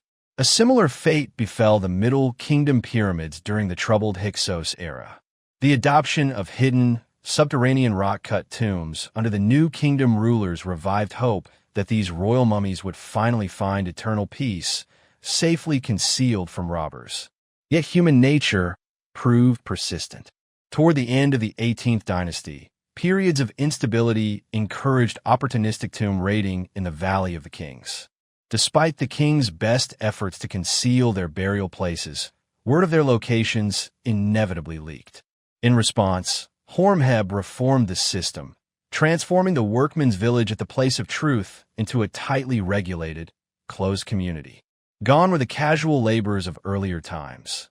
Instead, a permanent workforce was installed, bound by strict secrecy, with death as the only release from duty. In exchange for their loyalty and silence, the workers and their families were cared for by the state, enjoying steady employment, generous rations, and even the possibility of personal wealth and private tombs carved into the hillside. It was a pact of mutual benefit, designed to protect the royal tombs while rewarding those who guarded them. However, the strikes of 1158 marked a rupture in this long-standing agreement. As the state grew increasingly unable to meet its obligations, the workers' loyalty began to erode. If the government failed to uphold its end of the bargain, why should the workers continue protecting the state's most closely guarded secrets? Unsurprisingly, amid the economic and political collapse of the late 20th dynasty, even the once sacred tombs of the Valley of the Kings became vulnerable. The first major violation occurred early in Ramesses IX's reign, when thieves broke into the tomb of Ramesses VI, barely a decade after it had been sealed. This desecration was followed a few years later by acts of vandalism at 2 of Thebes' grandest monuments, the mortuary temples of Ramesses II and Ramesses III. Fortunately for the authorities, these incidents resulted in relatively minor damage. A formal inquiry led by the high priest of Ammonius was convened, and security measures were likely reinforced, but these actions proved insufficient. Before long, the robbers struck again, this time targeting the less well-defended royal necropolis of the 17th dynasty, located behind the Ramesseum. The culprits required no reconnaissance. As long-standing residents of the workmen's village, they were intimately familiar with every detail of the Theban necropolis. One night in 1114, a stonemason named Amun led a group of accomplices to commit what would become a notorious crime. They entered one of the royal tombs, broke open the coffins, and unwrapped the mummies. They stripped the sacred remains of all valuables, We brought back the gold we found on the noble mummy of this god, along with his pectorals and other jewelry that adorned his neck. After thoroughly looting Ramesses II's tomb of its treasures, the robbers coldly set the coffins of the king and his queen ablaze, reducing their chests of life to little more than smoldering ruins. It was an act of shocking sacrilege and profound blasphemy. The very workers once employed by the pharaoh were now actively eroding the very foundations of the state. Yet the thieves had no concern for the religious or political consequences of their crimes. Their sole focus was on their considerable haul, which far outweighed any state wages they were owed. When the theft was eventually discovered 4 years later, the government's response was limited to punishing the culprits and forming a royal commission to investigate the incident. But a royal commission meant little without genuine royal power behind it. Instead, the inquiry merely inflamed the simmering rivalry between Thebes's two most powerful civil officials. Leading the investigation was Panehsy, mayor of Thebes, while doing everything in his power to obstruct it was Fraught, mayor of western Thebes, who controlled the royal necropolis itself. Each saw the investigation as a chance to strike at the other. Panehsy hoped to use the inquiry to assert his authority and humiliate Fraught, while Fraught was equally determined to destroy his rival's career. The commission's report, once it reached the government in Ramesses, must have made for grim reading. Out of 10 royal tombs inspected, only one remained undisturbed. Some had been partially looted, while others were completely ravaged. Faced with such devastation, the search for someone to blame became urgent. Initially, the investigation pointed the finger at Fraught, but desperate to save himself, Fraught marshaled all his resources, calling in favors and alliances. With the crucial assistance of Vizier Kamwasit, he succeeded in overturning the commission's conclusions and emerged unscathed. In the end, both Panehsy and the Vizier vanished from public life under mysterious circumstances. Fraught not only survived, but thrived. Meanwhile, the tomb robberies continued unabated. 3 decades later, following a string of high-profile thefts, Ramesses XI established a second royal commission. This time, in an effort to minimize corruption and concealment, the investigation was placed directly under the leadership of the vizier, acting as the king's personal envoy in Upper Egypt, assisted by the royal treasurer and 2 royal butlers. Though this move demonstrated the administration's seriousness, it was unprepared for the depth of corruption it would uncover. As before, many of the culprits involved in the tomb plundering came from the workmen's village. But this time, they had not acted entirely on their own. The investigation exposed widespread negligence and collusion among both state and temple officials. Some officials had deliberately ignored the crimes unfolding around them, while others actively participated, sharing in the loot. One suspect protested his innocence, claiming, "I saw what happened to the thieves during Vizier Kamwasit's time. Why would I risk seeking such a death?" Yet the commission found his denial unconvincing. Another thief, however, confessed immediately, admitting that he and 4 accomplices had looted a tomb of its silver vessels and divided the plunder among themselves.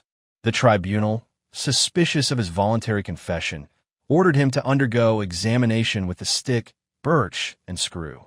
Despite the beatings, he initially maintained his account. "I saw nothing else. What I've said is all there is."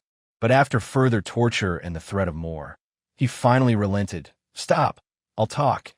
A bit of physical coercion quickly loosened his tongue. As the investigation widened, more prominent conspirators were exposed. A particularly brazen theft had targeted the great temple of Amun at Ipit-Sut, perhaps the holiest site in all of Egypt and the very core of the regime's divine authority. Further inquiries revealed that the temple's own chief guard had orchestrated the robbery. The findings were sobering. Corruption now permeated every layer of both the priesthood and government. In Thebes especially, repeated Libyan incursions, combined with famine and starvation, had shattered law and order. People no longer felt safe, whether physically or financially. Faith in the state's ability to protect or provide for them had vanished. Nor did they fear the government's capacity to restrain them or prevent acts of lawlessness. After 5 centuries of stability, Egypt's mighty state apparatus was rapidly disintegrating. The nation teetered on the edge of chaos. During the Ramesside era, Egypt's government was organized into 4 distinct sectors, each with its own responsibilities. Supporting the royal court was the royal estate, which was overseen by a chancellor and a chief steward. The civil administration, led by 2 viziers, managed essential affairs such as taxation, agriculture, and judicial matters. Although the military was under the command of a general, it played a relatively minor role in domestic governance, despite being central to Egypt's foreign campaigns. Another major institution was the religious sector, which was headed by the overseer of priests serving all deities across both Upper and Lower Egypt. Typically, this high-ranking position was held by the high priest of Ammonius. Since the later years of Ramesses III's rule, the high priest of Ammonius had become the most influential figure in Upper Egypt, surpassing both the southern vizier and the mayor of Thebes in power. The Ammonius Ra temple complex at Ipit-Sut held vast estates, making it the largest landholder in the region. It employed thousands of tenant farmers and hundreds of artisans in its workshops. The temple's granaries, linked to the mortuary temples of Ramesses II and III, functioned as the primary grain reserve for both Thebes and the wider Upper Egyptian region. Whoever controlled Ipit-Sut controlled the city and its wealth. This powerful position was long held by members of a single family, that of Ramesses XI. Even during times of turmoil, this local dynasty brought a degree of continuity and order, though it could do little to alleviate the growing hardships faced by ordinary people. In 1091, however, mounting unrest in Thebes reached a boiling point. Driven by hunger and despair, and angered by the obstinacy of the high priest Amenhotep, the local populace succeeded in ousting him and installing a replacement of their own. For the next 8 months, Amenhotep was confined to his home, stripped of his status and wealth, and left politically isolated. For someone from Thebes's most elite lineage, it was a humiliating downfall. What made matters worse was that only one individual in Egypt held the authority to reinstate a high priest. Though the thought of appealing to the king was bitter, Amenhotep understood it was his only chance to reclaim power. Setting aside his pride, he sent a petition to Ramesses XI, who resided far away in the royal capital of Paramesses, asking to be restored to his former position. Ramesses found himself in an impossible position. Ignoring Amenhotep's pleas and allowing the usurper to remain in power at Ipit-Sut would have signaled weakness, effectively acknowledging the collapse of royal authority in Upper Egypt. On the other hand, reinstating Amenhotep would only reinforce the dominance of a family that had been quietly amassing influence for generations, often at the monarchy's expense. Neither path was ideal, but restoring the previous order seemed slightly less damaging. The challenge lay in executing that plan. Intelligence from Thebes suggested that the usurper would not surrender willingly and was entrenched within the fortified temple complex at Jim, known today as Medinet Habu. Yet the king was far away in the delta, along with most of Egypt's military forces. Sending troops south posed 2 major risks. It would entangle the crown in Thebes's turbulent politics and leave the royal seat exposed to potential threats. Only one viable military force remained. Thus, Ramesses issued a directive to the viceroy, Panehsy, instructing him to head north with his Nubian forces and deal with the situation. This would prove to be a grave miscalculation. Panehsy soon reached Thebes with a sizable force, and his troops surrounded Medinet Habu. A disorderly crowd broke into the temple precinct, expelling the usurper and defacing parts of the sanctuary. Other units roamed across the western bank, damaging numerous sacred sites. Though militarily effective, the campaign proved disastrous in terms of public perception. Once calm was restored and Amenhotep resumed his position, Panehsy quickly turned his attention to assessing the destruction, recovering looted items, and punishing those responsible. Some offenders were executed on the spot, without trial, as a show of force to re-establish control. The people of Thebes were swiftly reminded of the harsh realities of military rule. Having re-established order, Panehsy seized control of the local economy, taking command of the temple's grain reserves. Amenhotep, indebted to the viceroy for his reinstatement, could offer no protest. Before long, Panehsy began referring to himself as general and overseer of the pharaoh's granaries. The high priest of Ammonius no longer held real authority. For a time, he governed loyally in the name of the king, but Ramesses XI grew increasingly uneasy about his subordinates' expanding influence. The king sensed that he was losing his grip on Thebes and the entire southern region and resolved to reassert his dominance at any cost. Egypt's imperial reach had faded, its borders had become insecure, and famine plagued its people. If Ramesses XI could no longer maintain control over his own territory, he could scarcely claim to be a true pharaoh. The Ramesside line had always relied on military strength to maintain order, placing generals in positions of power and using force as a governing tool. Having empowered one military leader and come to regret it, Ramesses might have hesitated to do so again. But with his choices rapidly dwindling, he resorted to what he knew best. He summoned a northern general named Panehsy and ordered him to confront Panehsy and push the rebellious viceroy back into Nubia. The result was civil war. Panehsy, an astute strategist, chose not to wait passively for an attack. Instead, he decided to strike first, gathering the Theban garrisons and reinforcing them with local conscripts. He led his army northward to confront Panehsy's forces directly. Initially, Panehsy's campaign was promising. He reached Hardai in Middle Egypt and successfully captured and looted the town. For a brief moment, it appeared the royal army might suffer defeat. However, Panehsy's superior troop strength eventually turned the tide.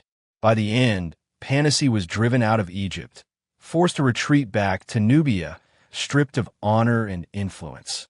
While the conflict may have helped Ramesses XI maintain his image, it brought devastation to Thebes. With local garrisons depleted and many able-bodied men conscripted, the city was left exposed and vulnerable. Looting spread rapidly, targeting temples and royal tombs. Ramesses VI's burial site was violated once more, and even his sarcophagus was damaged. Making matters worse, Panehsy's retreating army adopted a scorched earth approach, leaving a trail of destruction in its wake. Monuments were vandalized in a frenzy of violence. When the chaos subsided, Ramesses himself made a rare journey from his northern residence to witness the destruction firsthand. The scene he encountered was bleak. Attempting to symbolically reverse the damage, Ramesses proclaimed a fresh beginning. The 19th year of his reign was renamed as the first year of a renaissance, with subsequent years following this new calendar. But few were convinced, least of all Panehsy, who had clearly emerged as the real victor over Panehsy.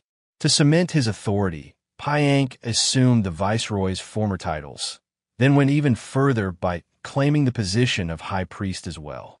Holding military, economic, and religious power simultaneously, he became the true ruler of Upper Egypt.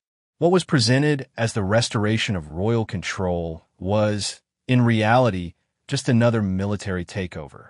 Panehsy, a hardened military commander, governed Thebes with unwavering authority. He carefully established a strong network of allies, surrounding himself with capable and loyal individuals. Among them was his wife, Najmet, a woman known for her strength and leadership.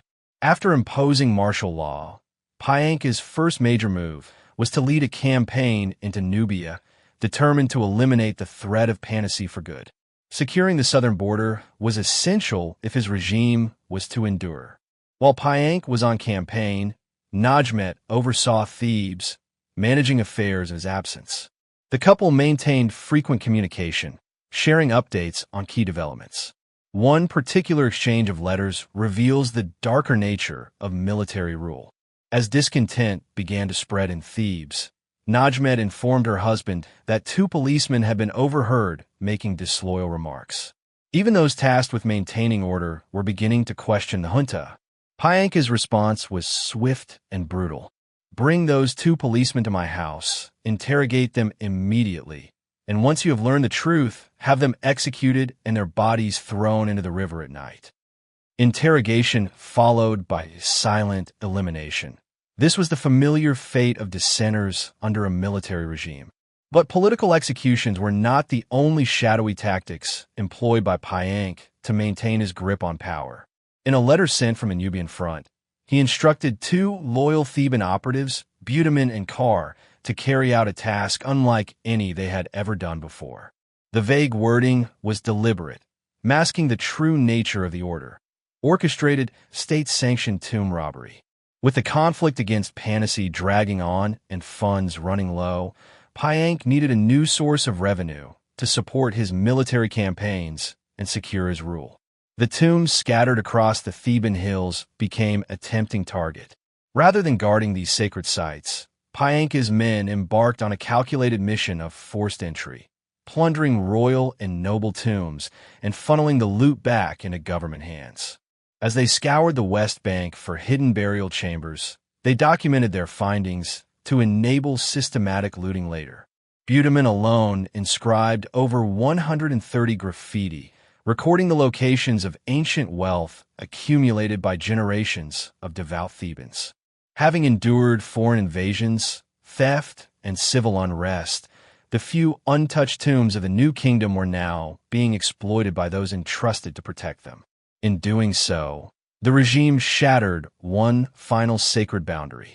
A decade into its rule, the military junta faced its greatest challenge when Panehsy died suddenly. His sons were too young to assume command, and the prospect of a power vacuum threatened the fragile stability they had established. To prevent chaos, his supporters quickly installed a temporary successor. The decision proved wise. Herihor, a seasoned and capable leader from the same military class as Panehsy, shared his predecessor's assertive leadership style. Energetic in both his public duties and private affairs, he fathered 19 sons. Yet none of them would inherit his position. That outcome was shaped by Panehsy's widow, Najmet. In a masterful political maneuver, she married Herihor soon after Panehsy's death, instantly reinforcing his authority and maintaining her influence over future succession plans. That succession excluded the once powerful Ramesside royal line entirely. As Herihor consolidated military control in Upper Egypt, another general emerged as the dominant figure in the north. Egypt had effectively split in two, each half governed by its own military elite. Though both Herihor and Nesbane continued to acknowledge Ramesses XI in name, the real power lay elsewhere. Confined and sidelined in his palace, the last Ramesside pharaoh watched helplessly as his authority crumbled. By the time Ramesses XI lay dying in 1069, marking the end of a 30-year reign, even the Nile appeared to echo the close of an era. The Pelusiac branch had been silting up for years. By the end of his reign, the river channel was so choked with sediment that ships could no longer reach the city's harbors. It served as a stark metaphor for the kingdom's own decay. Deprived of trade and communication, the city's officials, merchants, and scribes abandoned Ramesses, relocating to a new site, Janet, modern Senelhagar, about 12 miles to the north. As Ramesses XI's funeral procession made its way from the emptying halls of Ramesses, followed by a small retinue of aging attendants, both the Ramesside dynasty and its capital passed into history together. When the last of the Ramesside pharaohs died in 1069, largely forgotten and without much public grief, Egypt entered a new and transformative chapter. Ramesses II's death prompted two powerful leaders to adopt royal titles and symbols, effectively dividing the country between them. Whether this formal division of the two lands marked a rejection of the traditional pharaonic concept of national unity or a return to a more natural regional structure, it ushered in a prolonged era of political disunity not seen for 1,000 years. The Egyptians soon learned that regional independence and decentralization came with both advantages and drawbacks. In earlier times, a weak central authority might have had limited domestic consequences. But in the first millennium BCE, Egypt faced new external threats, surrounded by ambitious and much stronger foreign powers than ever before. From the 11th to the 4th century BCE, Egypt's vulnerability led to repeated invasions by foreign forces. The Libyans came first, followed by the Assyrians, Cushites, Babylonians, Persians, and eventually the Macedonians. These waves of immigration and foreign rule brought lasting changes to Egypt's political landscape, society, and culture. The age-old pharaonic civilization was irreversibly transformed. At the same time, Egyptian religion retreated from outside influence, becoming increasingly insular. Surrounded by younger, more energetic civilizations, Egypt's cultural withdrawal eventually led to stagnation and decline. This next chapter traces the turbulent final 1,000 years of ancient Egypt, from the Libyan ascendancy to the Roman conquest. The first 3 centuries after the fall of the Ramesside line were relatively stable, as various branches of a Libyan royal family managed to preserve a fragile balance of power. But this stability collapsed when Egypt's longtime southern rival, the Kingdom of Kush, returned in 728 BCE. For the next 4 centuries, the Nile Valley endured relentless division, warfare, and foreign rule. Egypt suffered 4 separate invasions by the Assyrians within just 30 years, culminating in the brutal sack of Thebes. Amid this upheaval, a dynasty from the city of Sais rose to power. They managed to throw off Assyrian dominance and defend against Babylonian attacks, but eventually fell to the Persians. Egypt had lost its crown to a resurgent Mesopotamia and never again reclaimed its leadership in the ancient Near East. Throughout the final native dynasties, the looming threat of Persia persisted. Instead of ruling like traditional pharaohs, Egypt's last homegrown kings often acted like rival warlords, squabbling over what was left of the kingdom. When Alexander the Great arrived in 332 BC, many Egyptians hoped for salvation. His brief stay in Egypt left a deep impression. His successors, the Ptolemies, tried to revive the glory of Egypt's past, though filtered through a distinctly Greek perspective. However, internal power struggles and the neglect of Upper Egypt led to growing instability, a prolonged rebellion in the south, and eventual collapse. The final chapter of ancient Egypt played out in the bustling streets of Alexandria, with a cast of iconic figures: Julius Caesar, Mark Antony, and Cleopatra. With Cleopatra's death in 30 BCE, Egypt became a province of the Roman Empire, bringing an end to a pharaonic tradition that had lasted for 3 millennia. At times, pharaonic propaganda must have sounded increasingly hollow. By the time Ramesses XI died in 1069, Egypt's rulers had spent nearly 150 years proclaiming grand victories over Libyan invaders. As early as 1208 BCE, Marinta had commissioned a monumental inscription at the temple of Amun in Ipitsut, boasting of his crushing defeat of a Libyan incursion led by a chieftain named Mary. But within just 3 years, the Libyans were back. Another military campaign, another triumphant inscription followed. What those celebratory records omitted was the fact that the government had been forced to place a defensive garrison in the southern oasis to prevent further desert infiltration. The invaders had effectively become the protectors. Under Ramesses III, battles against Libyan forces in 1182 and 1176 were far less decisive than the state propaganda claimed. Behind the rhetoric of victory, the Egyptian authorities saw fit to fortify temples along the west bank of the Nile. Although the Egyptians repelled Libyans from the western delta, many simply shifted their efforts south, slowly moving into the Nile Valley in Upper Egypt. The repeated assaults on Thebes in the late Ramesside period demonstrated their persistence and tenacity. Ramesses III also boasted about capturing thousands of Libyans, forcing them to cross the river into Egypt, where they were settled in fortified camps labeled as strongholds of the victorious king. These captives were branded with the pharaoh's name and subjected to forced assimilation, their language erased, their speech altered, and their lives redirected along unfamiliar paths. But in many cases, the assimilation was shallow at best. Large Libyan communities retained their cultural identity, especially around the entrance to the Fayum and the western fringes of the delta, where they formed distinct ethnic enclaves within the broader Egyptian population. By the reign of Ramesses V, a survey of landholdings in Middle Egypt recorded a significant number of individuals with non-Egyptian names. A generation later, a particularly unruly Libyan settlement near the town of Perhebit caused growing concern among Egyptian authorities. Over the course of the Ramesside era, Egypt had evolved into a dual-culture society, with a sizable Libyan minority that was becoming increasingly prominent. Among all state institutions, the army felt the effects of Libyan immigration most strongly. Egypt's military had long relied on foreign mercenaries and naturally became an appealing career path for many Libyan settlers. Whether serving in distant garrisons or fighting in active campaigns, Libyan soldiers earned a reputation for loyalty and competence throughout the latter half of the 20th dynasty. Some ambitious Libyan officers even rose to positions of considerable power within the Egyptian state.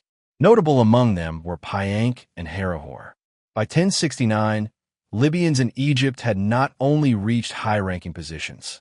With the death of Ramesses XI, just 2 centuries after the first Libyan raids, the Nile Valley passed under foreign influence.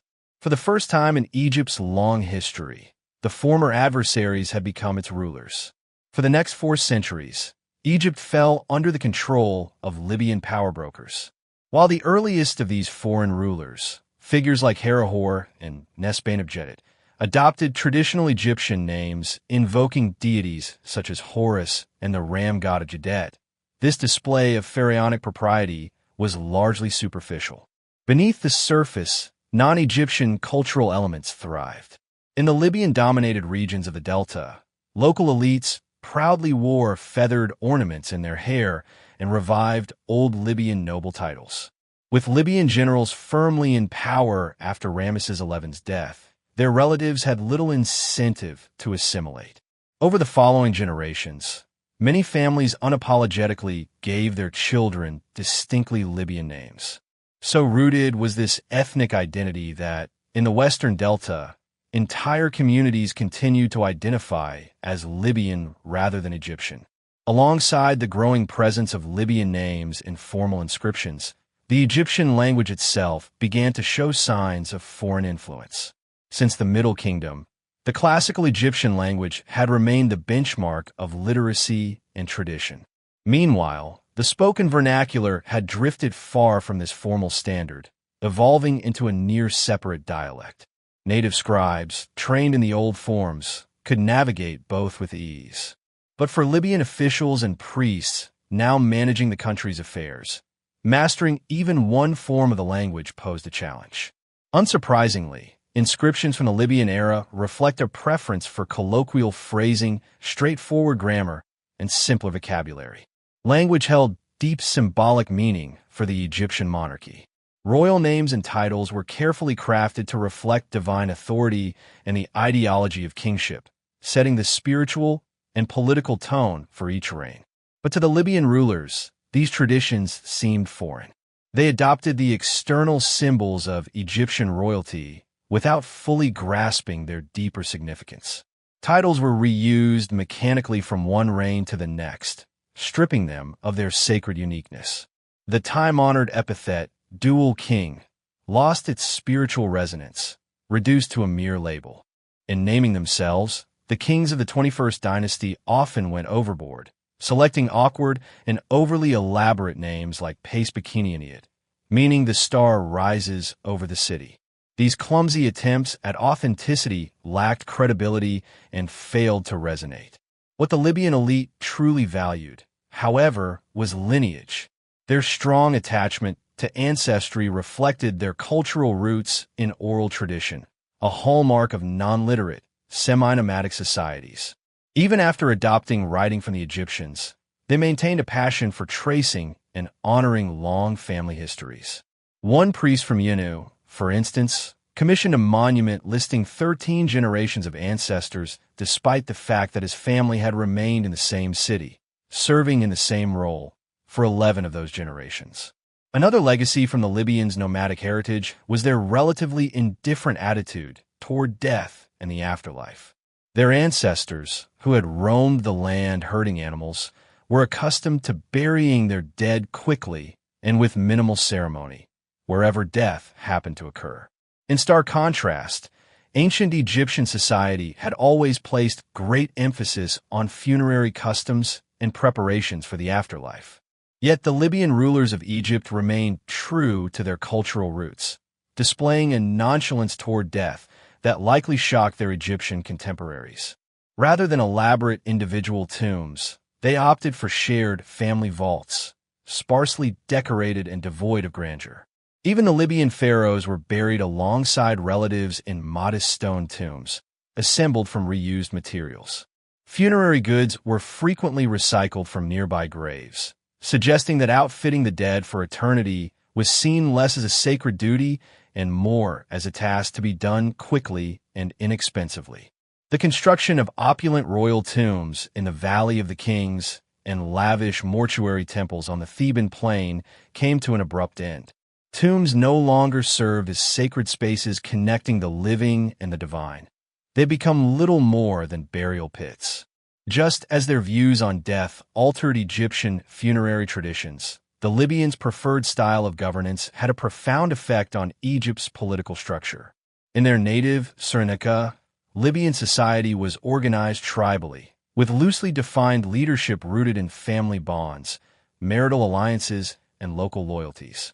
This system stood in stark contrast to Egypt's long-standing tradition of a centralized, absolute monarchy. Even before the new kingdom had officially ended, Libyan generals like Panehsy and Herihor had already demonstrated their disregard for unified rule. While Egypt had always recognized the administrative division between Upper and Lower Egypt, this was traditionally balanced by a single king who symbolically unified the two lands. After Ramesses XI's death, his Libyan successors abandoned this principle. To them, ruling the country through two concurrent monarchs was not a breakdown of order, but a practical expression of decentralized governance. Alliances, often cemented through marriage, helped preserve loyalty between the two ruling branches and prevented the emergence of rival dynasties. However, this shift toward decentralization came at a price. The Libyans granted unprecedented authority to royal sons, assigning them control over key cities and regions. These moves gradually eroded the power of the central government and diminished the influence of the monarchy, setting Egypt on a path of long-term fragmentation. But that lay in the future. For the moment, with the last of the Ramesside pharaohs laid to rest in the Valley of the Kings, the Libyan rulers saw their position as secure. One commanded Upper Egypt, the other ruled the Delta. Although the story of the late 20th dynasty is most vividly reflected in the monuments and political intrigues of Thebes, the true center of government and the main royal residence remained in the north. Since the earliest days of Egyptian history, Memphis had served as the nation's capital, maintaining its role as the hub of state administration throughout the Ramesside era. While Thebes rose to prominence as the religious heart of the nation, it was in Memphis that royal edicts were proclaimed, high officials were appointed, and monarchs were crowned. The royal palace, meanwhile, had been located at Ramesses since the reign of Ramesses II. Politically, the Delta held seniority over the Nile Valley in the union of Upper and Lower Egypt. Thus, when authority was formally split between Herihor and Nesbene following the death of Ramesses XI, it was Nesbene who assumed the royal title, while his brother-in-law took a secondary role as military commander and high priest of Ammonius. This arrangement preserved the illusion of national unity, though in practice it reflected a dual kingship held together mainly through family ties. This division of Egypt into two parallel political entities became the defining hallmark of Libyan rule. Each half of the country developed its own government, administrative structure, and ceremonial capital. The once symbolic concept of the two lands had now become a political reality. The Delta, which had seen the highest concentration of Libyan settlement in the final years of the new kingdom, was most strongly shaped by this new political landscape. Its dense marshes and complex network of waterways naturally lent themselves to political decentralization. During the height of Libyan dominance, the Delta fragmented into a mosaic of rival power centers. These regions were governed by local chieftains who nominally acknowledged the authority of the central royal house. In truth, however, the king was little more than a leading figure among regional peers. Still, the monarchs who ruled from Janet, known to the classical world as Tanis, were aware of their ceremonial importance and undertook an ambitious project to reflect their royal status.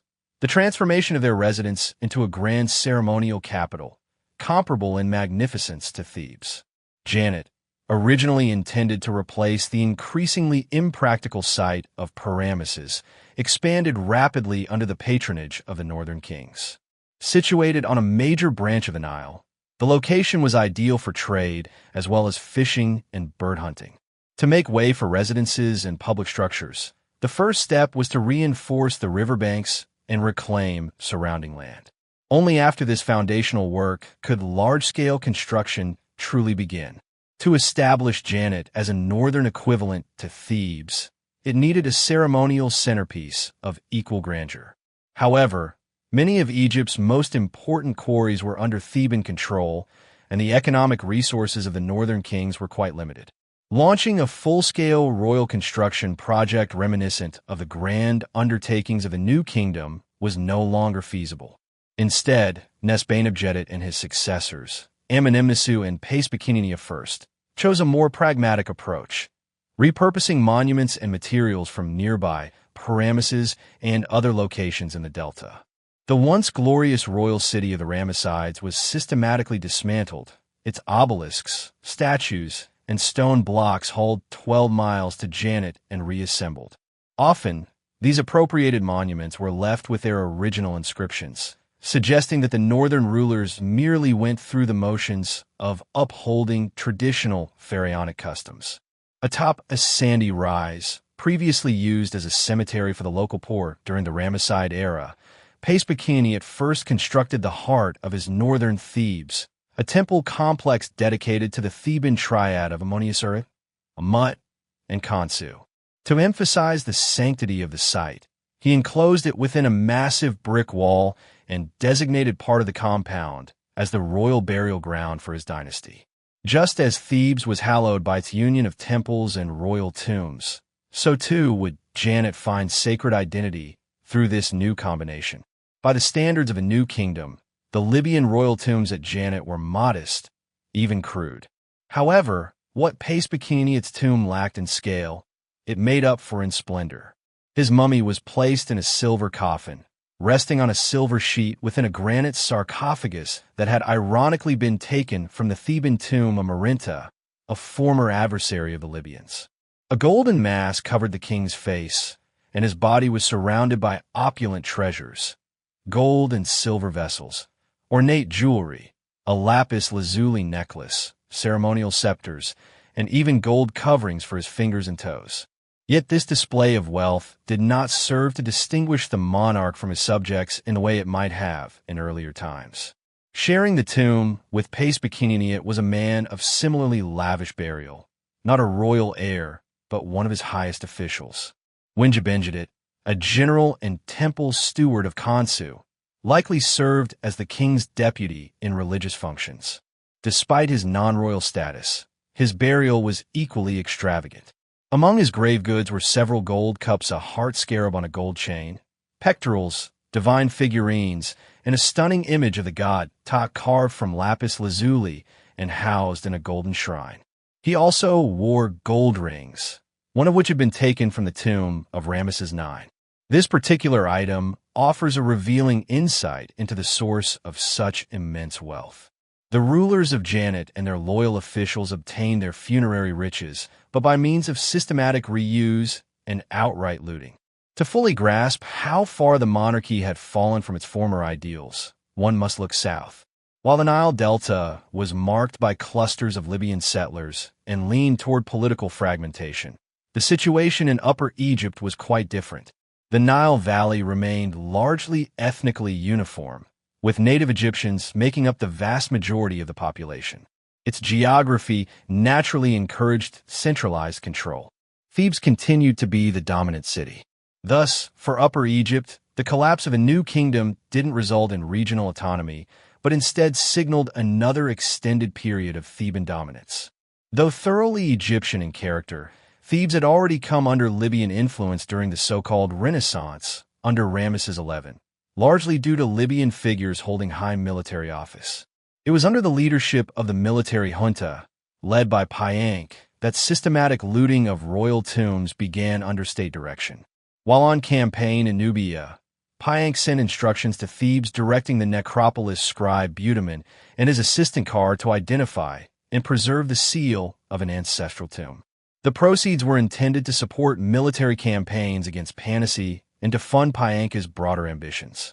That this looting occurred while the monarchy still technically stood reveals where the true power had shifted.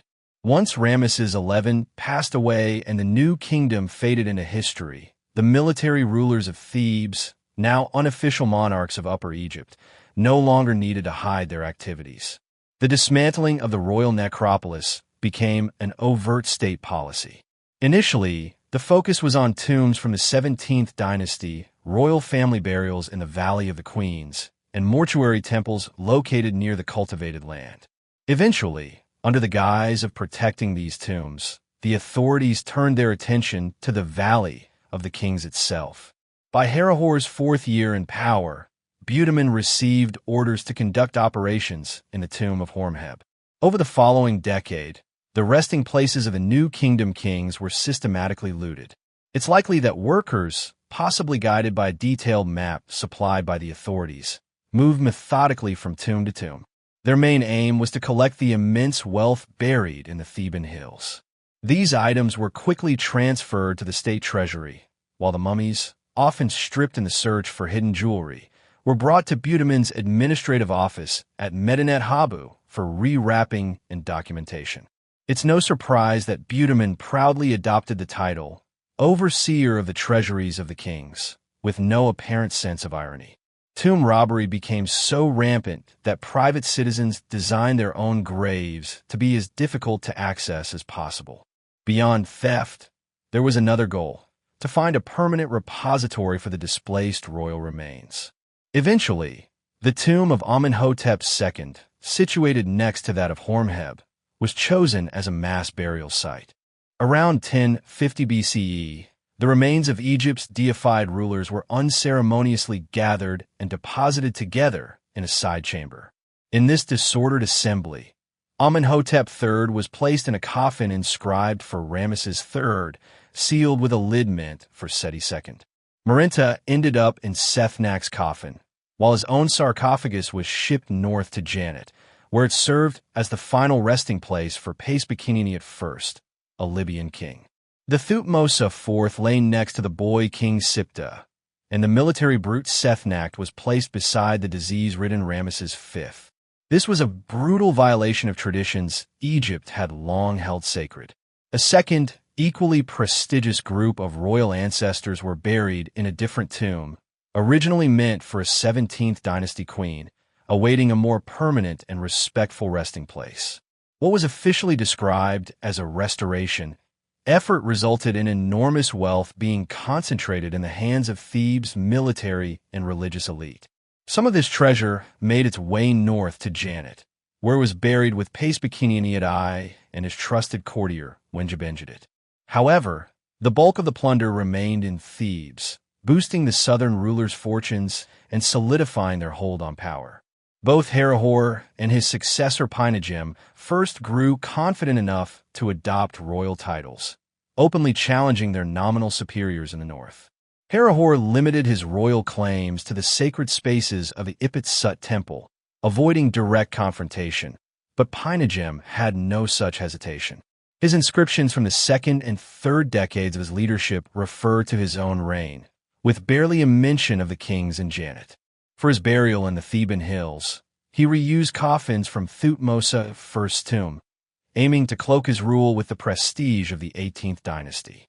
In the end, the institution of kingship may have survived the fall of the Ramessides, but it did so by devouring its own past.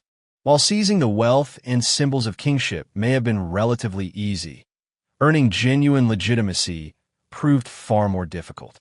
Until the final days of the new kingdom, Egyptians had viewed Libyans with typical disdain.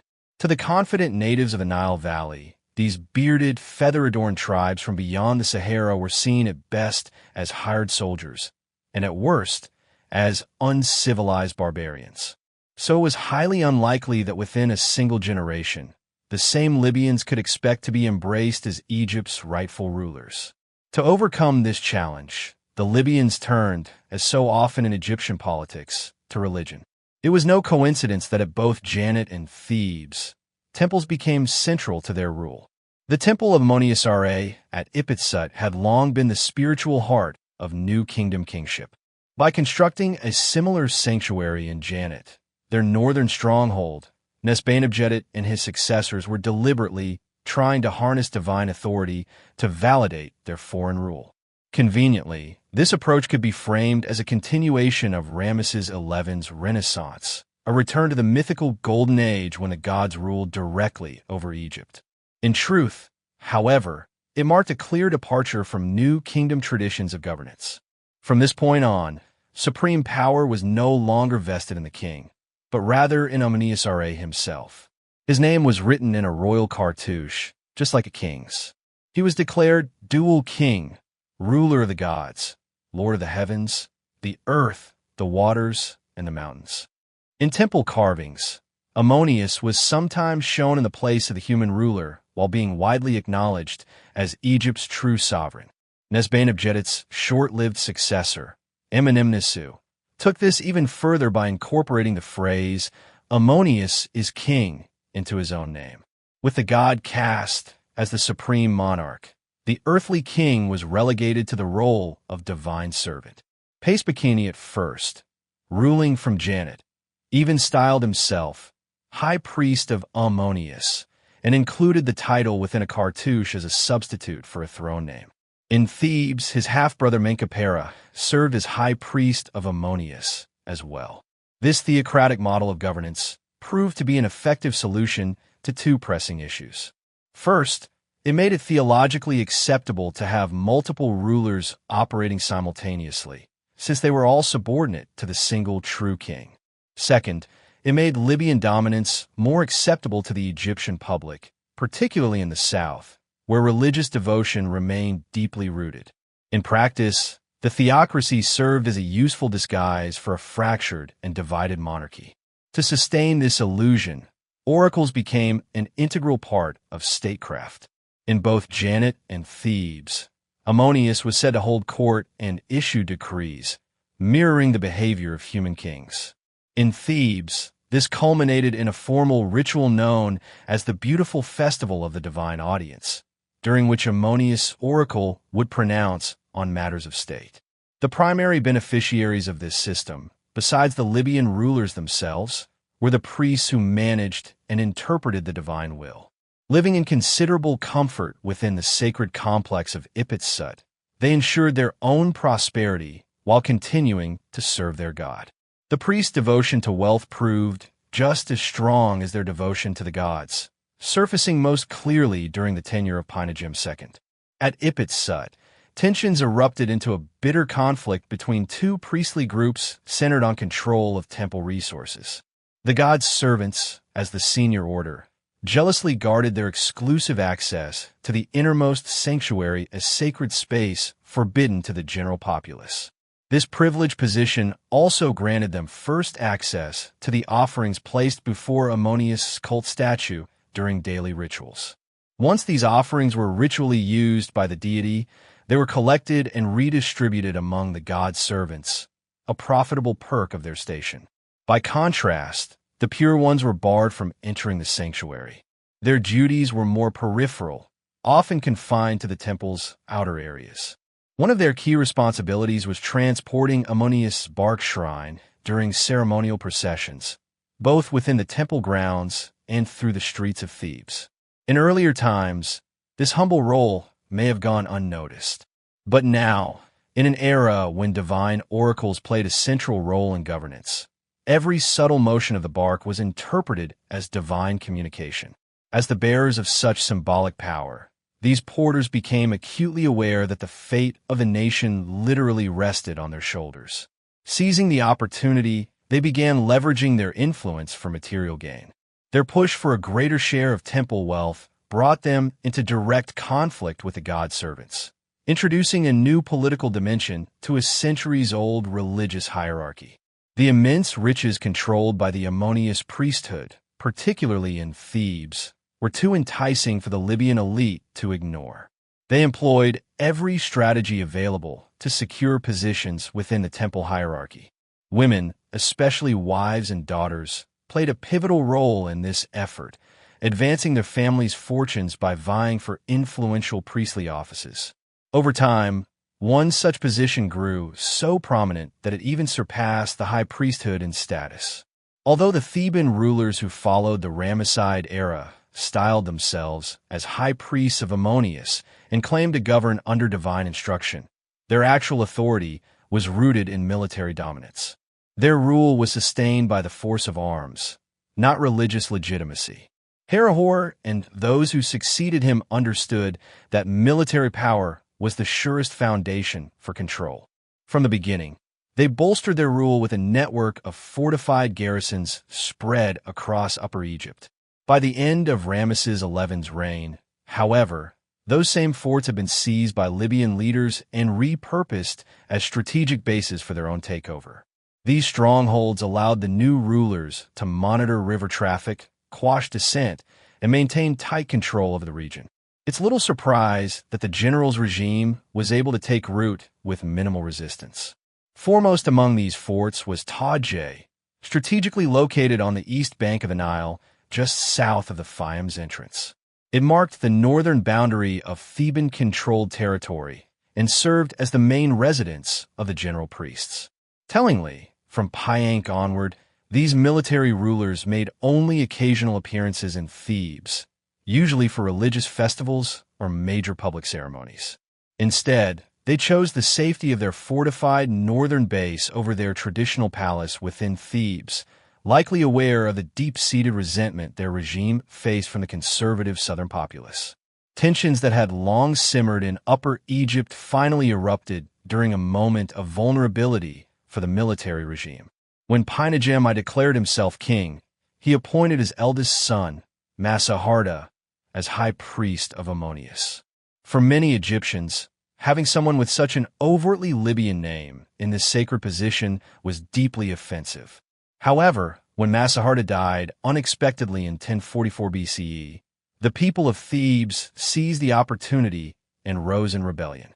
Ramesses' successor, his younger brother Jechkinsuifenk, held the high priesthood for only a short time before being ousted. To skeptics, this swift downfall casts serious doubt on the reliability of divine oracles, especially since his name, meaning Khonsu has said he shall live, was undermined by a fate determined not by divine will, but by human unrest. For a brief moment, it seemed as if Upper Egypt might reclaim its autonomy. But the army commanders had no intention of relinquishing control. From the safety of their stronghold at Taadje, Panehsy acted swiftly, appointing his third son, Menkheperre, as the new high priest and dispatching him south in bravery and strength to pacify the land and subdue its foe. With the full support of the military, Menkheperre crushed the revolt and reasserted his family's dominance over Thebes. The leaders of the uprising were captured and exiled to the western desert oases.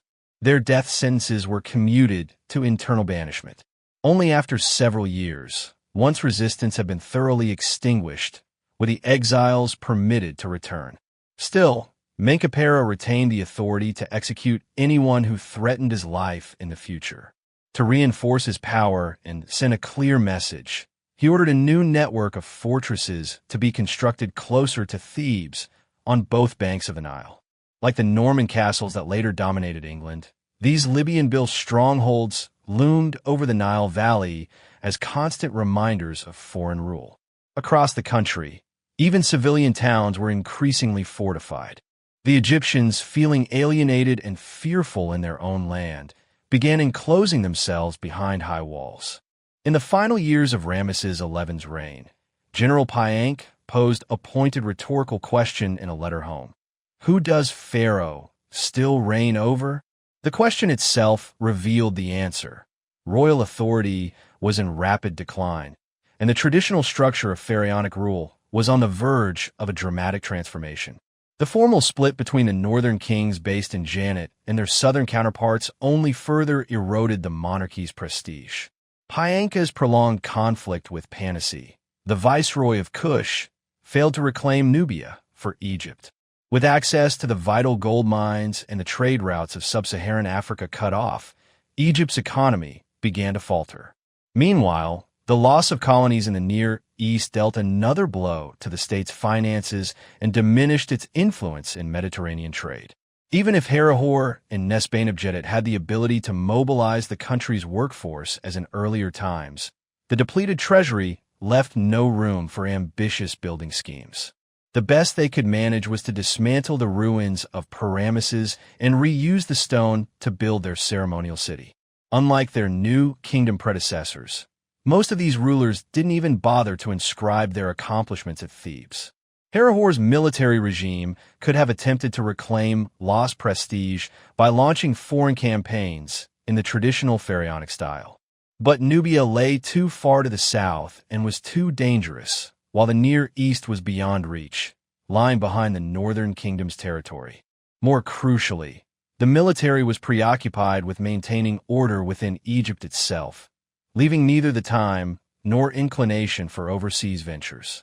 Nothing reflects Egypt's plummeting status on the world stage more vividly than the report of Amun, a narrative written during the early part of Herihor's rule. Whether the account is factual or fictional, it underscores Egypt's weakened position by highlighting the humiliation suffered by its envoys abroad. According to the report, Amun, a senior priest from the Ipit-Sut temple, was dispatched in 1065 BCE to Kebni to procure cedar wood for Amun-Ra's bark shrine. For 2,000 years, the forests of Lebanon had supplied Egypt with cedar, and such missions had once been routine. After paying his respects to King Nesbane and Queen Tinemen in Janet, Amun set sail for Kebni, following the same coastal route taken by many Egyptian expeditions before him. However, upon arriving in the harbor of Dor in southern Palestine, Amun was robbed. His appeal to the local ruler for compensation was ignored, leaving him stranded for 9 days before he could continue his journey. Entire, desperate, and out of options, he resorted to theft himself, stealing from a vessel owned by the Checker. Ironically, a group that had invaded Egypt alongside other sea peoples a century earlier during Ramesses III's reign. After fleeing at dawn to escape punishment, Amun reached Kebni, only to be denied entry to the port by the local ruler. In this new political climate of the 11th century BCE, an Egyptian envoy without gifts or credentials was no more welcome than any other stranger. The situation was deeply humiliating, both for Amun and the regime that had sent him. He had to endure nearly a month of waiting for funds to be sent from Egypt, all while suffering the mockery of the Kebni ruler. When the payment finally arrived, he received the timber but narrowly escaped arrest for his earlier theft, as the Checker had caught up with him. He fled once again, this time to Cyprus. It was at this point that the text abruptly ends, but its message is unmistakable. Egypt had fallen far from its former greatness.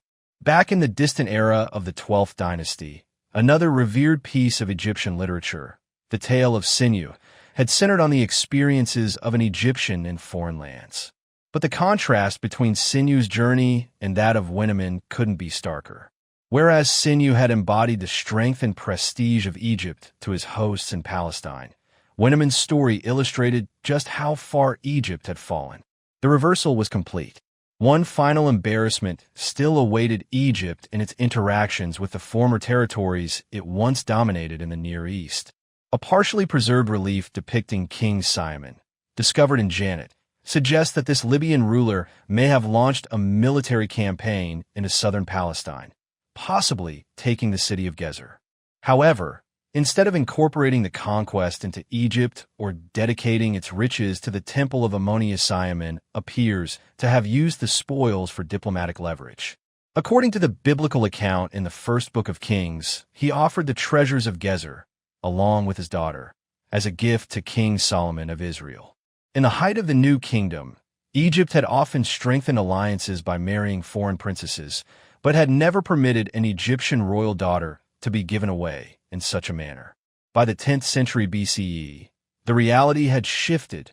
Egypt, once a towering power, had become fragmented and diminished, no longer a dominant force, but merely a minor participant in the complex and unstable politics of the Near East.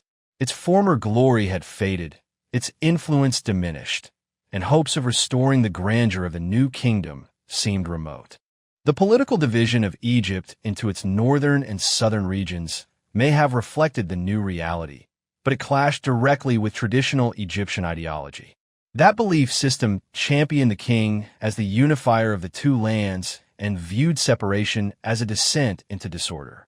As the earlier Hyksos period had shown, the enduring power of pharaonic traditions often had a way of reasserting itself. And as the Libyan ruling elite grew more established and confident in their authority, something unexpected began to happen. This shift was first visible in Thebes, the stronghold of pharaonic orthodoxy. After Panehsy's first period of rule, later high priests abandoned the practice of taking royal titles. Instead, they began dating their monuments according to the reigns of the recognized kings in Jannet. Figures like Menkaperra, Nesbanebjet II, and Panehsy II remained just as authoritative as those before them, but they were now willing to acknowledge the supremacy of a single sovereign ruler. This seemingly minor change marked a significant evolution in political thinking. That unification began to materialize in the mid-10th century BCE. Toward the end of Panehsy II's reign, authority in Thebes was delegated to a dynamic and ambitious Libyan leader from Bast named Shoshenq. Holding the title of Great Chief of Chiefs, Shoshenq emerged as a dominant figure in the royal court. His political savvy was further demonstrated by marrying his son to Panehsy's eldest daughter, cementing ties with the royal family. When Panehsy died, Shoshenq was in a prime position to seize the throne. Shoshenq's rise marked more than the beginning of Egypt's 22nd dynasty. From the start, Shoshenq first sought to consolidate control, restore the authority of the monarchy, and return Egypt to a form of centralized government reminiscent of the New Kingdom. Breaking from recent precedent, he discontinued the routine use of divine oracles in state affairs. For Shoshenq, the king's word was law, and he had no need for divine mediation. Only in distant Nubia, at the Grand Temple of Ramesses III in Napata, did the institution of the oracle continue to thrive. Though his name and heritage were Libyan, Shoshenq first held undisputed authority over all of Egypt. He also had a shrewd strategy for maintaining control over Upper Egypt and curbing the region's drift toward autonomy. By installing his own son as both high priest of Ammonius and military commander in Thebes, he secured unwavering loyalty from the south. Other loyalists and royal relatives were strategically placed in key roles across the land, while local elites were encouraged to marry into the royal line. When the third prophet of Ammonius took Shoshenq's daughter as his wife, the king could be confident that the Theban priesthood was firmly under his influence. In many ways, Egypt was once again operating as it had in the glory days of old. To assert his newly consolidated authority, Shoshenq turned to the royal archives and embraced the duties traditionally expected of an Egyptian pharaoh. He ordered the reopening of stone quarries and worked with his architects to design grand building projects.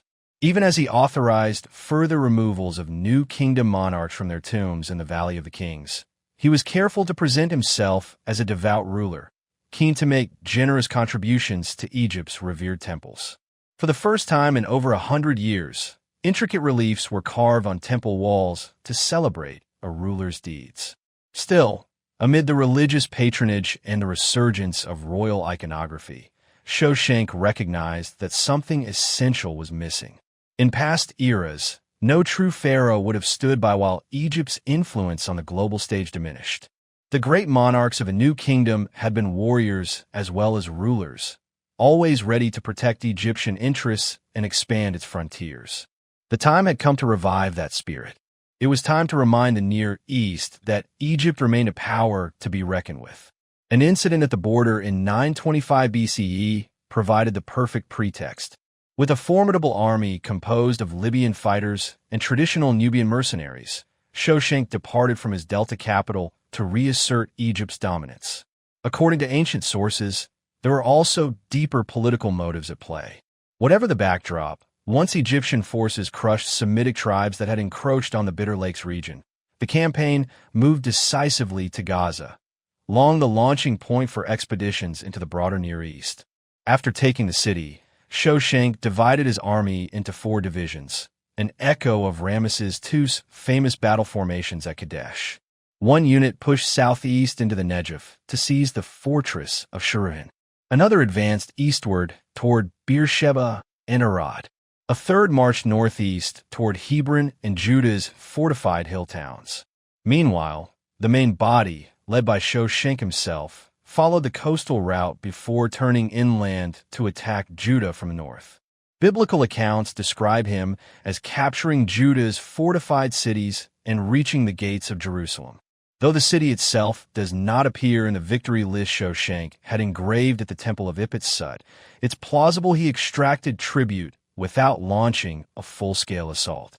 The complaint that he took away the treasures of the house of the Lord and the king's palace. He took everything, may well reflect historical reality. With Judah subdued, the Egyptian campaign pressed on. The next target was the fragmented kingdom of Israel, with Shechem falling in their path. Other familiar names from Egypt's imperial past reappeared. Beth-Shan, once a strategic base for Ramesses II, Tanakh, and Megiddo, where Thutmose III had won his legendary victory centuries before. Determined to immortalize his own conquests, Shoshenq commissioned a commemorative inscription at the fortress of Megiddo. His campaign then wound southward again, passing through Aruna and Yeum to Gaza, the border crossing at Raphia, along the ways of Horus, and finally home to Egypt. Once back on native soil, Shoshenq fulfilled his royal obligations by initiating a major expansion of the temple at Ipit-Sut. The new gateway was adorned with reliefs celebrating his military triumphs, portraying the king striking down foreign enemies under the watchful gaze of Ammonius and the personification of victorious Thebes. But if this campaign was intended to herald a revival of Egyptian greatness, the results were ultimately disappointing. Before construction at Ipit-Sut could be completed, Shoshenq first died unexpectedly. Deprived of his leadership, the building efforts were abruptly halted and the temples fell silent. His successors failed to continue his vision, reverting instead to a passive and limited style of governance. Their ambitions were modest, their outlook provincial. Egypt's fleeting resurgence on the international stage faded just as quickly as it had emerged. And rather than being impressed by Shoshenq's brief assertion of royal might, Thebes began to chafe under Delta rule once again. The threat of disunity returned to haunt the city once more. Shoshenq's first decision to place his own son in charge of Thebes successfully brought Upper Egypt under centralized control. This consolidation of power, along with Shoshenq's ambition and leadership, paved the way for his military campaign in Palestine. With all of Egypt under his authority, he was able to mobilize troops and gather resources from across the country, even enlisting Nubian mercenaries. However, beneath this unified front, deep-seated ethnic tensions lingered between the predominantly Egyptian population of Upper Egypt and the ruling Libyan elite. The geographical and cultural divide between the southern city of Thebes and the Libyan capital, Janat, only widened the gap. Southern discontent was inevitable. The ruler who pushed his luck too far was Osorkon II, Shoshenq's first great-grandson, who reigned from 874 to 835 BC. During his lengthy rule, he focused much of his attention on his hometown, Bast, particularly its main temple dedicated to the cat goddess Batet. Among his grandest projects was a festival hall built to commemorate 30 years on the throne. Positioned at the temple's entrance, it was adorned with scenes of jubilation and royal rites that echoed the earliest traditions of Egypt. Architecturally, it followed the classic pharaonic style and rivaled the splendor of New Kingdom monuments. However, its placement in the remote central delta, far from the spiritual heart of Thebes, revealed Osorkon's provincial roots. His devotion to Bast continued with the construction of another temple in the city, this time honoring Mahes, the lion-headed son of Batet. But instead of earning admiration from the people of Thebes, his religious efforts were met with disdain. Eventually, the discontent in Upper Egypt reached a tipping point. The Thebans, eager for autonomy, began to rally behind a leader who could champion their cause.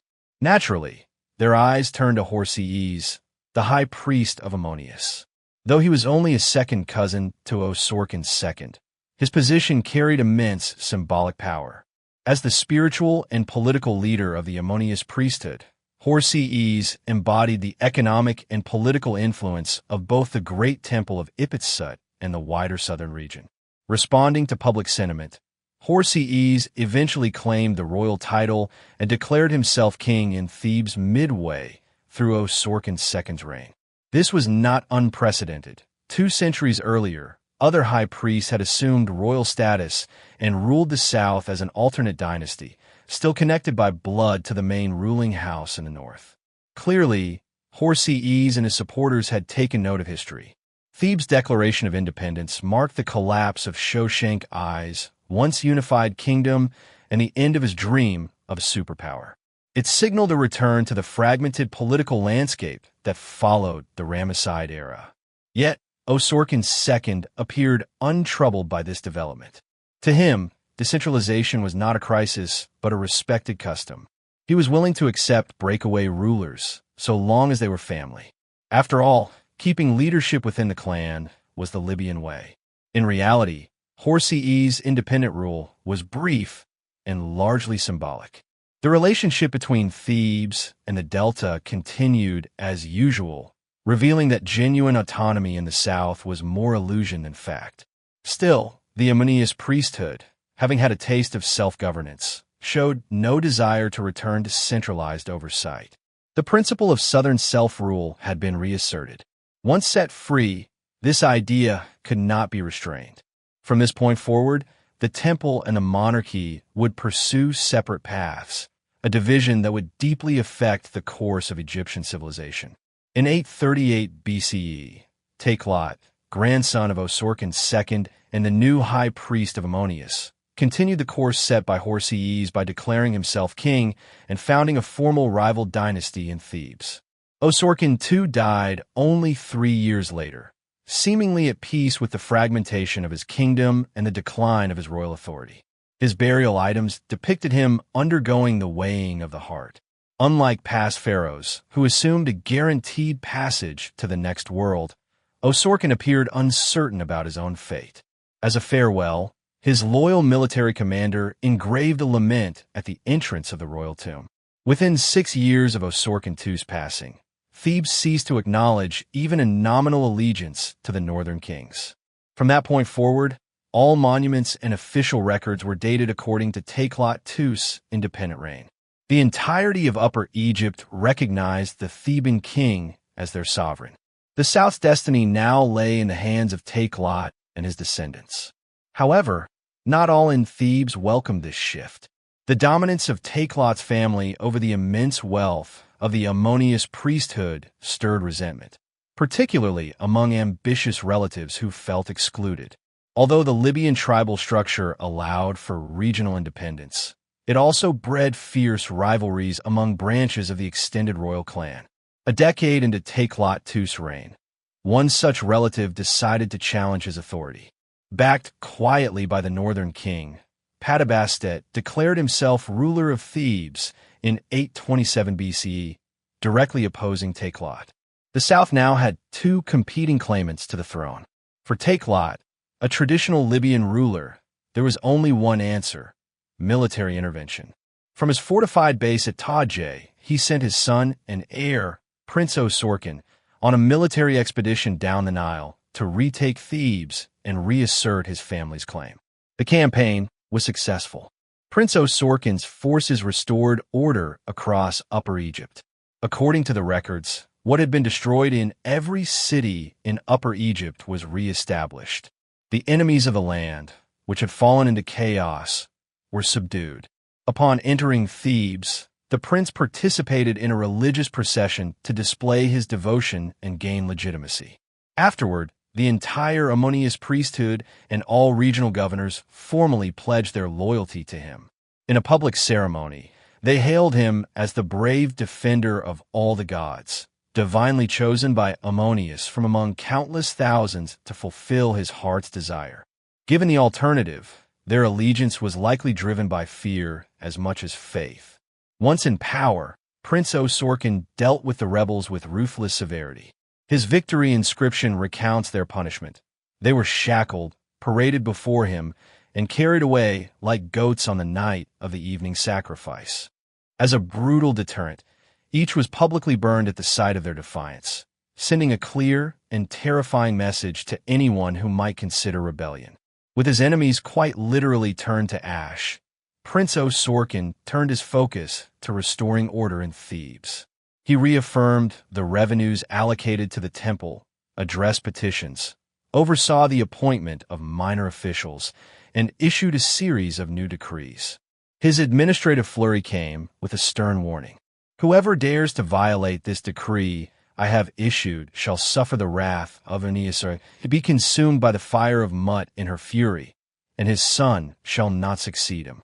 To this he added, with no shortage of confidence, while my name shall remain strong and endure for all eternity. The stones of Ipit-Sut must have seemed to echo their approval, for after the upheavals of recent times, here was a prince fashioned in the traditional mold. The following year, Prince Osorkon returned to Thebes on 3 separate occasions, participating in major religious festivals and presenting offerings to the gods. He likely believed that his visible piety and frequent appearances might win hearts and prevent future unrest. He miscalculated. Rather than calming the opposition, his ruthless crackdown on dissent only deepened the bitterness within the priesthood. In 823 BCE, a second large-scale rebellion erupted, once again with Panehsy at its head. This great convulsion plunged the region into civil conflict, dividing families and officials along political lines. This time, Panehsy emerged victorious, having secured the backing of high-ranking Theban authorities. He quickly moved to strengthen his grip on power by placing loyalists in key positions. Thebes slipped from the hands of Osorkon and his father, Takelot II, who withdrew to their northern bastion to regroup and lament their loss. For a time, lawlessness reigned. Years passed during which men preyed upon one another without resistance. Yet if recent history revealed anything, it was that Theban loyalty was fragile and easily swayed. Roughly a decade later, Prince Osorkon returned to Thebes, this time reinstated as high priest of Ammonius. His return was met with fawning praise. "We rejoice because of you. You have no enemies, for they no longer exist." But the words rang hollow.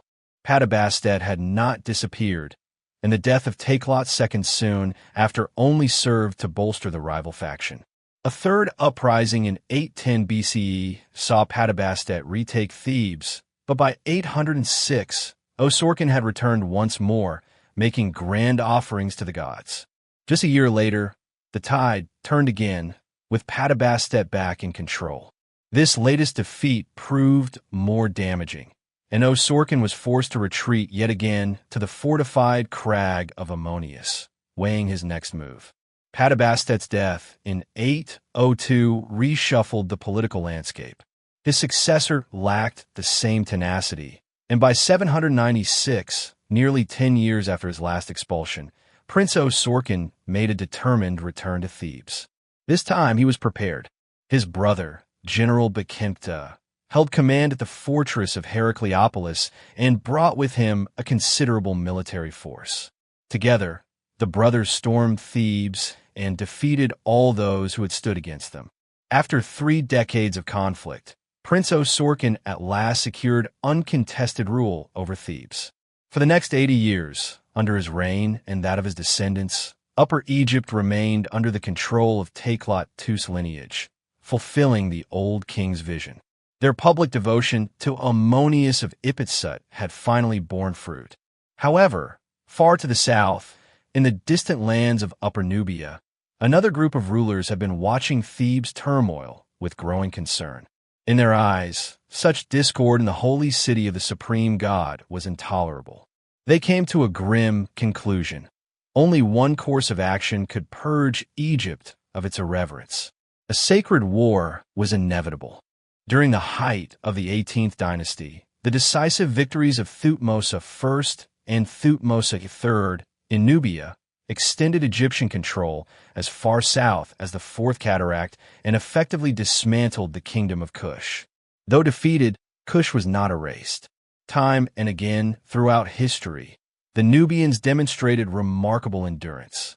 After the fall of a new kingdom, they did exactly that.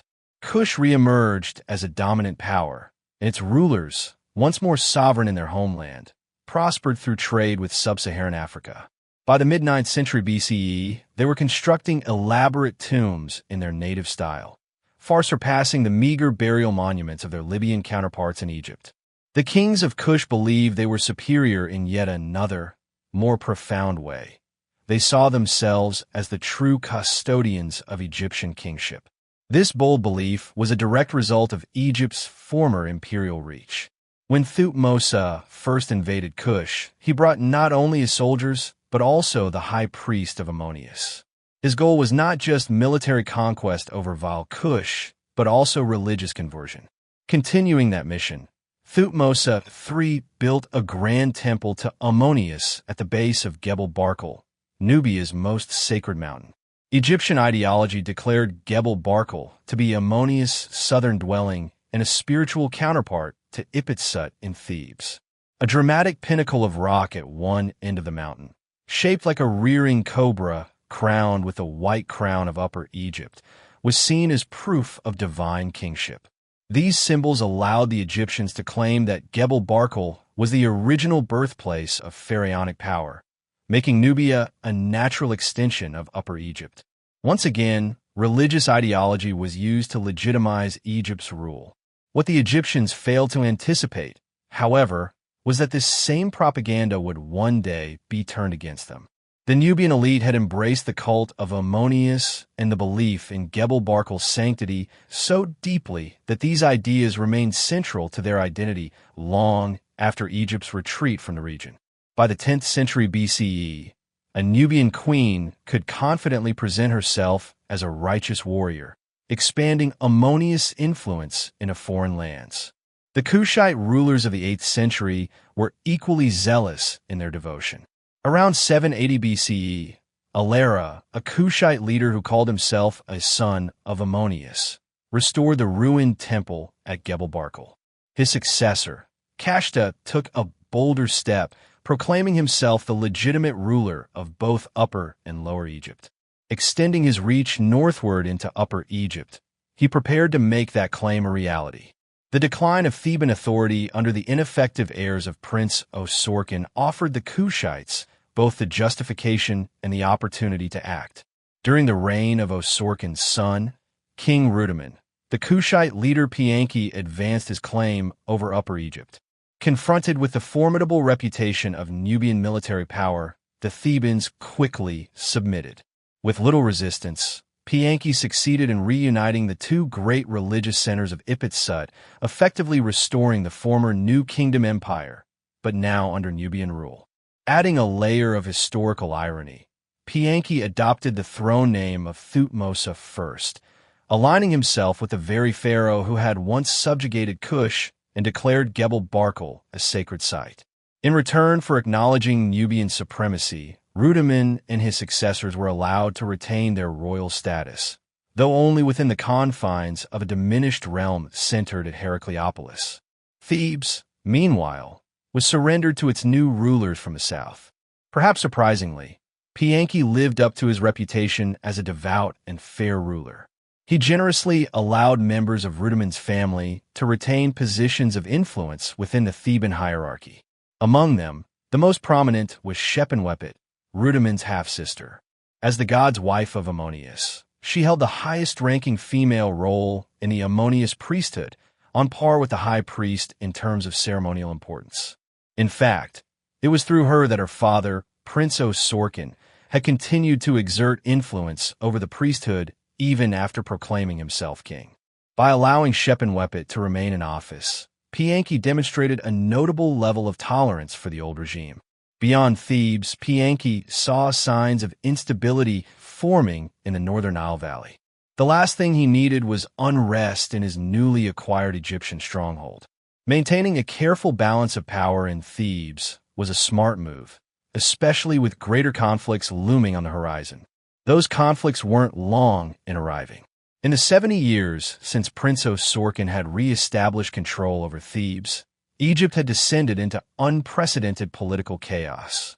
The Libyan tradition of multiple parallel dynasties had spiraled out of control. In Upper Egypt alone, aside from Panehsy himself, 2 other kings remained in power. Both rulers had managed to reach uneasy compromises with Panehsy that allowed them to keep their thrones, though with diminished authority. Lower Egypt, meanwhile, was in even greater disarray. The direct descendants of Shoshenq I were confined to their ancestral seat in Bast, while other areas of the delta were ruled by a confusing mix of petty kings and local leaders. Tarimu had its own king, Iapet II, and other towns were controlled by a patchwork of tribal chiefs of the Ma, hereditary nobles, and regional governors. Panehsy referred to them all dismissively as the feather-wearing chiefs of Lower Egypt. He clearly saw through the absurdity of so many self-styled dual kings, choosing instead to reserve that prestigious title for himself and reducing his rivals to mere kings in his own records. Among these many contenders, one stood out as a genuine threat. Tefnacht, the ruler of Sais in the western delta, did not bother claiming royal titles. As the great chief of the West, he had already amassed considerable power. By 740 BCE, he had seized Perwajet, Buto, and over the next 10 years, expanded his influence across much of the western delta, incorporating more provinces into his growing domain. Unlike the ceremonial kings around him, Tefnacht wielded real authority. In late 739 BCE, while Panehsy was seated in his palace at Napata beneath the sacred cliffs of Gebel Barkal, a storm began to break. A messenger was ushered through pillared corridors, past guards stationed in the waiting chamber, and finally into the royal hall to deliver the grim news. Tefnacht has taken control of the entire western region, reaching as far south as Ichtai. The situation quickly worsened. The leader of Sais was now marching south with a formidable army. Cities along both sides of Nile were surrendering without resistance. Heracleopolis was under siege, and Egyptian officials were defecting en masse, described as rushing to his side like dogs at his heels. Tefnacht's momentum seemed unstoppable. To make matters worse, Nimlet, the Libyan king of Amun, had renounced his alliance with the Kushites and joined the rebellion. The time for patience had passed. Panehsy was left with no choice but to respond. He had to defend Thebes and its sacred temples from the advancing threat of these impious invaders. Devout and determined in equal parts, Panehsy responded swiftly and without hesitation. The Kushite forces already stationed in Egypt were ordered to advance, confront the enemy, surround them, and take them captive. Special vengeance was reserved for the defector Nimlet. Meanwhile, Panehsy summoned the main army from Nubia and sent them forth with a sacred purpose. Ammonius, the god, commands this. Their mission was not merely military. Before continuing their march north, Panehsy instructed them to follow a strict spiritual protocol. When you arrive at the heart of Thebes before Ipit-Sut, immerse yourselves in the river, cleanse your bodies, and dress in fresh linen. Only then were they to make offerings to Ammonius, bow before his temple, and ask for divine direction. Lead us, so that we may fight with your strength surrounding us. The Nubian soldiers carried out Panehsy's instructions exactly, then moved on to confront their enemies. They scored a decisive victory in a fierce naval clash south of Amun and another on land near Heracleopolis. Soon after, Panehsy received troubling news. Furious, the Kushite king resolved to personally lead the campaign, but only after celebrating the New Year festival in honor of Ammonius. In the meantime, his army sealed off the entire province of Amun to prevent Nimlet from slipping away again. Following a brief stop in Thebes to reaffirm his religious devotion, Panehsy reached the outskirts of Amun in early 728 BC. Like Ramesses II before the Battle of Kadesh, he appeared in his royal chariot to rally his forces before launching the attack. On his command, a relentless bombardment of the city began, continuing day after day as the siege tightened. Eventually, Amun began to exude a foul odor. Not long after, the city surrendered. Panehsy claimed its riches, including Nimlet's royal crown, which was presented as a symbol of defeat. In a desperate plea for mercy, Nimlet's female relatives approached Panehsy's wives, daughters, and sisters, hoping for compassion from woman to woman. As for Nimlet himself, he bowed before his conqueror with two carefully chosen gifts, a sistrum made of gold and lapis lazuli, and a horse. Panehsy, like all Kushite rulers, had a deep affection for horses. Pleased by both the offering and the gesture, he later had the moment immortalized on his victory monument at the Temple of Ammonius in Gebel Barkal. Panehsy's love for horses was further revealed a few hours later during a visit to Nimlet's palace. Of all the sights, 2 rooms captured his attention. What happened next spoke volumes about his character and priorities. Nimlet's wives and daughters greeted Panehsy and paid him the honors expected of defeated royalty. But he ignored them entirely. Instead, he made his way to the stables, where he discovered the horses were unfed. Outraged, he exclaimed, "It pains me more to see my horses go hungry than all the wrongs you have committed." Panehsy would not be the last ruler in history to favor horses over people.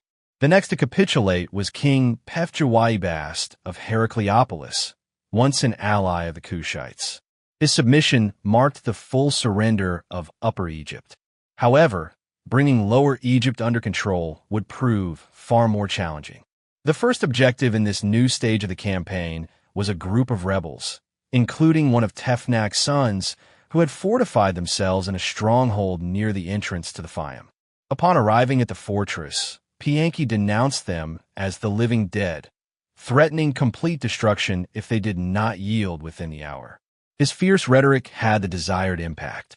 Keen to present himself as a merciful leader, Panehsy ordered that no harm come to the inhabitants. Nonetheless, the fort's grain stores, like those of Amun before it, were seized and offered to the temple of Ammonius at Ipit Sut. It was a divine reward for the god he so fervently served. The Kushite advance continued unimpeded. Town after town submitted. Among them was the ancient Middle Kingdom capital of Ichtai, still a key center in the northern Nile Valley. Eventually, Panehsy arrived at the ultimate goal of his campaign, the capital city of Memphis. Once again, he attempted diplomacy, urging the citizens not to resist. He promised to honor their patron god, Ptah, and then continue northward without violence. To bolster his appeal, he pointed to his prior acts of clemency. Look at the southern provinces. Not a single innocent life was lost. Only those who had defied the gods were punished. But Memphis rejected his entreaties, closing its gates and preparing for a siege. Under the cover of night, Tefnak himself made a covert visit to the city to rally its defenders. He understood that without Memphis, his resistance would collapse. Before dawn, he quietly exited the city, slipping past the Kushite lines before his presence was even detected. When Panehsy learned of the secret visit, he was furious. Dismissing the advice of his generals, he personally led the assault on Memphis, committing all available resources to its capture. Once the city fell, Panehsy remained true to his word. He promptly entered the temple of Ptah and performed the appropriate rituals, emphasizing once again that his campaign was not one of conquest, but a holy mission to cleanse Egypt and restore its sacred traditions. With Memphis subdued and nearby fortresses surrendering, rulers from across the Delta began flocking to Panehsy to offer submission. Among them were King Iapet II of Tarimu, the chief of the Ma, Akhenash of Jebnecher, and Prince Padiz of Hutherib. When Panehsy visited Yenu to perform sacrifices in the temple of Ra, King Osorkon IV of Bast came to witness the majesty of Panehsy firsthand. This weakened remnant of the Libyan dynasty wanted to see with his own eyes the power that had restored royal authority to Egypt. Following Osorkon's example, the assembled rulers of Lower Egypt pledged loyalty to Panehsy and offered generous tributes. They declared, "Allow us to return to our cities and open our treasuries, so that we may present you with whatever your heart desires, including the finest horses and the best of our stables." Clearly, they were well aware of the Nubian king's love of horses. Panehsy, unsurprisingly, accepted their offerings. When the final, lackluster uprising against Kushite authority was quickly crushed, Tefnakht recognized that his resistance had run its course. He dispatched envoys to Panehsy, not to formally surrender, but to propose a ceasefire. Though he cloaked his message in deference, Tefnakht was fully aware that he still held a strong bargaining position. Much of the western delta remained under his control, and his forces could prolong the conflict indefinitely if he chose to resist. To demonstrate his confidence, Tefnakht declined to present himself personally before Panehsy. Instead, he audaciously requested that a Kushite delegation travel to meet him at his capital in Sais. It was hardly the resolution Panehsy had envisioned, but in the interest of avoiding a drawn-out war of attrition, he accepted. So, in the temple of Neith at Sais, Tefnakht finally pledged allegiance to Egypt's new, unquestioned overlord. The following day, Panehsy witnessed a powerful and symbolic act of submission. The 4 reigning kings, each adorned with the royal uraeus, were brought before him. One by one, they prostrated themselves and kissed the ground at his feet. Egypt may have had 5 claimants to the throne, but only one true sovereign. The symbolism of the moment was unmistakable. It had taken a king from Nubia to restore the majesty of the Egyptian monarchy. Before returning to Thebes, his ships heavy with the spoils of war, Panehsy made a final declaration of his religious fervor. Of the 4 rulers who had bowed before him, only Nimlet was permitted to enter the royal precinct. The others were excluded not for their past opposition, but for violating Panehsy's stringent codes of ritual purity. They were uncircumcised and had consumed fish. Under Kushite rule, military might was tightly intertwined with moral absolutism. The fusion of power and piety would become a potent force in Egypt's future. After thoroughly defeating all opposition and asserting Kushite supremacy across Egypt, Panehsy might have basked in his triumph and relished the full honors of pharaonic rule. Yet, true to his Nubian roots, he remained unwaveringly loyal to his homeland. Following his victorious campaign in 728 BCE, Panehsy turned southward, making a brief stop in Thebes to appoint his daughter as the future god's wife of Ammonius. This strategic move ensured the continued presence of Kushite authority in the city sacred to Ammonius. Having paid his respects to the deity, Panehsy and his entourage resumed their journey. 4 days of sailing brought them to Abu, the southern border of Egypt, and within a month, they were safely back in Napata, nestled beneath the massive silhouette of Gebel Barkal. Resettled in his expansive palace, Panehsy ruled for another 12 prosperous years, a time of abundance for Kush. Yet he never again set foot in Egypt. His approach to Egypt revealed much about his motivations for launching the campaign. Had political domination been his true aim, Panehsy would likely have installed trusted governors to administer Egyptian territories on his behalf. But his mission had been primarily religious, to defend Ammonius' sacred sites from foreign influence. Having fulfilled that goal, he showed little interest in managing Egypt's internal affairs. The Libyan rulers were quick to recognize this. No sooner had Panehsy returned home than Egypt's northern leaders resumed their old behaviors.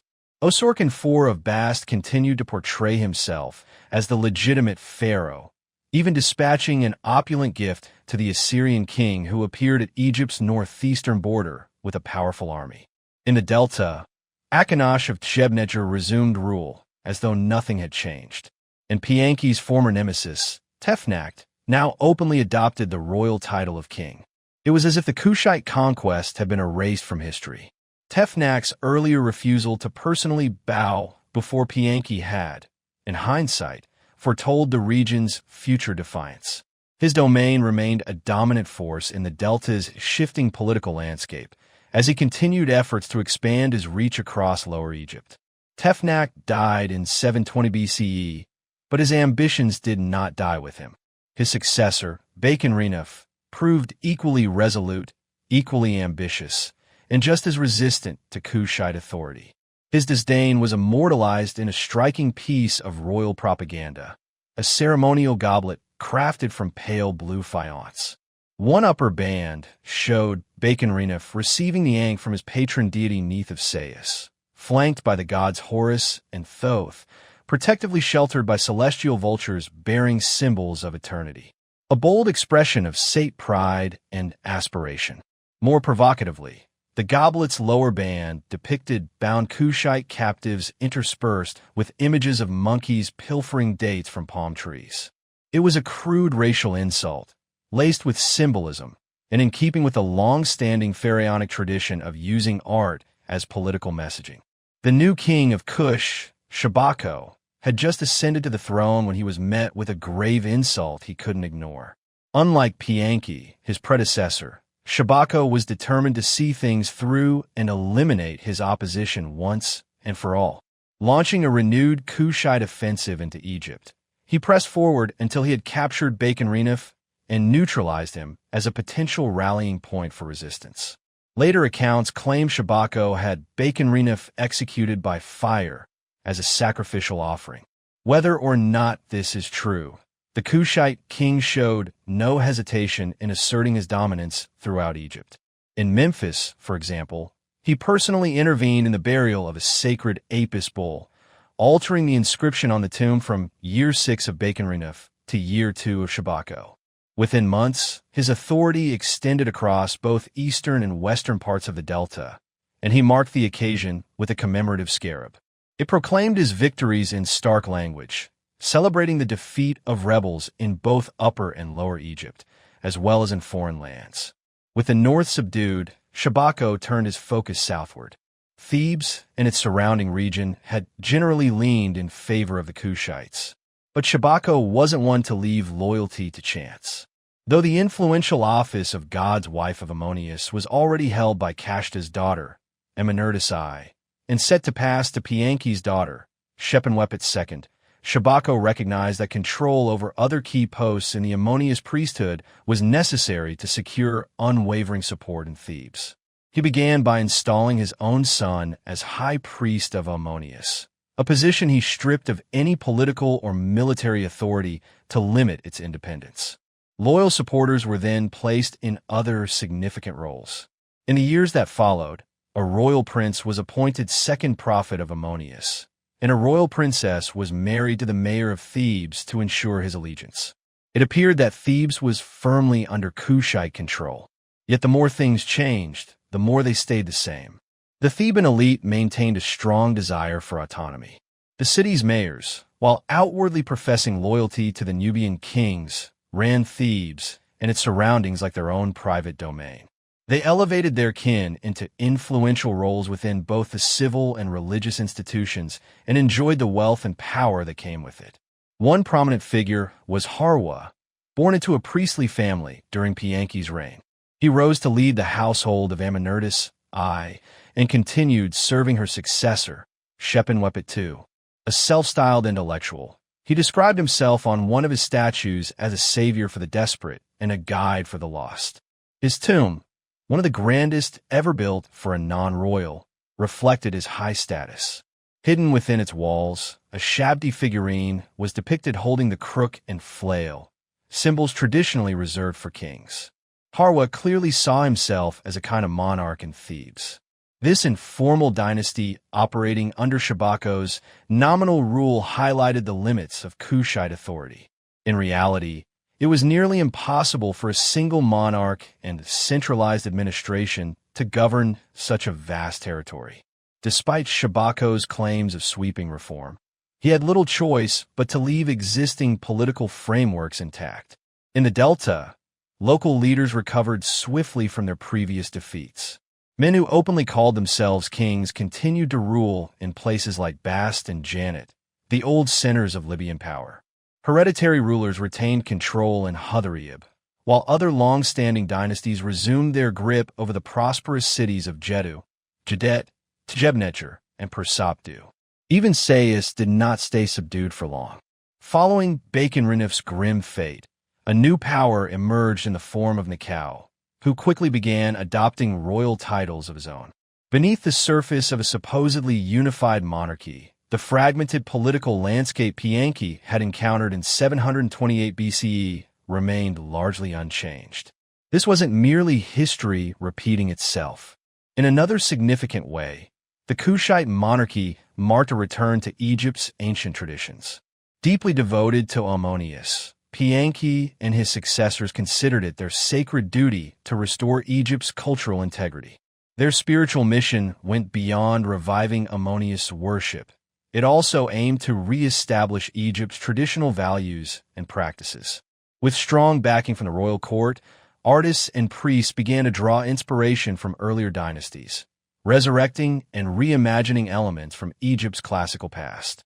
This reverence for antiquity quickly permeated all aspects of cultural life. Shabako set the tone by adopting the throne name of Pepi II, evoking the grandeur of the Old Kingdom. His successor took it a step further, reviving a royal title last used by the 5th dynasty king Isisi. Top officials followed the trend, embracing long outdated, often symbolic titles simply for their historical significance. Even the written word was deliberately cleansed, with scribes reverting to archaic Old Kingdom forms and learning to craft new documents in a style that echoed the ancient idiom. One notable example of this cultural revival was the Memphite theology, a theological work that explored the role of the god Ptah. Shabako commissioned the text himself, claiming it was a faithful copy of a decaying, ancient papyrus preserved in the temple archives. The language was convincingly archaic, so much so that it misled scholars upon its modern discovery. But like many aspects of the Kushite cultural revival, the Memphite theology was a carefully constructed illusion. It reflected an imagined golden age of cultural purity, cherished by the Kushite reformers. Ptah's renewed importance, alongside Ammonius, also marked the resurgence of Memphis as Egypt's central seat of power. This echoed its former role as the capital before Egypt's fragmentation following the last Ramesside king. Memphis was ideally positioned to oversee both the Nile Delta and the Southern Valley, hence its ancient title, Balance of the Two Lands. Additionally, the Kushite kings were deeply intrigued by the rulers of the Old Kingdom, whose pyramids still loomed over the Memphite region. When Panehsy passed through Memphis during his 728 BCE campaign, the pyramids clearly left a lasting impression. Upon returning to Nubia, he ordered the construction of a pyramid of his own, thereby transforming the style of royal burials in his homeland. His tomb embraced many traditional Egyptian features: New Kingdom-style shabby figurines, passages from the Book of the Coming Forth by Day, and selections from the pyramid texts. Yet, even in his burial, Panehsy maintained a distinctly Nubian identity. Alongside these Egyptian symbols, he made space in his tomb for a team of horses. This fusion of Egyptian and Kushite elements brought a fresh vitality to the artistic expression of the time, breathing new life into the royal workshops. In sculpture, artists deliberately revived the proportions of the Old Kingdom, favoring a stocky, muscular portrayal of male figures that resonated with the Kushite ruler's self-image. The close-fitting cap crown, commonly worn by Kushite kings, was likely chosen for its ancient origins. At the same time, certain distinctly Nubian traits became unmistakable in royal portraiture. These artworks, both magnificent and conflicted, mirrored the central paradox of Kushite rule. Although these kings from Upper Nubia went to great lengths to appear as authentically Egyptian as possible, they remained outsiders, shaped by a deeply different African heritage. The result was a cultural blend that was not always entirely harmonious. Kushite dominance reached its uneasy peak during the reign of Panehsy's son, Taharko. He maintained the archaizing trend of his predecessors, constructing a Nubian pyramid modeled on those of the Old Kingdom, while designing its inner chambers in imitation of a new kingdom's Osirian tomb at Abydos. In his pursuit to revive Egypt's golden age, Taharqa launched widespread temple restoration projects, from distant Meroe in the southern reaches of Nubia to Janet in the northeast delta. Among these initiatives, the restoration of the temple at Gemphiton seemed to hold special importance for Taharqa. Positioned on the Nile's east bank at the terminus of a major route from Napata, the temple had been started by Amenhotep III and expanded under Tutankhamun. For the Kushites, Gemphiton represented everything they sought to reclaim.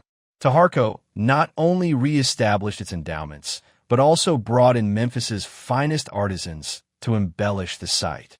Their experience with Old Kingdom funerary architecture clearly left its mark on the project, likely in line with Taharqa's vision.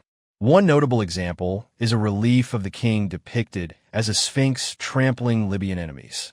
Drawing on the past to shape the present was a tradition the Kushites eagerly embraced. If Taharqa's religious efforts were meant to gain divine favor for his reign and his dynasty, early signs suggested his prayers were answered.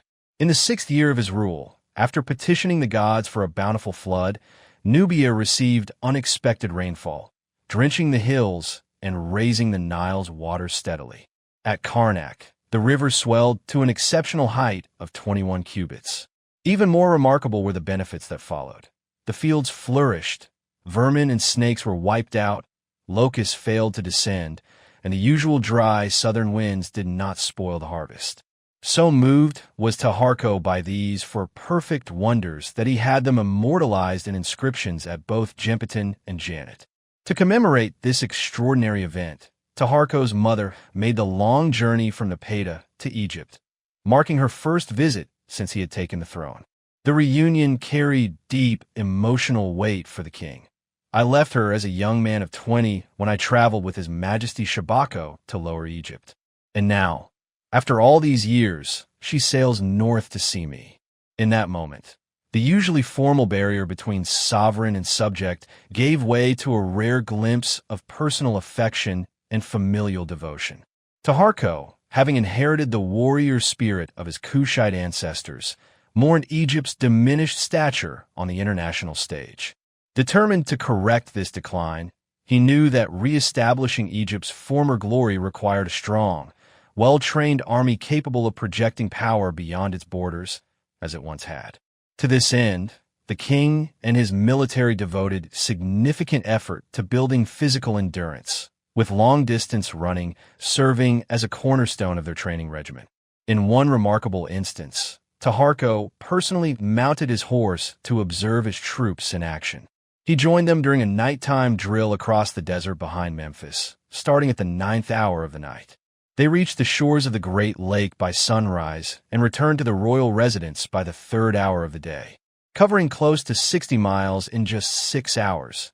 This feat demonstrated the soldiers' extraordinary stamina and discipline. Their rigorous preparation soon bore fruit.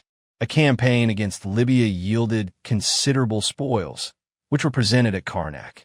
This victory was followed by a string of military operations in Palestine and Lebanon, allowing Taharqa to push Egypt's influence along the Mediterranean coast as far north as Kebni. While his accomplishments did not rival the expansive conquests of the great warrior pharaohs of the New Kingdom, they marked a significant and promising resurgence. However, the dream of fully reviving Egypt's imperial dominance was ultimately out of reach. Taharqa's aspirations collided with those of another powerful ruler in the region. Originating from its core along the Tigris River, the Assyrian kingdom first took note of its Nile-based counterpart during the early 15th century BCE. After Thutmose first began Egypt's imperial expansion into the Near East, the two powers maintained a cautious relationship. Assyria sent tribute to Thutmose III after the Battle of Megiddo and later kept formal ties with Akhenaten's court. However, just as Egypt faced periods of instability, Assyria too fell into decline, and by 1000 BCE, it had shrunk back to its traditional strongholds around Ashur and Nineveh. Once again, the fortunes of the two civilizations seemed to run parallel. By the 8th century, as the Kushite dynasty began consolidating its grip over the Nile Valley, Assyria was undergoing a dramatic resurgence under the leadership of Tiglath-Pileser III. His methods were brutal and highly centralized. Newly conquered lands were placed under the authority of governors appointed directly by the crown, with their loyalty monitored through frequent royal inspections. To weaken regional identities and suppress resistance, mass deportations were enforced. By the time Shabako rose to power in both Kush and Egypt, much of the Near East was firmly under Assyrian control and suffering under its oppressive rule. In the face of such a formidable adversary, Shabako initially adopted a policy of careful diplomacy. His resolve was tested when the rebellious ruler of Ashdod sought refuge in Egypt. Shabako, unwilling to provoke Assyria, returned the fugitive to his pursuers. But this uneasy peace was short-lived. When Sennacherib intensified efforts to secure Assyria's western borders, Egypt began covertly backing rebellious city-states in the region, hoping to undermine Assyrian authority from within. The gambit backfired dramatically. Sennacherib launched a campaign to crush the uprising in Palestine, prompting Hezekiah of Judah to appeal to Egypt for military aid. It was a request Shabako could hardly ignore. He called upon his nephew Taharko, then a young prince of 20, to lead the Egyptian forces north from Nubia. The two sides met near El Takei, just 10 miles from Ashdod, in 701 BCE. Taharko's army was encircled and suffered a serious defeat. He fell back to regroup, hoping to strike once the Assyrians moved on to besiege Jerusalem. But Sennacherib proved too astute. He swiftly recalled his troops from Judah, turned to confront the Egyptian threat, and drove Taharko's forces into full retreat. The Kushite prince returned to Egypt defeated and demoralized. In that moment, it became clear Egypt had encountered an adversary it could not easily overcome. The Kushite dream of regional dominance had met a formidable and unyielding reality. The rise of Esarhaddon to the Assyrian throne in 680 BC marked the beginning of the end for Kushite dominance in Egypt. As ambitious and relentless as his predecessors, Esarhaddon was determined to bring the Nile Valley under Assyrian control. His first offensive came in 674, but Taharko, well prepared from recent military training, successfully repelled the attack. Despite the victory, Taharko sensed the danger was far from over. He openly lamented what he saw as the abandonment of divine support, a reflection of his growing anxiety. His concerns proved well-founded. Just 3 years later, Esarhaddon personally led a much larger and more formidable invasion force, sweeping through the Near East with relentless momentum. After destroying Tyre, the Assyrians advanced swiftly toward the Egyptian delta. Memphis, the seat of royal power, soon found itself under siege. Facing overwhelming odds, Taharko had little choice but to flee, leaving behind his wife and children, who fell into Assyrian hands. Within mere hours, the fortified city was overrun and looted. Among the spoils were lavish treasures, hundreds of golden crowns adorned with serpents, thousands of silver talents, and tens of thousands of horses.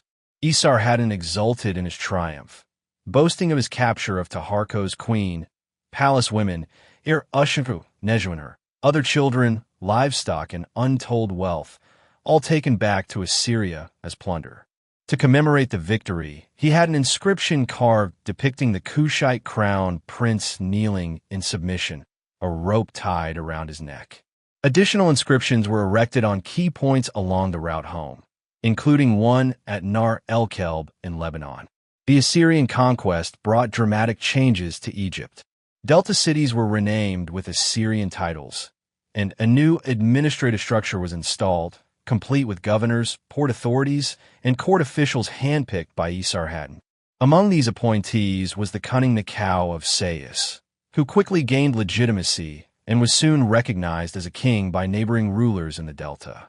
When Taharko made his return to Memphis in 670, he found himself hemmed in by adversaries on all fronts. A third invasion loomed in 669, but was unexpectedly halted when Esarhaddon died on his way to Egypt. For the embattled Kushites, it offered only a brief reprieve. Indeed, A third invasion came just 2 years later, this time under the command of Assyria's new and most ruthless ruler, Ashurbanipal. One of his very first acts as king was to launch this campaign, and he did so with unwavering confidence. Egypt was swiftly overwhelmed. Taharqa, upon hearing of his army's defeat while still in Memphis, was thrown into despair. Gripped by panic, he abandoned the city and fled south to Thebes in a desperate bid to preserve his life.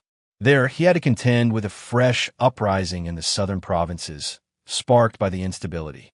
Meanwhile, Ashurbanipal imposed direct Assyrian control over Egypt, securing oaths of loyalty from rulers throughout both Upper and Lower Egypt, and installing Assyrian officials in positions of power. Egypt had effectively become another province in the Assyrian Empire. Yet the very internal divisions that had long undermined Kushite rule now provided a flicker of opportunity. As soon as Ashurbanipal withdrew his forces, a number of local rulers began secretly conspiring with Taharqa in hopes of reclaiming Egyptian independence. Their efforts might have succeeded if not for the Assyrians' highly efficient intelligence network. Once the plot was uncovered, Assyrian authorities acted swiftly. The rebel kings were arrested, shackled in iron, and the towns that supported them were brutally punished. The inhabitants, young and old, were massacred. Corpses were impaled on stakes, their skins flayed and draped over the city walls as a grim warning to all. Public executions swept across the delta, and the leaders of the rebellion were deported to Nineveh, where they awaited Ashurbanipal's judgment. Only Nekhau of Sais survived, managing to convince the Assyrians of his loyalty. He was reinstated as governor of his former domain. As a sign of renewed trust, Nekhau's son Samtek was given an Assyrian name and installed as the new ruler of Hutherib, replacing its former prince who had been executed with the other rebels. Once again, the shrewd rulers of Sais managed to survive the storm. Just as Tefnakt had opposed Pianki and Bacon-Renuf had resisted Shabako, a new generation of Sates was now ready to challenge the Kushites for supremacy in Egypt. Taharqa died in 664 BCE, broken and defeated. But his successor, Tenutaman, was not ready to give up. Against overwhelming odds, he mounted a final campaign to reclaim the Nile Valley from Assyrian domination. Declaring himself under the protection of Ammonius, Tenutaman turned his campaign into a spiritual crusade. He ordered the rebuilding of desecrated temples, made religious offerings, and reinstated priests who had been displaced by the Assyrians. His message was clear. A holy mission would once again restore Egypt's sanctity and sovereignty. This time, however, the opposition was no longer a scattered group of petty rulers.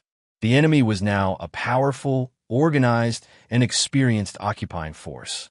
Marching on Memphis, Tenutaman achieved an early symbolic victory.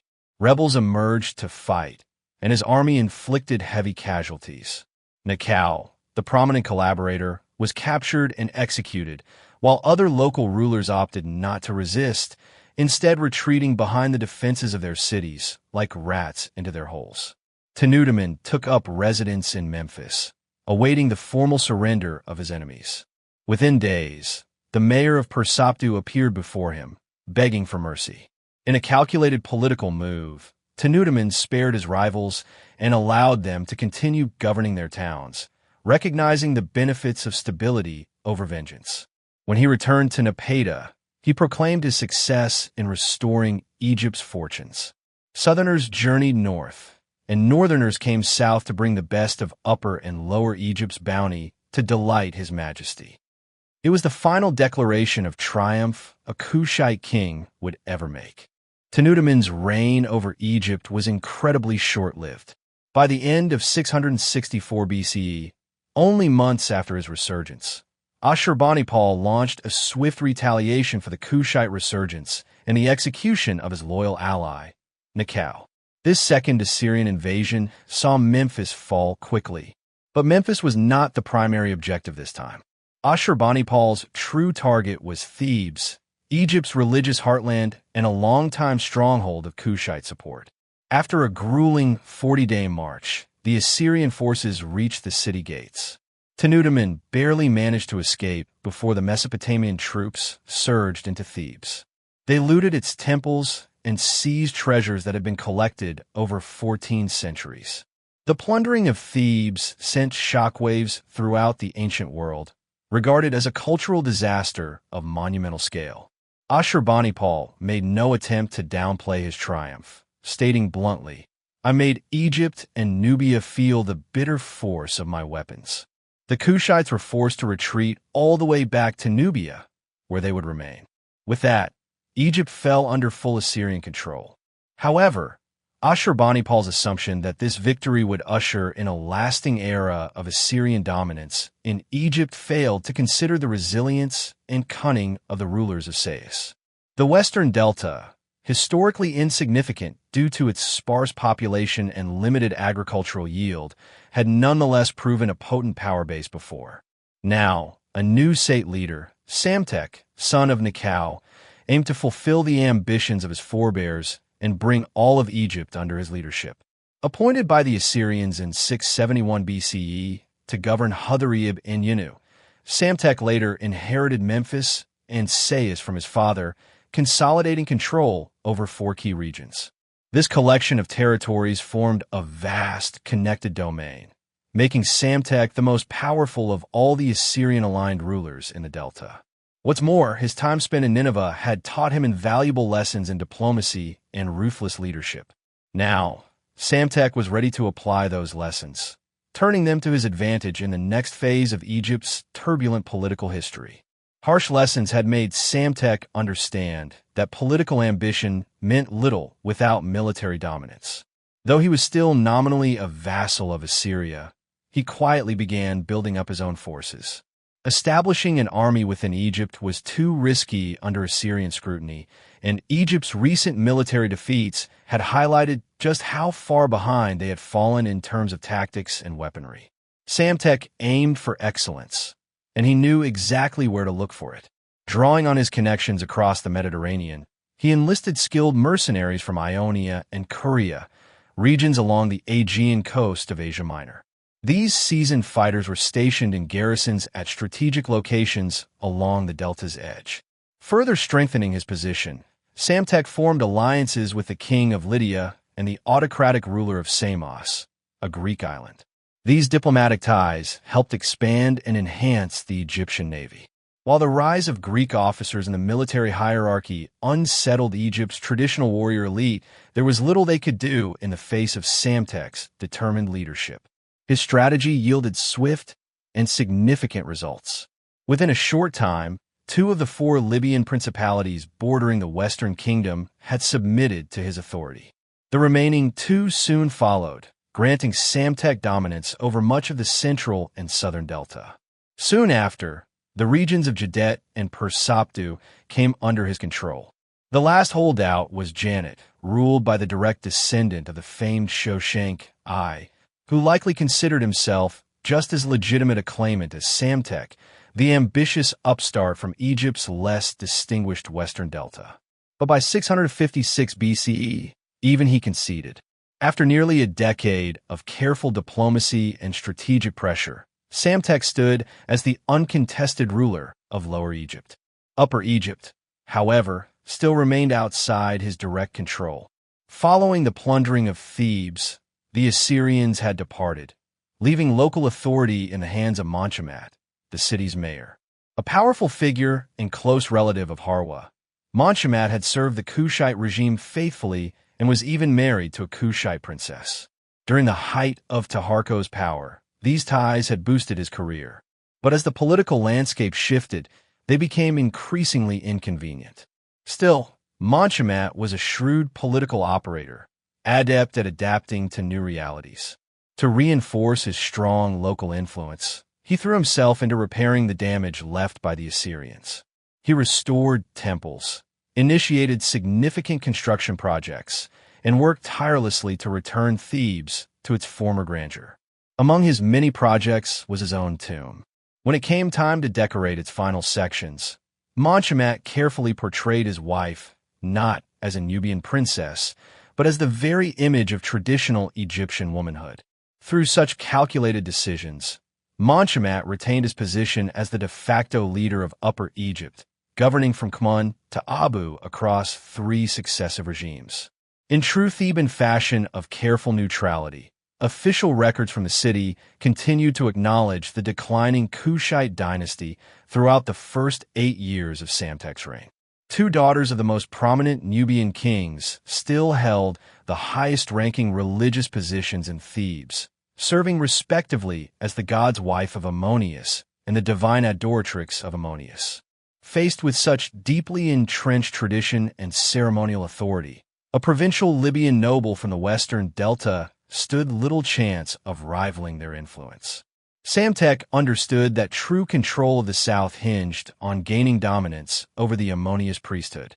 On March 2, 656 BCE, an impressive fleet of ships departed from Memphis, bound for Thebes. The convoy included supply vessels, support boats, and at its center, a royal bark gleaming with gold under the spring sun. Leading the 600-mile expedition was Semetodefnacht, Prince of Heracleopolis and Egypt's chief harbor master. He was tasked with organizing the voyage and collecting provisions from the regional governors whose territories the flotilla would traverse. Much like the ancient following of Horus, this strategy both spared the royal treasury and offered local officials a chance to prove their loyalty through generous contributions. Among the many luxurious items aboard the fleet was a particularly significant passenger, Psamtek's young daughter, Princess Nitocret. She was leaving the royal household to fulfill a destiny carefully crafted by her father.